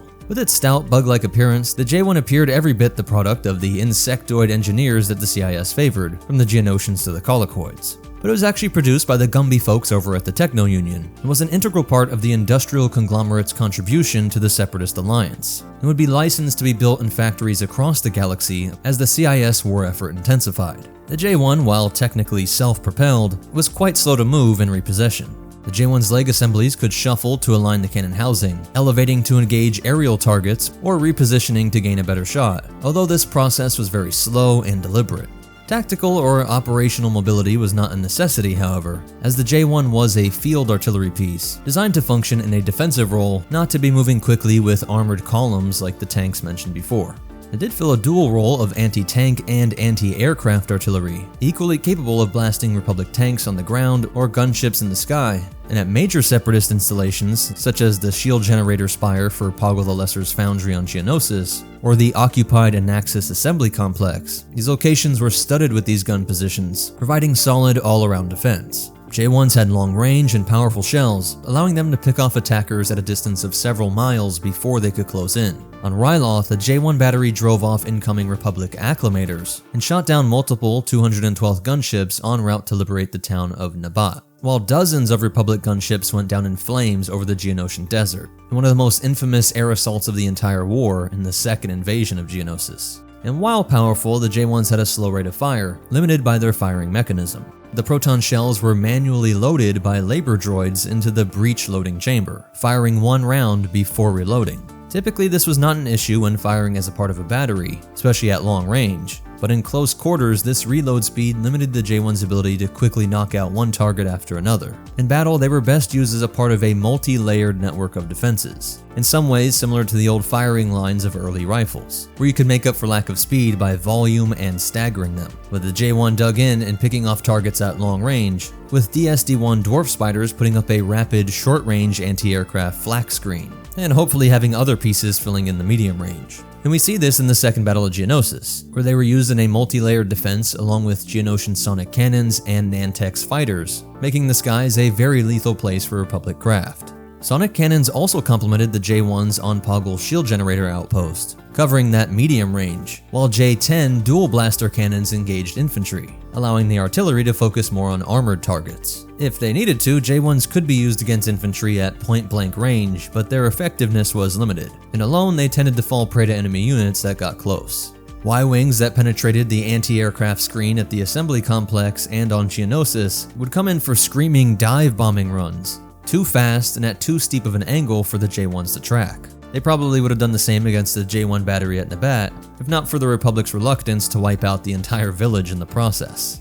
J1s were likely protected against shell fragments and small arms, with that light armor plating on the side, but it could be easily taken out by enemy tanks. And it didn't appear to be hardened against EMP attacks either, with even handheld droid poppers being able to temporarily scramble their scanners. Like all vehicles, J1s could be vulnerable, but when properly employed and supported, they did form a vital part of the Confederate officer's defensive screen.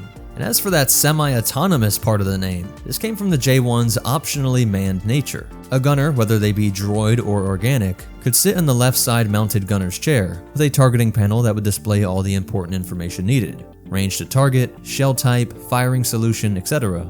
However, the cannon came with a built-in droid brain, enabling it to function independently if desired. So though not looking like a B1 or B2 battle droid, this, just like the fighters and other tanks, is a droid unit. Separatist commanders could have the option to slave circuit all J1 batteries in a sector to a certain target, giving better top-down control. However, it has been noted in the galaxy far, far away that totally automated gunnery tends to be predictable and less accurate. So having a gunner when possible was preferred in most situations. That droid brain is fed data via these two large photoreceptor eyes, located right below the main gun and enabling it to form its own firing solutions. With a confirmed height of 6.5 meters and about 6 meters long and wide, for the body not including the gun barrel, the J1 would be about 4 standard American bathtubs laid end to end, or a common giraffe reclining long ways, while being about a third shorter than the AAT, or half the size of a Republic ATTE.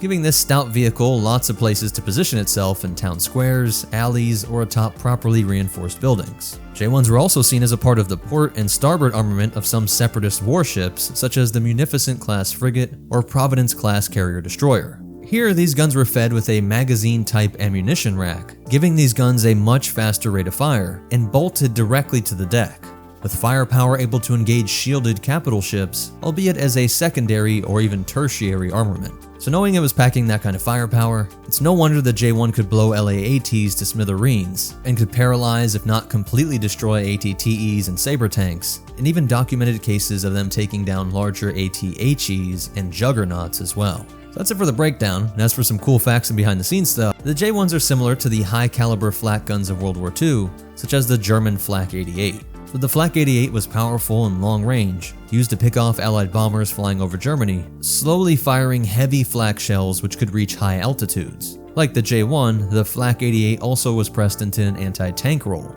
able to pierce most Allied tank armor with a single shot. Allied tanks learned to fear the 88 in open plains, where the German cannon could knock out Allied armor at long range before they could even close the distance. And just like we saw with the SEPs, in close quarters the 88 was easy prey. And they even share similar anti-aircraft tactics, with rapid-fire 20mm and slower 37mm anti-aircraft guns, and slower 37mm AA guns covering those close to medium range, while the 88 picked off targets from afar, like we see with the J1s and Dwarf Spiders working together. The J1s can be seen in LEGO Star Wars The Clone Wars 3's Battlefield mode, and has been made into many LEGO sets, both official and man-made. Please hit that like button, it's the best way to help me out. But most important of all, remember, you're not getting any reinforcements until those guns are out of commission, and the Force will be with you, always.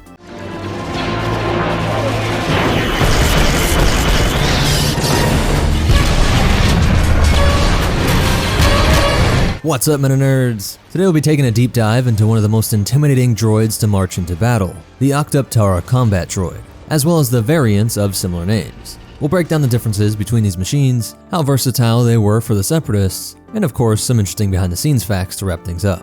Designed and manufactured by the Skakoans of the Techno Union, and named after the living creature, the Octuptarra, back on their world of Skako. The Techno Union Army is at your disposal, Count. This droid had two main variants that we need to address before moving forward with the breakdown. The standard size is known as the Combat Tri-Droid, and the larger size, like the ones we see on Makido and Christophsis, are called the Magna Tri-Droid. So to preempt any confusion, I'll address each of these droids by their combat or Magna distinction when going over their stats and history. With that out of the way, let's take a closer look at the Tri-Droid, starting with the Combat variant. Standing at a height of 3.6 meters or 11 feet 10 inches, the Combat Tri-Droid was still a rather imposing foe to face, backing up the B1s and B2s. It's about a foot taller than your standard school bus, and just under the height of two clone troopers, who stand at an even 6 foot. However, it isn't made clear if this is the default height when its legs are in a crouched position as seen in these images, or if that is the tallest it could get. Based on the brief scenes from the movie though, I'd wager my last credit that it's the former, with the combat tri-droid actually being capable of a slightly greater stature. This terrifying tripod was classified as a 4th degree droid, meaning it was built for military and security purposes, as opposed to say a certain R2 unit who wasn't purely bred for battle, he just took a liking to it. The combat tri-droids had red sensors and were armed with 3 laser cannons, but there was yet another variant that added even more of a threat than these massive turrets. The ever-cruel Skakoans filled the head of this droid with a plague virus during the Battle of Uba 4, which would be released into the air upon the droid's destruction, giving these horrors the nickname of the Virus Droid. During the Battle of Coruscant, we see these droids with another ordnance variation, not firing blaster bolts, but instead a single deadly beam, similar to that of Bactoid's homing spider droid. After firing any of these weapons, and this applies to the larger variant as well, the droid's bulbous cranium would rotate, allowing for a new forward-facing gun to unleash a volley at whatever poor soldiers were in this beast's warpath. This made the tri-droid very difficult to fight, as it had no true front or back, and all sides were defended at all times. We don't have any further information on this droid's speed, weight, or cost, all still corporate secrets of the Techno-Union. What we do know, however, is that the smaller combat tri-droid was the first of many models they built, with the larger Magna tri-droid following soon after. Sadly, that's about it for the little brother, so let's look to the towering Magna in all its spindly glory. The Octuptarra Magna tri-droid was a behemoth, standing at a height of 14.59 meters or 49 feet. That's 4 feet taller than the letters on the Hollywood sign, if it came here to liberate Earth. Although this model was the second of the two from its use in the Clone Wars, it appears to be the more popular variant. Maybe it was the imposing size that sold the Seps on its 100,000 credit price tag, which is the cost of 2.5 Ultra Droids, or 1/3 the cost of an ATTE, while having a top speed of 50 kilometers per hour or 31 miles per hour, about 10 kilometers per hour slower than the Republic's main walker. But the Magna can do something the ATTE never dreamed of. When it comes to firepower, it not only has the standard, albeit larger laser cannon turrets, it can also be fitted with deadly heavy ordnance launchers. One missile was enough to not only destroy a UT-AT, but flip it over into the air several meters before the massive, heavy tank came crashing down. And it hurts to think what that kind of concussive force would do to a poor shiny who just transferred to the outer rim. The ammunition was stored in the head of the walker, with a total of 48 shells to dish out destruction.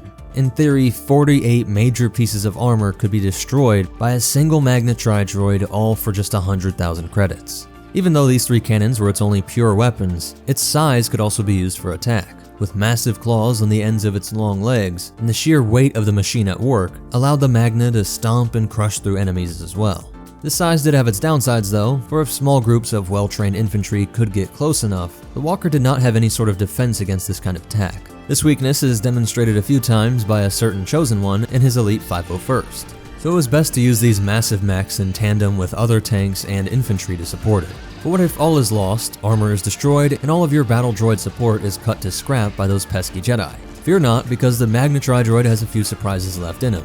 First, and it is safe to assume the smaller model could do this as well, the droid could use its claws to climb sheer walls, like we see on Christophsis. Presumably it could do this to cliffs as well, or really just about any surface, making it a viable option for dramatic escapes or even very creative attacks, stomping all over everything from subterranean bases to spaceports and floating cities like Bespin. But if climbing isn't your style, don't worry, the Skakoans have a plan B, as seen on yet another potential variant of the tri-droid. As we see during the daring escape of Echo on Skako Minor, the Techno-Union implemented a new design for their famed tri-droid, that being a massive thruster that could propel this terror into the sky and fly in and out of combat. As if the Magna tri-droid wasn't scary enough, apparently they fly now. They fly now! He forgot.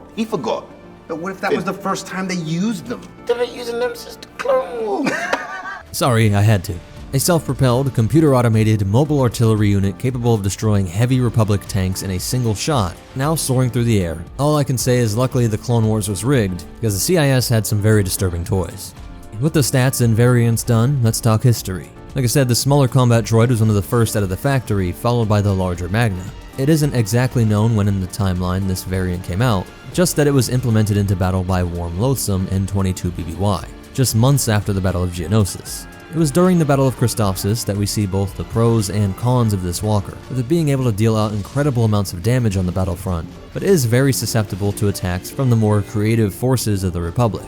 Here's where we saw the climbing abilities of this droid, with Asajj Ventress attempting to escape from the Jedi using a hidden tri-droid that was clung to the side of the building. This would not work in her favor, as she got caught monologuing instead of making her retreat, and Anakin, alongside Obi-Wan, leapt onto the stilt-like legs of this machine and cut through them. A major weakness when all of the generals of your enemy's army are wielding these devices that slice through legs like butter, and of course it sent this titanic droid falling to the ground below. We don't see them pop up again for some time, with the next appearance coming during Anakin and Rex's rescue of the ARC Trooper Echo from the clutches of Wat Tambor and Skakor Minor. This flying variant is painted in crisp Techno-Union colors and soaring along D1 aerial battle droids, which were the perfect complement, something that really would have helped out on Christophsis. But along with Clone Force 99, he was still able to take it down just like before. Although the clones and Jedi escape, we don't see another variant of the Tri-Droid until the very end of the Clone War, though that doesn't mean they weren't used across the galaxy. We see these droids swarming the streets of Coruscant during the abduction of the Senate, these being the smaller combat ones, which are also seen taking on the 212th during the Battle of Utapau. The large Magna Tri-Droid is seen one last time during Order 66 on Megiddo, flipping that hover tank, right before Bakara and his Marines got the call that took down Master Mundi. Following the rise of the Empire and the slaughter of the Separatist Council at the hands of Lord Vader, almost all Tri-Droids, Magna and Combat alike, were deactivated and scrapped. I say almost because Legends has it that many remained active on Uba 4 as planetary security. No further use of this droid was documented, as with many of the CIS war machines. Being controlled by a droid brain as opposed to a pilot oftentimes made it more trouble than it was worth for the Alliance to restore them, if they could find any at all. And clearly Palpatine wanted to go in a different direction. An undignified end to such a cool piece of tech. That closes the holocron on the Octuptarra Tri-Droid, but let's look at some behind-the-scenes facts. Its first appearance was in Chapter 23 of the original Clone Wars show, and then of course in Revenge of the Sith, the Clone Wars, as well as some books and games like Republic Heroes. LEGO included the combat variant in its Utapau battle pack as cannon fodder for the clones, and Hasbro has also gotten in on the action with both the smaller variant and, more impressively, the large Magna Tri-Droid from the Clone Wars, being a Walmart exclusive at the time. The Octuptarra was designed by Ryan Church for Revenge of the Sith, and was one of the few vehicles seen throughout Star Wars media that has a plethora of color variants, at least 5 seen across different shows and films. If you want more, be sure to check out these resources, but that does it for the Octuptarra Tri-Droid. Please hit that like button, share the video, leave a comment, and subscribe. Those are all the best ways to help me out. And check out one of these videos, I'm sure you'll like them. But most important of all, remember, if you start smelling that spicy air of a cracked Octuptarra, tell your batch brothers you love them, and the Force will be with you. Always. What's up, Meta Nerds? This video is all about the missile spamming monster that is the IG-227 Hailfire class droid tank. Like the OG-9 homing spider droid, the Hailfire was used to collect debts years before the Clone Wars broke out. Many financial commentators have pointed out that there are some startling similarities between the Hutt cartels and the intergalactic banking clan. While some lenders might go through the planetary or republic court systems, the Hutts and the Munes are willing to make much riskier loans. Added risk comes along with higher rates, but desperate criminals and spacers are willing to take these loans, knowing the exceptionally high returns on piracy and spice running could more than make up for it. The only problem is these people aren't exactly going to dress up for a day in court. Their dressing up will be in body armor and bandoliers, shooting at any debt collectors that come by. Hutts would resort to bounty hunters and assassins, but the Munes use loopholes to legally deploy these hoop drive tanks, as the IBC sent droids with rockets to collect from delinquent borrowers. Because the bank would often loan to prospecting settlers of remote worlds, there were times when Hailfires were used to repossess entire planets. Whether outright destroying a city, or just scaring off the borrowers and acting as a sentry, the IG-227 had a great rate of return. Millions of credits and loans could be retrieved with a small 60,000 credit investment, the same price as a TIE fighter, and less than the OG-9. But unlike the Spider duo that were made by Bactoid, the Hailfire was produced by the techno-religious Zychar bugs of Howard Engineering. They were able to keep the cost down by using a simple but effective mag pulse system on each of the hoops. Called a hoop drive, it would alternate between positive and negative charge differentials in the mag pulse unit, causing the wheel to spin towards the rear or forward so that it could accelerate or reverse. This gave it near instant acceleration, and the treads on these things allowed it to overcome almost any terrain. Much like the OG-9, it did not have a complicated AI. It isn't like the HMP that can just be told to hunt and eliminate an enemy. Behind this red photoreceptor eye, there are an array of sensors that receive direct input from the commander. You tell it where to go, then its processors are able to avoid obstacles and engage previously identified enemies. Sometimes this created a flaw where it wouldn't prioritize targets, opening up on troops before vehicles. But if this ever happened, the commander had an easy way to override it, telling it to eliminate ATTEs first, for example. And a single Hailfire can wreck the battlefield with its 30 missile payload, 15 in each box. It also had small twin-mounted blasters for dealing with some lightly armored troops, but this was the only thing it had to protect itself while it made its way back to the hangar or to the base in order to resupply. Later in the war, Hailfire developed a resupply drone that could fly out to meet the Hailfire and get it set up to roll with a fresh 30. With this supply line, they were able to make it appear like the Hailfire never ran out of ammunition. Paired up with the OG-9, the Spiders would prioritize troops, and the Hailfire would rain down rockets on vehicles. By firing a cluster of 3 or 4 rockets at a time, they were able to pick LAATs out of the sky, though of course these gunships were the bane of its existence. Other things like the height were deliberately chosen so that they could fire over CIS assets, just like the homing Spider. Other cool features are that you could use these wheels to run over ranks of clone troopers, and that these weapon attachments were modular, meaning that it could be swapped out for heavy artillery, ion cannons, and anti-personnel stun weapons. I assumed that they would use these stun weapons when they weren't that angry with debtors, and later when they didn't want terrible PR when taking over worlds for the CIS. It would also work great as a clone catcher. During its debut in the Battle of Geonosis, 4,100 of these Hailfires were present. In this first battle, they proved to be such a powerful enemy that the Grand Army of the Republic developed Bantha Squad as an anti-Hailfire Special Forces unit. The Hailfire could be seen in conflicts all across the galaxy, and even fighting against the Republic's first generation of AT-AT. Many had a similar fate to the AT-TE. Even after the droid decommission at the end of the Clone Wars, some were out there still slinging rockets. During the subjugation of Kashyyyk, the Wookiees used repurposed Hailfires to fight off the Empire. This must have been an insanely abrupt shift in thinking, as the droids became their only way to fight off the clone troopers, who had just been their allies a few weeks before. And this is actually one of the CIS droids that was able to be salvaged by the Alliance to restore the Republic, deploying them against the Empire on various worlds from 1 ABY on.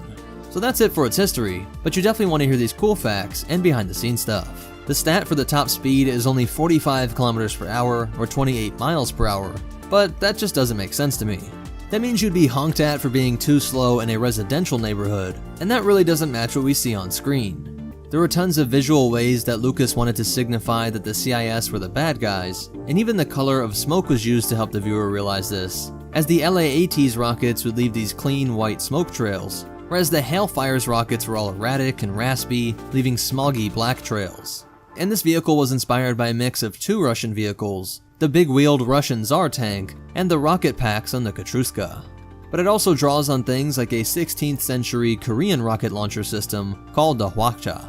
Additional information was gained by the Canon Guide Star Wars Encyclopedia of Starships and Other Vehicles, Legends Guide, the New Essential Guide to Vehicles and Vessels, the New Essential Chronology, the Essential Guide to Warfare, and Ultimate Star Wars, while also appearing in the game Star Wars Commander. But most important of all, remember, just pay your debts, and the Force will be with you. Always. What's up, meta nerds? This video is all about the NR-N99 Persuader class, aka the Snail tank. In other videos, we saw how the OG-9 and the Hailfire were used to collect debts. If you owed credits to the Commerce Guild, you'd wake up to a towering, mechanized spider laser cutting the roof off of your home.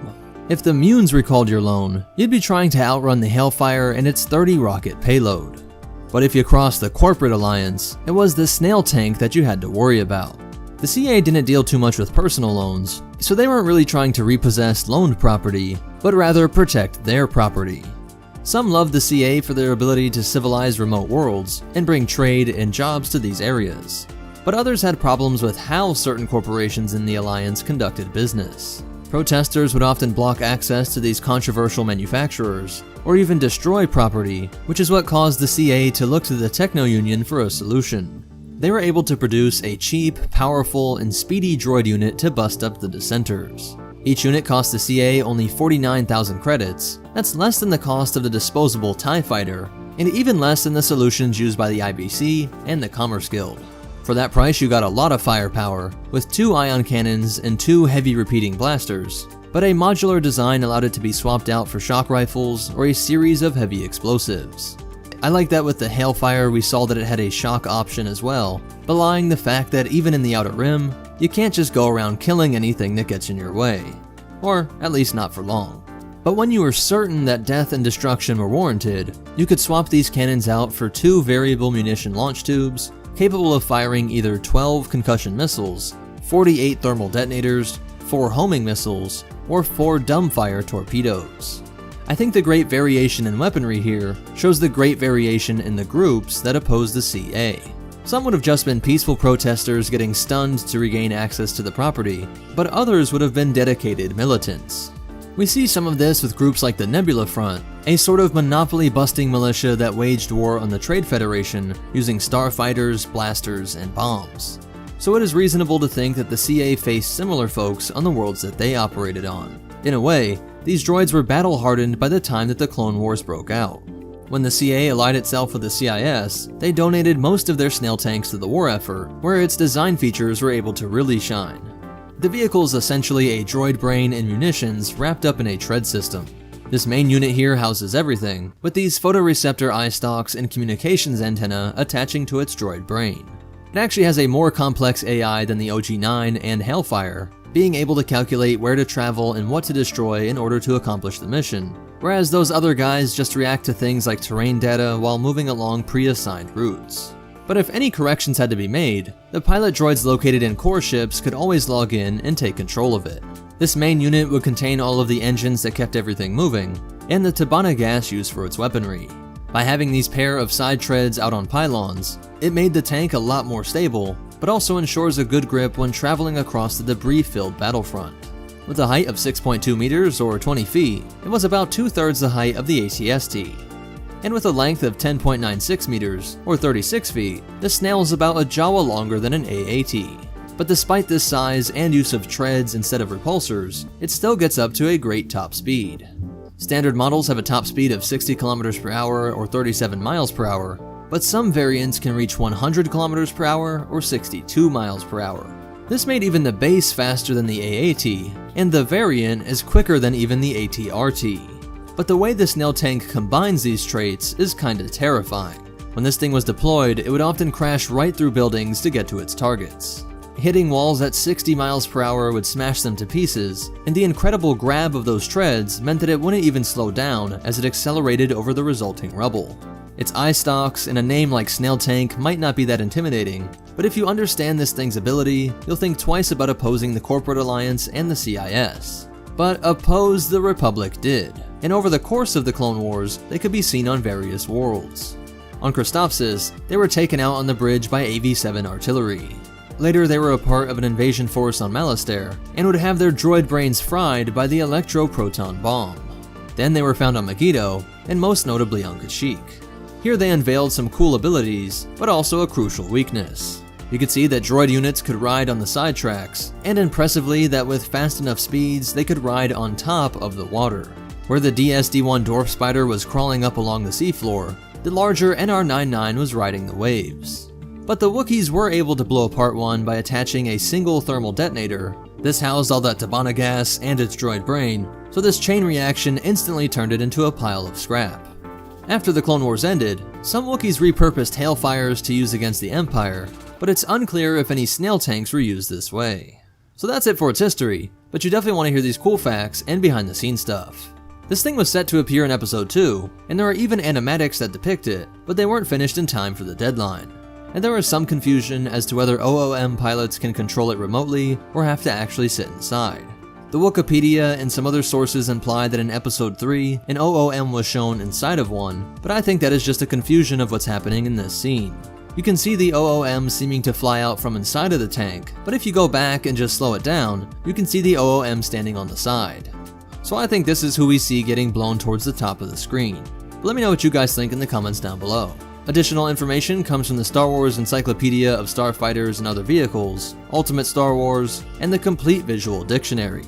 So that's it for the NR-N99 Snail tank. But most important of all, remember, beware the bulldozing snails, and the Force will be with you, always. What's up, Meta Nerds? This video is all about the vehicle that cut down rows of clone infantry, the OG-9 homing spider droid. Unlike the HMP droid gunship, this walker did not have any personality matrix, long-term memory modules, or a vocoder to communicate with the world around it. So although I made the argument that the gunship may have had some sort of sentience, I think we need to view the OG-9 as a conventional mindless droid. Just a four-legged tool for dealing death, and actually for collecting debts. The OG-9 was commissioned by the Commerce Guild for the purpose of convincing debtors to give over their delinquent credits. But it was designed and manufactured by Bactroid Armor Workshop, the Geonosians that produced most of the droid army. After the snafu on Naboo, the Republic tried to break up some of the Trade Federation's weapons facilities, including the providers of tanks and B-1s over at Bactoid. Before they were destroyed, these homing spiders were bought up by the Commerce Guild, along with the DS-D1 Dwarf Spider. At a cost of only 70,000 credits, you get a whole lot of firepower and features. Its main weapon was the homing laser that could sweep through the battlefront. Notice that this laser doesn't just burn through things, but contains so much power that it actually creates a decent-sized explosion on impact. That bottom laser is the anti-personnel cannon, firing volleys of plasma bolts that can melt through their fleshy foes. It's also reported to have a retractable ion cannon, but this is never seen. It is often compared to the Republic's ATTE in the fact that it is a walker that can move a large gun around the battlefront and that it can take on difficult terrain. The main ball is connected to the forelegs via these long reinforced hydraulic struts, giving the walker a wide and sturdy stance. Then each of these legs also had shock absorbers and adjustable foot pads so that each could adapt independently to climb steep and uneven ground. Really innovative design made sure that its internal components were completely sealed off so that the OG-9 could walk along the seafloor. And whether submerged thousands of feet underwater, deep in a cavern, or on a mountaintop, this communication receiver made sure that it could still receive orders from the control computer. Remember, these are very simple droids, without a complex AI, so almost everything had to be directly sent out from Lucrehulks and core ships. It did have automated targeting, firing, and reactions to terrain, but it is interesting to keep in mind that these were always being told directly where to go on the battlefront. Kind of like a midpoint between our current remote-operated drones and fully autonomous units like commando droids. Other cool features is that it supposedly could be outfitted with different weaponry, and the hydraulics could let it bring those legs in and stand up tall, cutting down ships with that laser, or whipping out its concealed ion cannon. But again, that has never been depicted, although it would be pretty amazing to see. Its normal standing height is 7.2 meters or 24 feet, making it taller than an AAT, but shorter than a Hailfire. This height was crucial so that it could stand above and fire over most other CIS droids during an attack. Because, just standing next to each other in loose formations, all firing in the same direction, is a quick way to increase friendly fire. The only flaw is that although the encasing of the core was built with thick durasteel, there is a weak point at the connection of these two hemispheres. If directly hit on this area, the top would pop right off as the generators and gas required for these powerful lasers set off a chain reaction. But how was it used during the Clone Wars? Well, 7,500 of them were present during the opening, doing what it was told to and just marching towards the Republic forces while unleashing its weapons. You can see that it had really good range, and the whole plan to fire over CIS assets worked very well as the battle droids charged the clone troopers. Here we see the DS-D1 rushing ahead of its OG-9 brother. Now I mentioned that they were built and sold alongside each other, making for some very cool pairings on the battlefront. These spiders earned a terrifying reputation throughout the Clone Wars due to the burrowing abilities of the DS-D1. This small spider was used by the Commerce Guild to break up mining strikers and pirates that held themselves up deep in their mining tunnels. This ability was also great for raiding anti-CIS populations and Republic outposts. When the DS-D1 found an enemy, it would report back to its big brother, who would lumber its way over to finish him off. Its 90 km/h or 56 mph top speed meant that it may take some time to get there, but whenever you saw the little spider pop up, you knew that it was only a matter of time before you and your allies were being cut down by its laser scythe. Some OG-9s were present during the Battle of Mimban, killing a Jedi Master, and one nobly tried to bring balance to the Force by opening fire on Jar Jar Binks. Later, they would be seen on Felucia, moments before Aayla Secura was killed via Order 66. Because they rely so heavily on direct control from CIS personnel, it is less likely that any survived the decommission of CIS droids after the end of the Clone Wars. And sadly, there are no reports of them being used by rebels or any pirate factions. So that's it for its history, but you definitely want to hear these cool facts and behind the scenes stuff. Something that always confused me and was one of my few disappointments in the Clone Wars TV show is that there are no OG-9s or Hailfires, two of my favorite vehicles.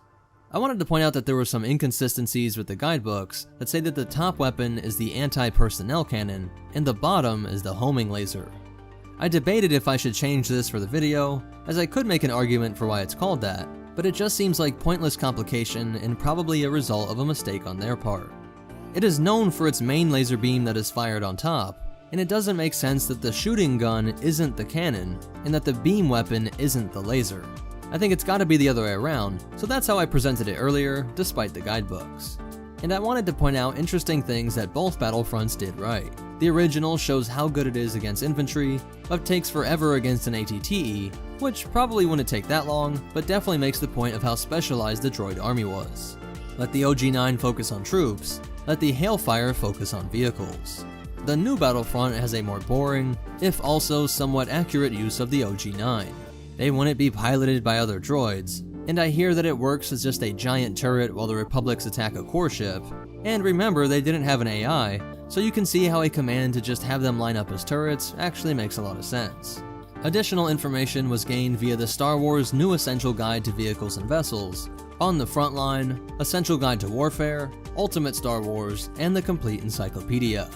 So that's it for the OG-9 homing spider droid. But most important of all, remember, always shoot over friendlies, not in between them, and the Force will be with you. Always. We got real problems. What's up, Meta Nerds? This video will be a complete breakdown of the Scorpenek Annihilator droid, seeing who built it, how it works, its history and variants that excelled in killing clones and enemies of the Pikes, and end on some behind the scenes facts. This story starts in the Inner Rim system of Kala, the tropical homeworld of the Colicoid, the cannibalistic bugs that were an interesting combo of being incredibly brilliant engineers, with a very sophisticated culture, but also ruthlessly protective of their queen.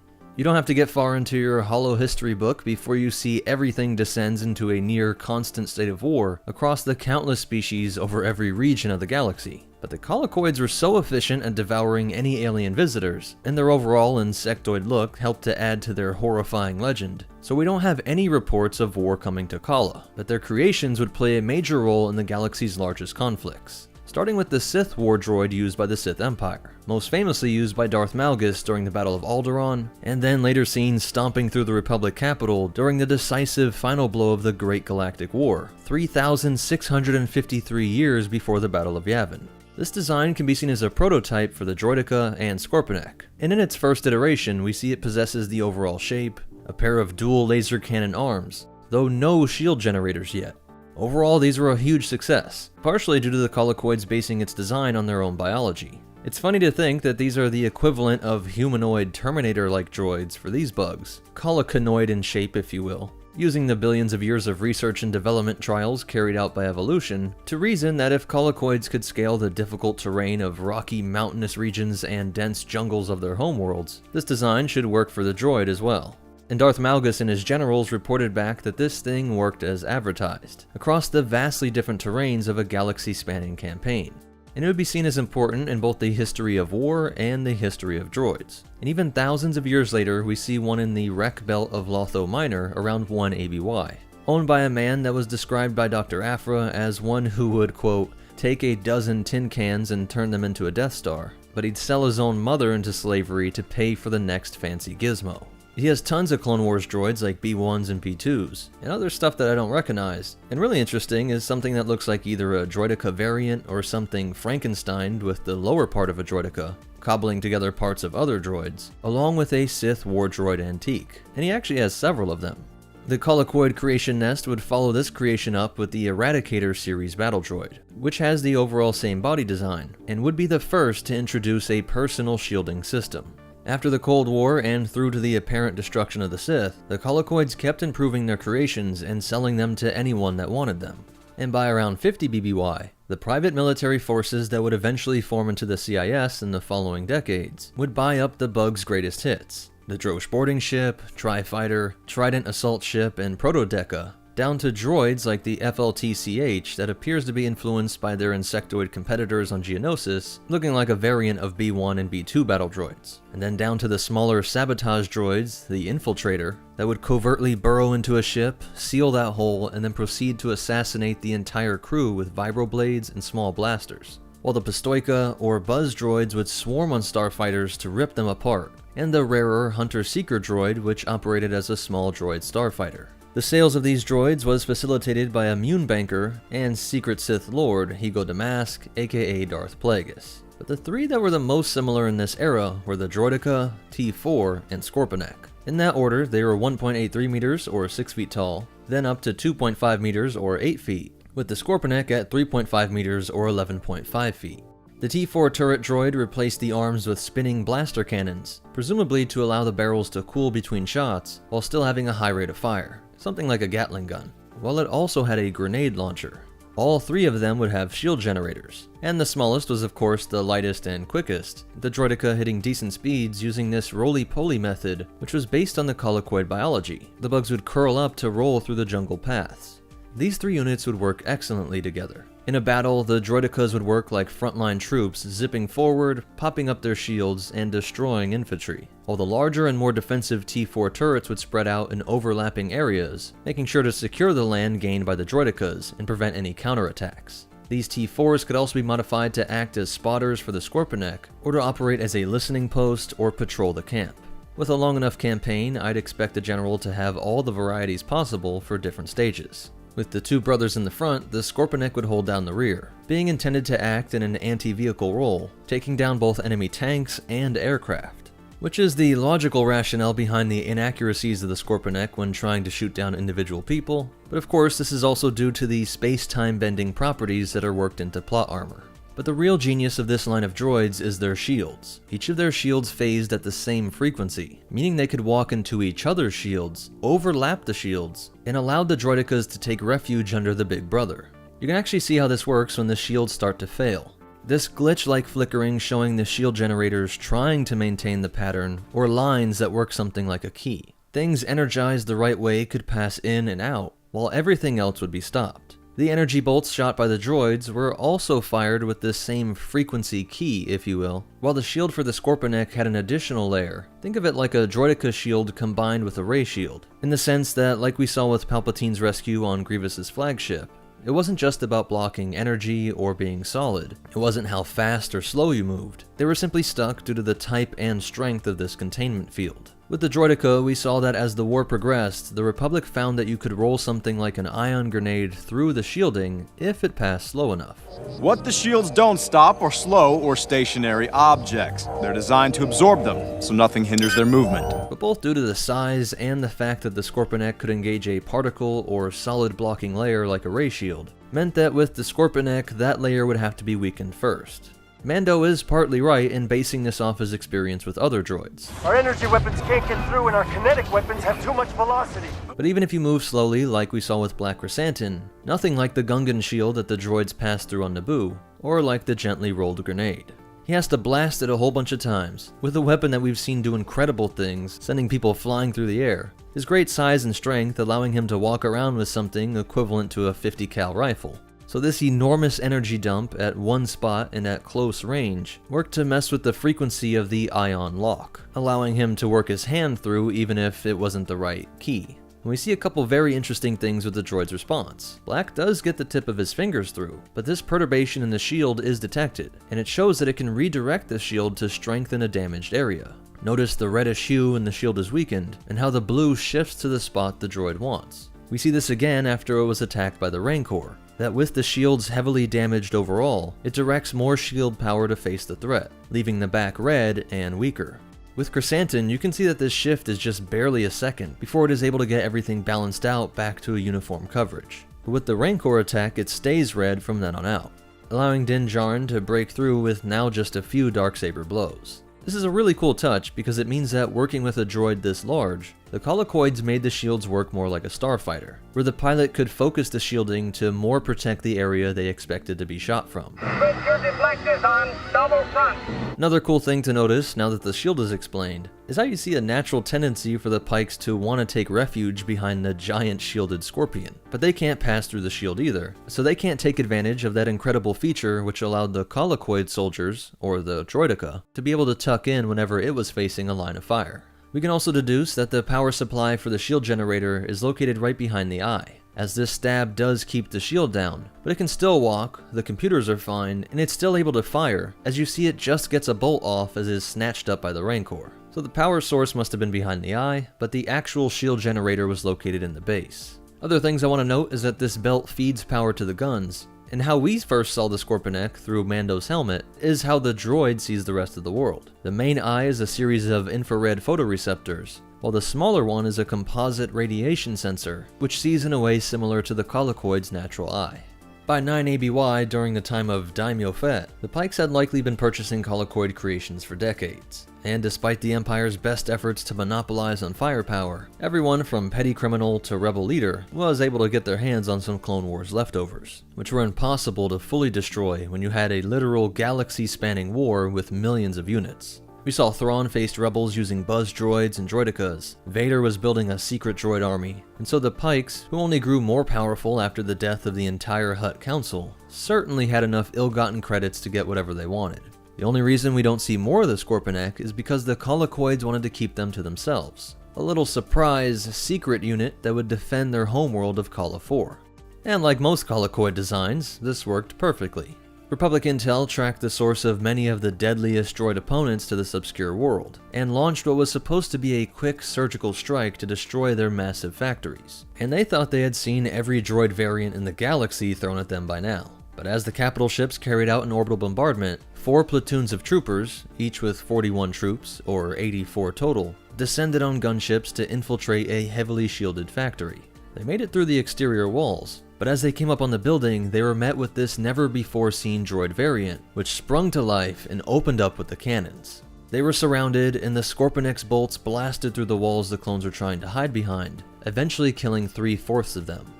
ARC Trooper Steck frantically called back to command. "We don't know what it was, sir, but it took out 3 platoons. We can't let the Colicoids get these things off planet."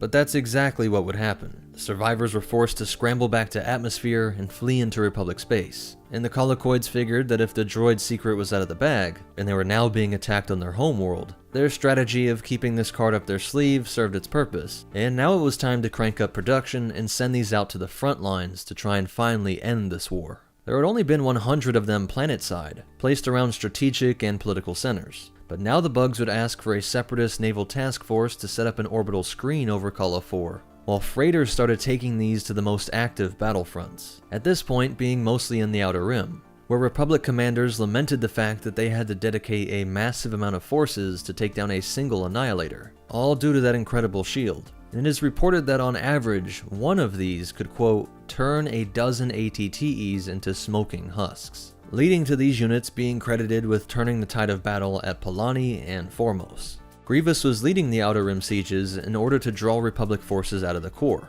so that he could carry out his blitzkrieg on Coruscant.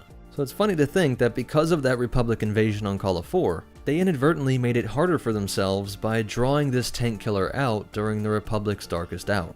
Luckily for the Republic, the game was rigged, and when Palpatine brought it all to a close, he made sure to have all Scorpenek's his forces came across brought to the Imperial Department of Military Research, and then secretly moved to his private citadel in the deep core world Biss. While all the criminals scrambled to buy up the Clone Wars weapons, droids, and vehicles stretched all across the stars. When they were deployed on Mos Espa, we saw how difficult it was to get through those shields, and you gotta remember that they know that they can't shoot through them. They're just hoping to keep them distracted by scrambling and shooting at them so that the AI is focused on them and not ripping apart the city.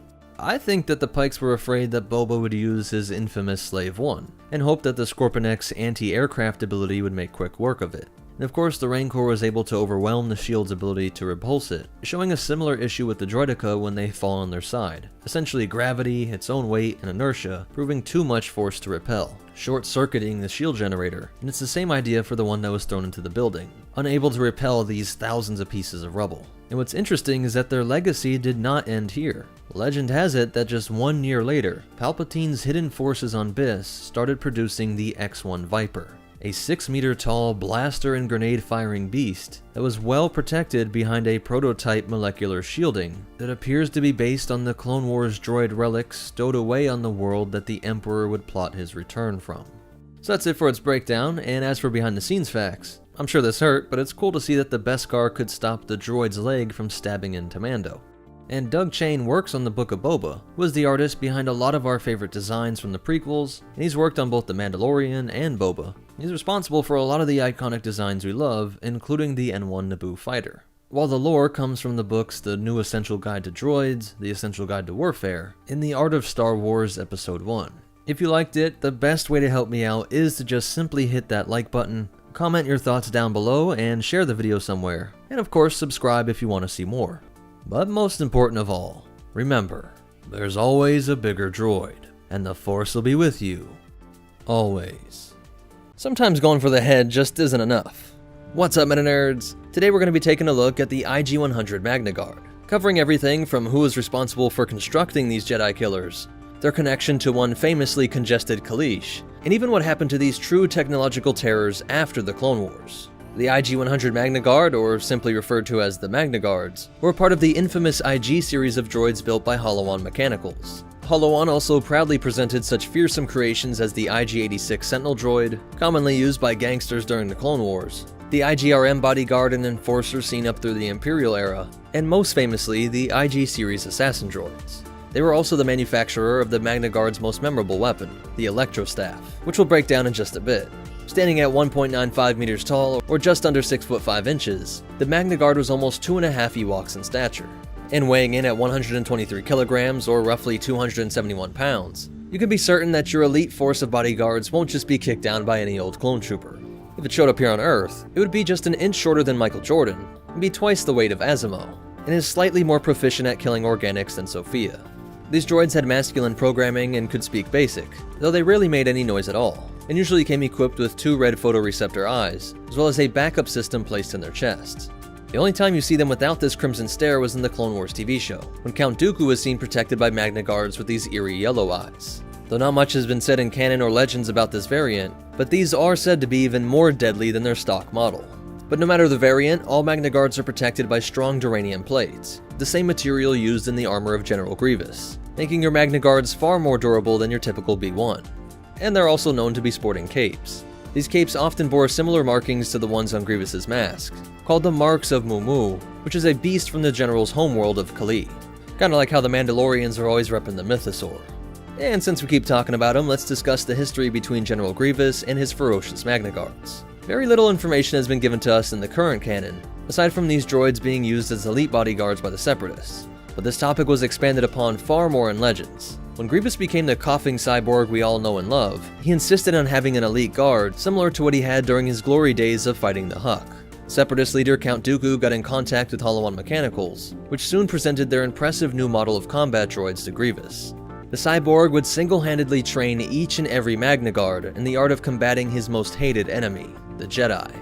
As the training progressed, each member of Grievous's guard would develop their own unique fighting style, some becoming more adept in close-quarters combat, while others were more proficient in long-range weaponry. This gave the Kaleesh general a varied group of deadly warriors to both protect him and help him in his crusade of eliminating Jedi scum. And help him they did. One time we see these machines used extremely efficiently was in the capture of Jedi Council member Eeth Koth. After his clone troopers were wiped out by commando droids, Eeth Koth was left to face off against Grievous and 4 of these mechanical monsters. You can see how they let their master duel with this Jedi master, always encircling Koth just in case he somehow gained the upper hand. Which is exactly what happened thanks to the Jedi's pesky ally, the Force. After being pushed into the window of Koth's Venator, Grievous very well may have been struck down by this Jedi if it wasn't for his trusty team of Magna Guards.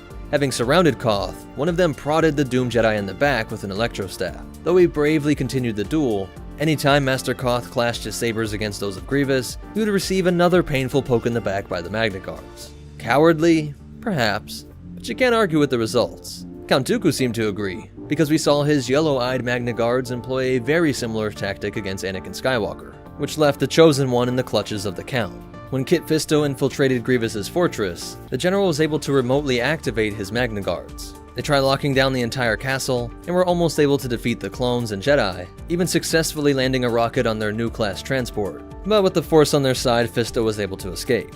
The bounty hunter, Cad Bane, was allowed at least one Magna Guard in order to help with his torture of Jedi Master Bolo Ropal, where he was trying to have him open up the Kyber memory crystal. Other times we see the Magna Guards used are during the kidnapping of Rhoda the Hutt, where they gave a very difficult fight to a young Ahsoka. We also see them on both the Invisible Hand, and on Utapau defending General Grievous from Obi-Wan Kenobi. It was during that mission to save the Senate that we saw how the IG-100 could continue to fight without a head. The only true way to destroy these things was to knock out its backup chest processor as well. Or if you could, do what General Grievous advised. Crush them!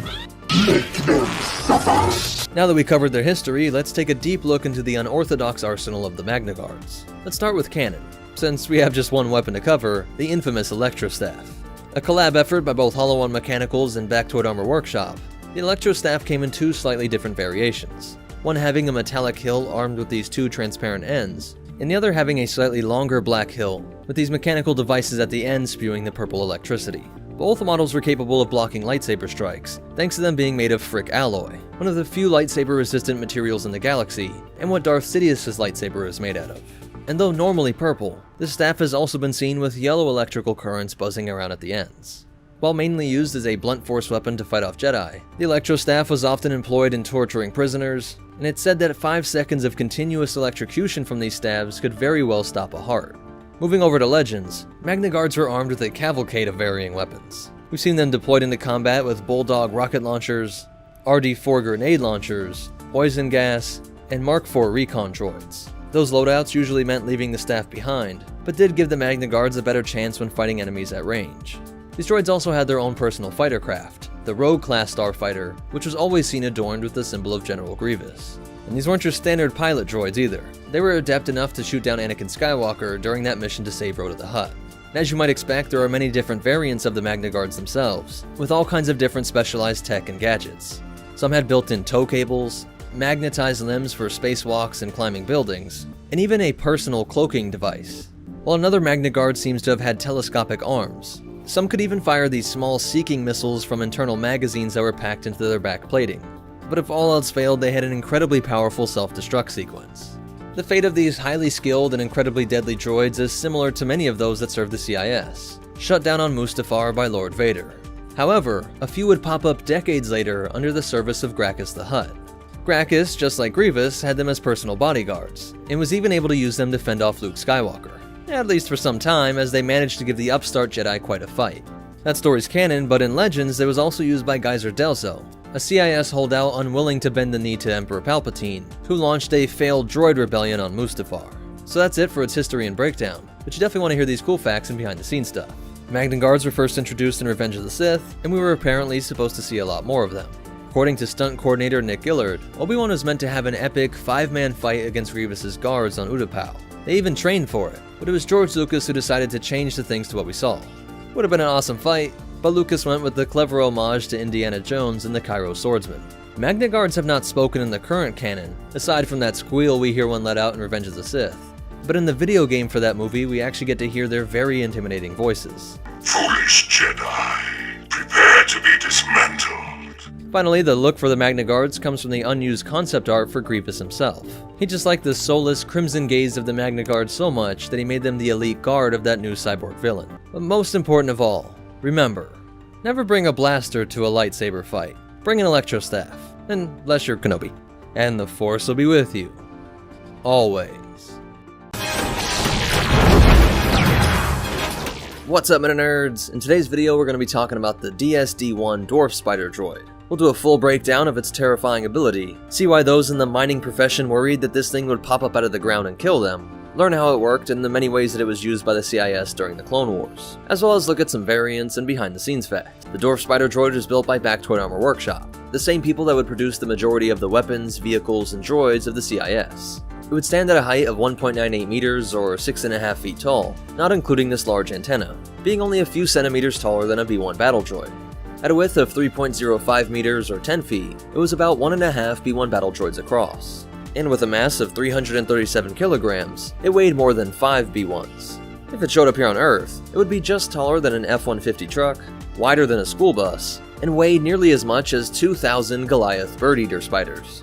The Dwarf Spider Droid consists of a turret-like head with multiple infrared photoreceptors and scanners. Things like the ARC Trooper's Stealth Walker might have been able to cloak their EM signature and invade these infrared scanners, but the droid also has a pair of echolocation emitters. Sound wave data cross-referenced with the IR data might have been able to detect any anomalies via cloaking or jamming tech. The DSD-1 was colloquially known as the Burrowing Spider Droid because of its terrifying ability to dig after its opponents. More on how that was used to break up the mining guild strikers in a bit. The droid used 4 spider-like legs for locomotion. These legs would help in movement and provide a stable platform when aiming, and even allowed it to scale some steep terrain. The Dwarf Spider Droids would have masculine programming, but it wouldn't communicate via Galactic Basic, instead using a sort of binary, speaking via a series of beeps, not actual words like we hear with some battle droids and even stuff like the HMP droid gunship. The main armament of the Dwarf Spider Droid would be a single heavy blaster cannon. This gun would be versatile and work against a variety of targets. Its anti-personnel firing mode would easily take out clones or enemies from afar. Its secondary firing mode would be much slower but more powerful, easily blowing through light vehicles like the AT-RT, though it did only put dents in larger Republic vehicles like the AT-TE. But it would even be able to shoot down aircraft. By dropping those back legs and giving it enough of a firing arc, we see that it had enough elevation to hit stuff like the clone gunship used by Rex, Cody, and Bad Batch on an Axis. The rotation speed of the head was rather slow, and so it wouldn't be able to fight faster targets. Another flaw was that the length of the blaster cannon barrel would sometimes prevent it from turning or even maneuvering in tight spaces. The underside of the DSD was also a weak spot for explosives, but as a final attack it could initiate self-destruct, causing its generator to violently explode, vaporizing the DSD and anyone unfortunate enough to be around it when it happened. Though sometimes this could happen from incoming attacks, which would also set off the generator and sometimes damage nearby CIS assets. Though as Wrecker shows us, if you can also block the barrel right as it fires, the attack will destroy itself without initiating the self-destruct feature. And the vibro knife carried by Hunter seems to discharge some disabling electric energy, so when stabbed through the photoreceptor, it would travel to the droid brain and shut it down. As for its history, it is actually quite the Outer Rim corporate dystopian nightmare. The DSD-1 would first be operated by the Commerce Guild in the years before the outbreak of the Clone Wars. Commerce Guild would operate many mining operations across the galaxy, and on several occasions, these miners would try to revolt. To counter this, the Commerce Guild would deploy the DSDs to enter the mines and convince everyone to get back to work. After this, it would be used in conjunction with its big brother, the OG-9 Spider Droid, to pay a visit to those who were trying to evade paying the Commerce Guild. Right before the outbreak of the Clone Wars, Commerce Guild would join the Confederacy of Independent Systems and provide it with their battle droids and vehicles, with these 2 Spider Droids being a main addition to the CIS vast droid collection. The DSD would first see operations during the very outbreak of the Clone Wars and the earliest moments of the Battle of Geonosis in 22 BBY. Before the Colosseum and the main battle erupted, several DSDs were protecting multiple anti-orbital guns surrounding the Geonosian arena, and these large guns would protect the planet from capital ships in orbit. These guns and the Spider Droids defending them would be destroyed by Mace Windu, Illuminara, and Dooley, with the assistance of some TX-130 Saber tanks.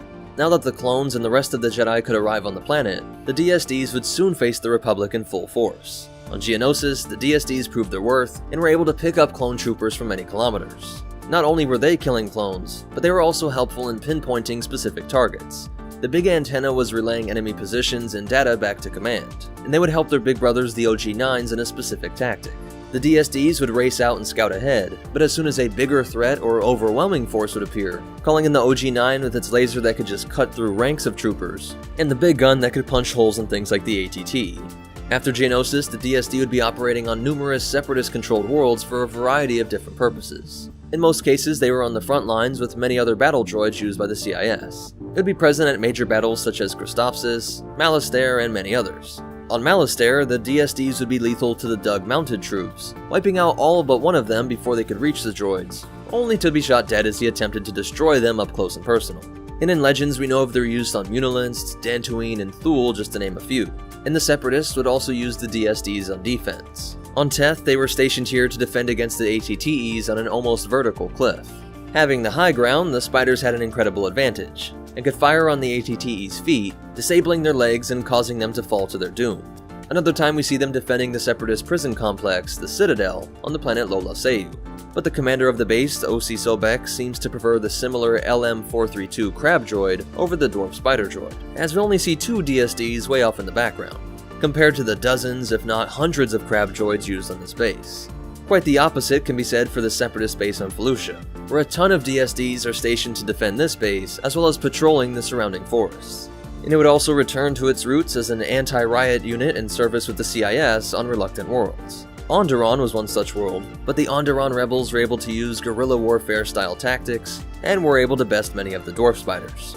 Throughout the war, several variants of the DSD would be made. The first is the amphibious version developed for the swamplands, marshes, and other wet environments, and could actually operate underwater. This type's blaster cannon seems to be bigger than the normal version, although whether if this is because it is a stronger gun or just something to do with it being able to operate underwater is unknown.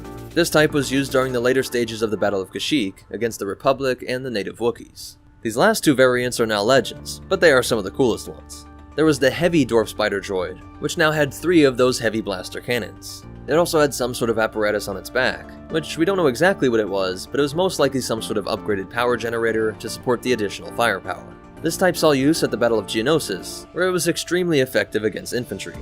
The last type was the Advanced Dwarf Spider Droid, or ADSD.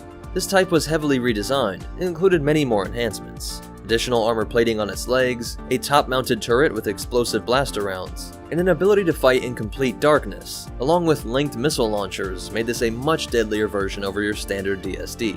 The Clone Commando Delta Squad would face this type on numerous occasions, and Captain Rex even faced one of these as well. And believe it or not, the ADSD was actually available before the Clone Wars, where it was also used in the same anti-riot duty, but of course more reserved when those rioters acquired some heavy ordnance. When the time came to join the CIS, the ADSD was also added, but sparingly due to its high costs. When the time came for the Clone Wars to end with the execution of Order 66, all of the droids used by the CIS would be ordered to shut down. This is true in canon at least, but the DSD has a special story in Legends. Initially, they were shut down like the rest, but a few years into the Imperial era, the Empire began recommissioning the DSDs into Imperial service, and they were first put to use against their former masters, with the Imperials sicking them on newly captured Separatist worlds.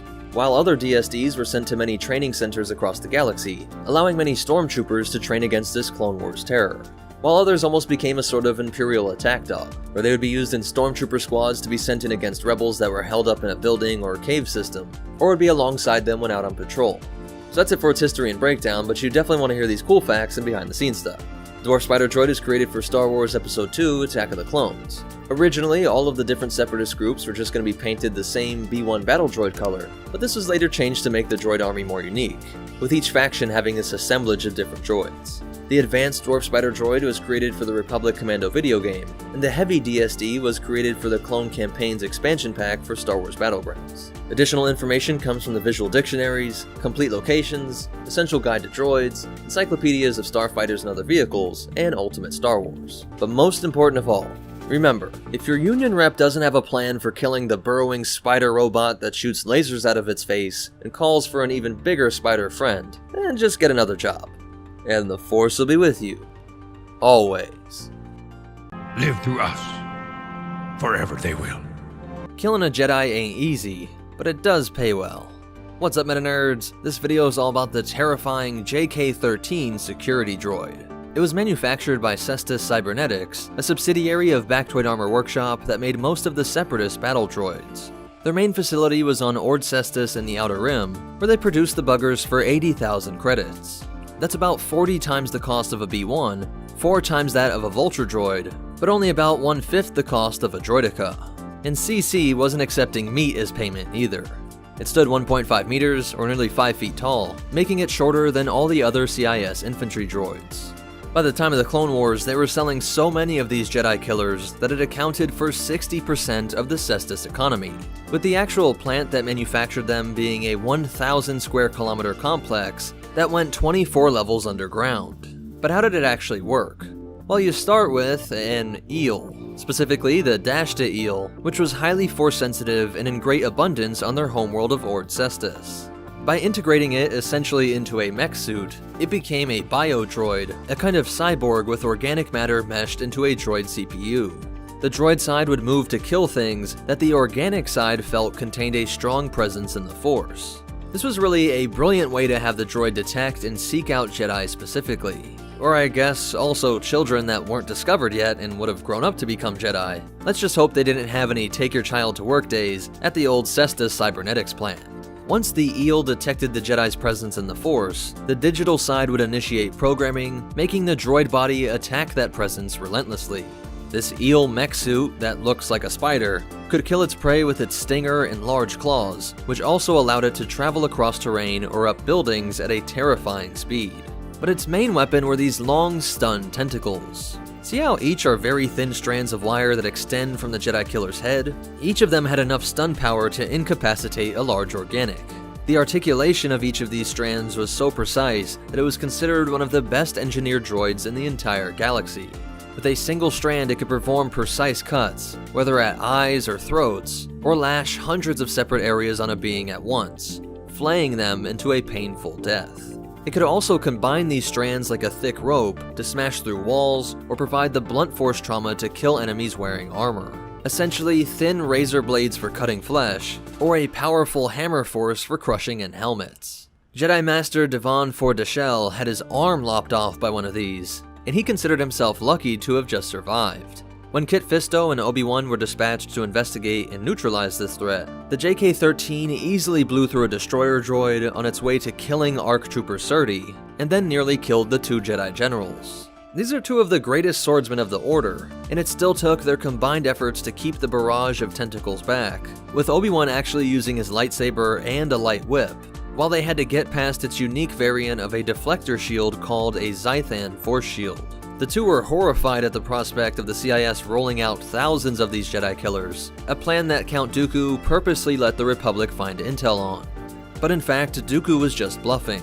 This was in the year 22 BBY, the first year of the Clone Wars, and he figured that with this JK-13 attack and the corroborating intel, the Republic and Jedi would panic, and they would waste resources frantically trying to develop a counter to this droid that Dooku never actually planned to incorporate into the CIS. Mechanically, it was a great feat of engineering, but its downfall came from the biological side of this bio-droid. Yep, despite how simple and straightforward you would think it would be to neurolace a force-sensitive eel into a spider mech suit and sicken on Jedi, surprisingly this process has some complications. Part of having its force-sensitive abilities came with a level of consciousness, an awareness of what these bio-droids were doing. Cestus cybernetics essentially made them lose any sort of free will, an imprisoned ghost in the machine, forced to experience the hunting and killing of other sentient beings while having no control over their actions. This quickly drove the eels insane, created a complete mental and physical shock that would lead to the JK-13's malfunctioning, with the eels dying shortly thereafter. For this reason, they could never be fielded as a droid of war, and that's why they were never used in the CIS army. But funny enough, it should be noted that neither Kit Fisto or Obi-Wan went even mildly insane after ending the Dashta eel's unique and beautiful spark of life.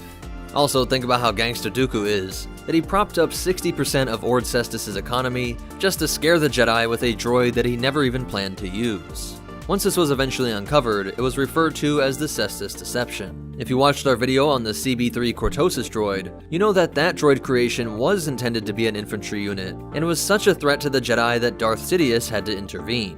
What do you think of the JK-13? Do you believe that if it worked correctly, the Republic and Jedi would have been quickly destroyed? And do you wish we would have seen it on the big screen? Or do you just hope that it eventually gets brought back into canon? But most important of all, remember, stuffing eels into a spider mech suit always seems like a good idea until you actually do it. And the Force will be with you, always. What's up, Meta Nerds? This video is all about the HK series developed by the Separatists during the Clone Wars, HK-77. If you watched the video on the HK-B3, you know that the Trade Federation had been using a hunter-killer droid variant decades before the Battle of Naboo, and that all of the HKs were inspired by the great HK-47 of the Old Republic era. This HK-77 assassin droid is considered the pinnacle of the HK line, and was developed directly from the original HK-47's thought matrix. The remains of this infamous droid were found nearly 4,000 years after the Jedi Civil War, being discovered by Separatist scientists on the lava world of Mustafar. He was inside of a Hammerhead-class cruiser that had crashed there and been swallowed up by tectonic shifts that essentially turned a valley into a rocky tomb. When the planet shifted again, this treasure was revealed, and the best droid engineers of the CIS were employed to study this ancient killing machine. Upon 47's reactivation, he easily killed 3 B-2 super battle droids and then a Droideka before the engineers could power him down via a restraining bolt. Despite their best efforts, they couldn't figure out a way to perform a memory wipe due to the incredibly complex nature of his AI. Instead, they just transferred the Matrix into the cruiser's computer systems and took the empty droid chassis to reverse engineer it at a facility on Mustafar. A small army of these new droids were set to be produced and dubbed the HK-77. Like the earlier HK-B3, its body was made of quadanium steel, the same stuff that protects the turbo lasers on the Death Star. Its mind was as close to 47's as they could make it, but with a little more obedience, and I would assume a lot less personality. The main difference was the shape of the head and the weaponry. Its head has these wider photoreceptor sockets, and a more elongated processor casing, perhaps the result of the reverse engineering tech being less efficient than the original Old Republic era stuff. And the armament is these 2 built-in blaster arms. The design choice is representative of a lot of the CIS's more advanced droid units, with things like Droidekas and B-2s all having built-in weapon systems. This was done with the 77, as it was expected to serve as an elite droid assassin unit in the Clone Wars. There were assault droid designations and squad leaders, and the whole idea was that small HK-77 strike teams would eliminate the most elusive individuals, while other specialized units like commando droids might be tasked more with capturing or sabotaging Republic bases. At 19,865 credits, they were more than 10 times the cost of a B-1, close to the earlier HK-B3, but still less than a Droideka. Expensive, but not bad considering how highly specialized it was, and that it was being heralded as the pinnacle of the HK line. The only problem was that the CIS had barely made more than a couple test models before Darth Vader cut through the Separatist leadership. Palpatine's need to keep up a droid army was gone, so the newly released 77s just sat deactivated at their facility. They would have never seen the light of day if it wasn't for HK-47's heroic return. He was able to contact a group of spacers via the Hammerhead ship computer prison that the Separatists had confined him to. This was in the year 1.5 ABY, and the spacers were convinced to help this AI take control of a droid research facility on Mustafar, and then even the droid factory. The spacers had to fight through ranks of AK-1As, AK-3s, and GK-5s that were all protecting this facility. Once cleared, HK-47 was able to take control of this plant and get himself a new body, before betraying the spacers and raising a new droid army. This included more of those guard droids, but added a bunch of HK-77s, HK-58s Auric and Besh, several HK Taskmasters, and even a force pike wielding CYM prototype, and the deadly spider droid variant known as the Doombringer. The fight was difficult, but all of the droids were eventually destroyed. The 77 line was finished, and though it appeared that 47 had finally met his end, it is believed that though the new chassis was destroyed on Mustafar, the old droid's mental matrix was able to live on, surely looking for a new body capable of slaying meatbags. So that's it for its history, but you definitely want to hear these cool facts and behind the scenes stuff. It was first introduced in the game Star Wars Galaxy's Trials of Obi-Wan, and was expanded upon in the Scavenger's Guide to Droids and the Complete Encyclopedia. But what are your thoughts on this droid? Do you feel like the addition of built-in weapon arms makes it a better hunter-killer, or worse? And how does that affect how you would rank it compared to the commando droids and even the earlier HK-B3? Definitely let me know in the comments down below. But that's it for this Separatist-created HK-77. But most important of all, remember, no matter what era you're in, you can always manipulate meatbags, and the Force will be with you. Always. What's up, meta nerds? This video is all about the Trade Federation's battle droid before the B1s, the HK-B3 Hunter-Killer droid. That name probably gets your attention, as the HK series of assassin droids gave the galaxy the most terrifying and humorous droid of all, HK-47. That is a very clever turn of phrase, Master. Your brain is very un-meatbag-like. That was nearly 4,000 years before the HK-B3, but various descendants of the HK had been holding up the mantle for years. The original models were built by Zerka Corporation, but over all that time, the ability to produce something as deadly as this line of droids had disseminated across the galaxy to the point that many companies were able to produce droids of this quality. The HK-B3 was produced by Bactoid Combat Automata, the same company that would later make most of the Trade Federation's security droids. It is classified as a 4th degree droid, which means they were purposely made for combat. They are about the same height as a B1 at around 1.93 meters or 6 feet 4 inches, somewhere between a Keldor's height and a Wookiee. What's really interesting is that their armor is made of quadanium steel, the same material used on the heavy turbo lasers found on the Death Stars. This was more powerful than the B1s, and perhaps even the B2, which meant this thing wasn't going down with a single blaster bolt. It is interesting to wonder if a slug rifle would have been better for targets like this, but of course an ion weapon would just short-circuit a droid, and when it came to the Jedi, well, their lightsabers did what lightsabers do. Unless you're a CB3 Cortosis droid, can't forget about the droid that nearly undermined Sidious's plans. Another interesting feature were these modular arms. Your standard unit could handle blasters like a fleshy organic, but the arms could be easily swapped out for these built-in blasters that synchronize with the targeting computers for incredible accuracy. All of the Tabana gas required would be kept in packs around the belt line. This triple laser arm was preferred for security patrols, and it was this scope that translated additional data to the processors in its rectangular head. But like most Trade Federation droids up to the Battle of Naboo, these too relied on a central control computer. By looking at the sensor pack of both the HK-B3 and B1, you can see how much more compact the latter is. And remember, after a slave boy from Tatooine showed just how vulnerable it is to have your army rely on these control computers, all the battle droids from then on out could operate independently with their own basic AIs. The cost of one of the hunter killers was 19,130 credits brand new, which is around 10 times the cost of a B1, but less than a Droideka. Now as for their history, we see them in action during the Stark Hyperspace War of 44 BBY. On the planet Troikan, Jedi were handling negotiations between the Trade Federation Minister Newt Gunray and Stark himself. When the Pirate Lord revealed his intentions to kill the Republic's representatives, Gunray pressed a button on his mechano chair that opened up commands to the droid bodyguards. The problem was, he said kill them all, so these 4 droids opened up on everyone in the room.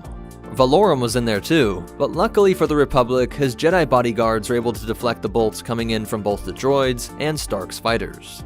But this was a rather small area, and in the firefight, Wookiee Jedi Master Tyvaka was cut down. A split second later, Qui-Gon would slice through the droids with a single slash. Happening concurrent to all this, a young Quinlan Vos and his master Thulm were investigating the suspicious circumstances of a back-to-plant explosion. Here they are ambushed by an HK-B3 with his modified triple blaster arm. The bolts occupied the 2 Jedi for a while, but by calling on the Force, their speed and agility was able to outmaneuver the HK, with the 2 Jedi closing in for a coordinated attack.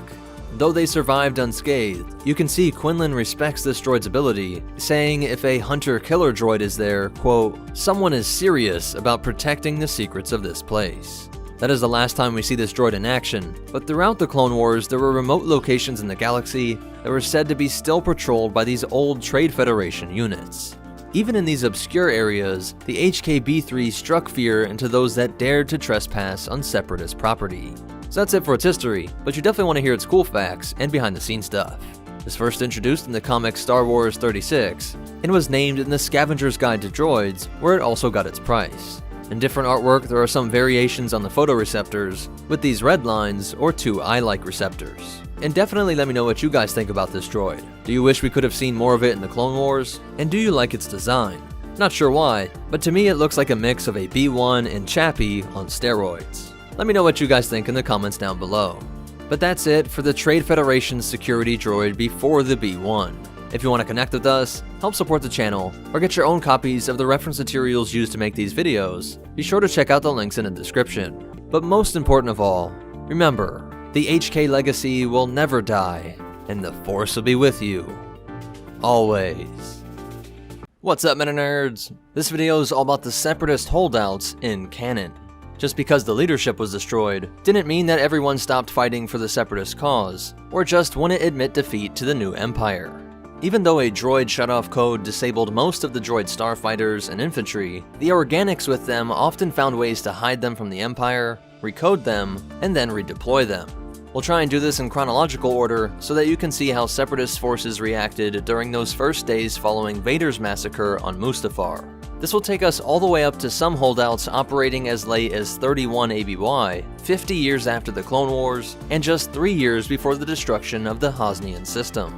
So when the CIS leaders could not be contacted, and a majority of the droids went limp, many Separatist generals fled to the western reaches.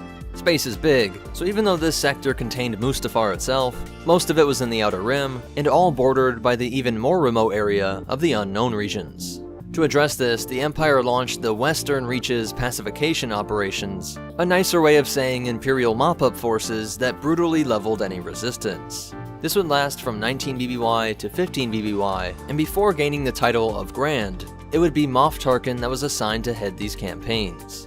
A good way to tell how Palpatine wanted these holdouts taken care of is to realize that Tarkin was chosen after his presiding over the Antar atrocity. Antar 4 was a world that had been a member of the Republic since its inception, but by a narrow margin the population decided to align with the CIS. Despite nearly half of its population still being Imperial loyalists, Tarkin was encouraged to make an example out of this world, terrorizing its population with a combination of orbital bombardments, mass arrests, and mass executions that to everyone just seemed to be indiscriminate. This was shortly after taking over power, so Palpatine's detractors still had some freedom in the media, and it was news reports from Antar 4 that pulled Tarkin into the spotlight.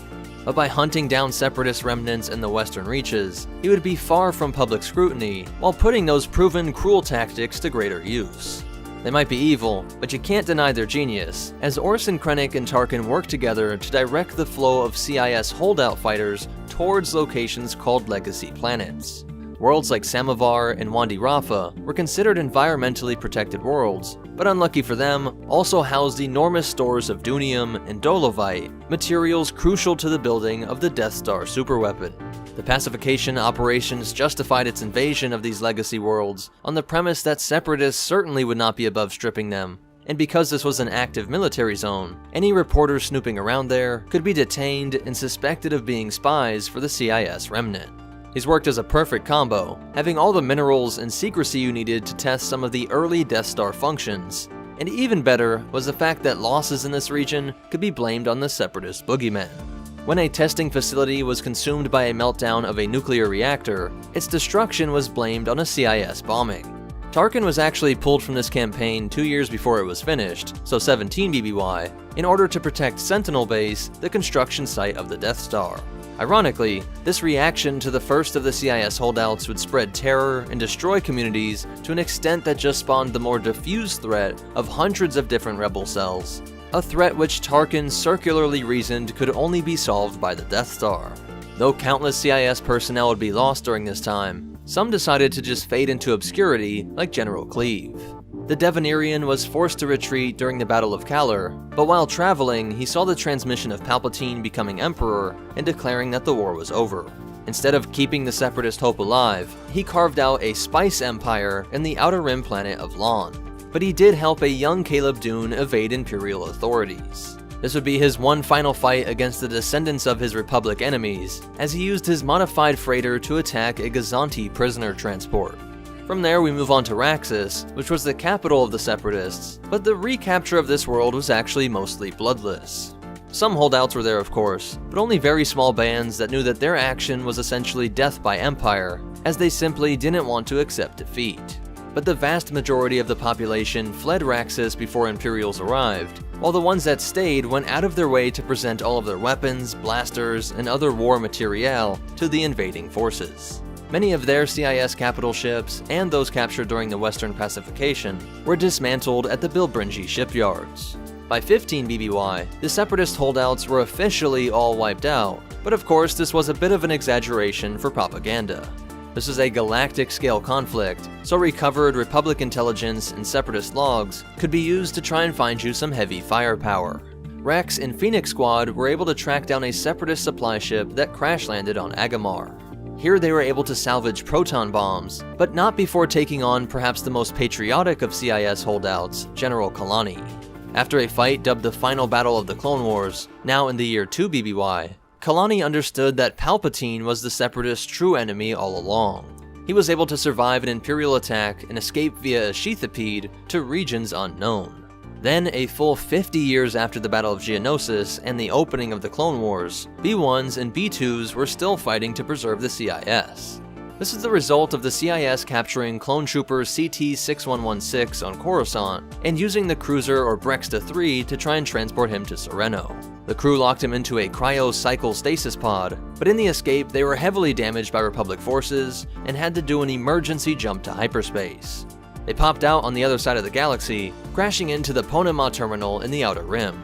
The organics were killed by the Republic's attacks, but a lone B1 took the lead and had the other droids powered down before draining themselves, so that they could silently be waiting for the revival by the CIS leadership. Over time, the ship gained some lore in pirate circles, as it was thought to be bringing a Jedi treasure from Coruscant to Sereno, and thus was dubbed the Lost Treasure of Count Dooku. People speculated where that ship jumped to all those years before, but it was Sidon Athano who managed to find it. The problem was that these droids had been reserving their power for just such an intruder, and both B1s and B2s opened fire on the pirate and his crew. This final group of accidental separatist holdouts were all destroyed, however, when the Brexta 3 exploded following Athano's escape. But that was not before they awakened the being in the stasis pod, an old Clone Wars vet who didn't go by his number, but instead said that his name was Kix. Using the ship logs that they also stole on their way out, they were able to raid other separatist locations across the galaxy. It is unknown how many other members of the CIS remnant still exist, or what Kalani's ultimate fate will be. So that's it for the separatist holdouts in canon, but you definitely want to hear the cool facts and behind the scenes stuff.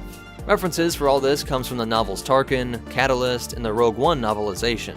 Other stuff comes from the Kanan 4 comic, and in Vader 4 we actually see some battle droids being used by the final Geonosian Queen. I didn't count them as holdouts as they didn't have CIS alliances, just to the Queen, as they were half bug. And other commando droids used by Vader were also just working for him. But there is the case of Umbarans using CIS droid fighters against the Empire, but this was really a Night Swan campaign, not a separatist one, though the Umbarans definitely get some credit for fighting long after the official end of the war.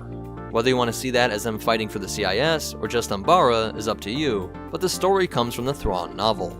Sidon's story comes from the Crimson Corsair and the Lost Treasure of Count Dooku, with additional details coming from the Star Wars Galactic Atlas. Remember, this was all canon, but I do want to do a Legends version of this video too, so be sure to keep an eye out for that. But that's it for the separatist holdouts in canon. If you want to connect with us, help support the channel, or get your own copies of the reference materials used to make this video, be sure to check out the links in the description. But most important of all, remember, my sources confirmed Kalani kills Kylo and Rey in Episode 9. And the Force will be with you, always.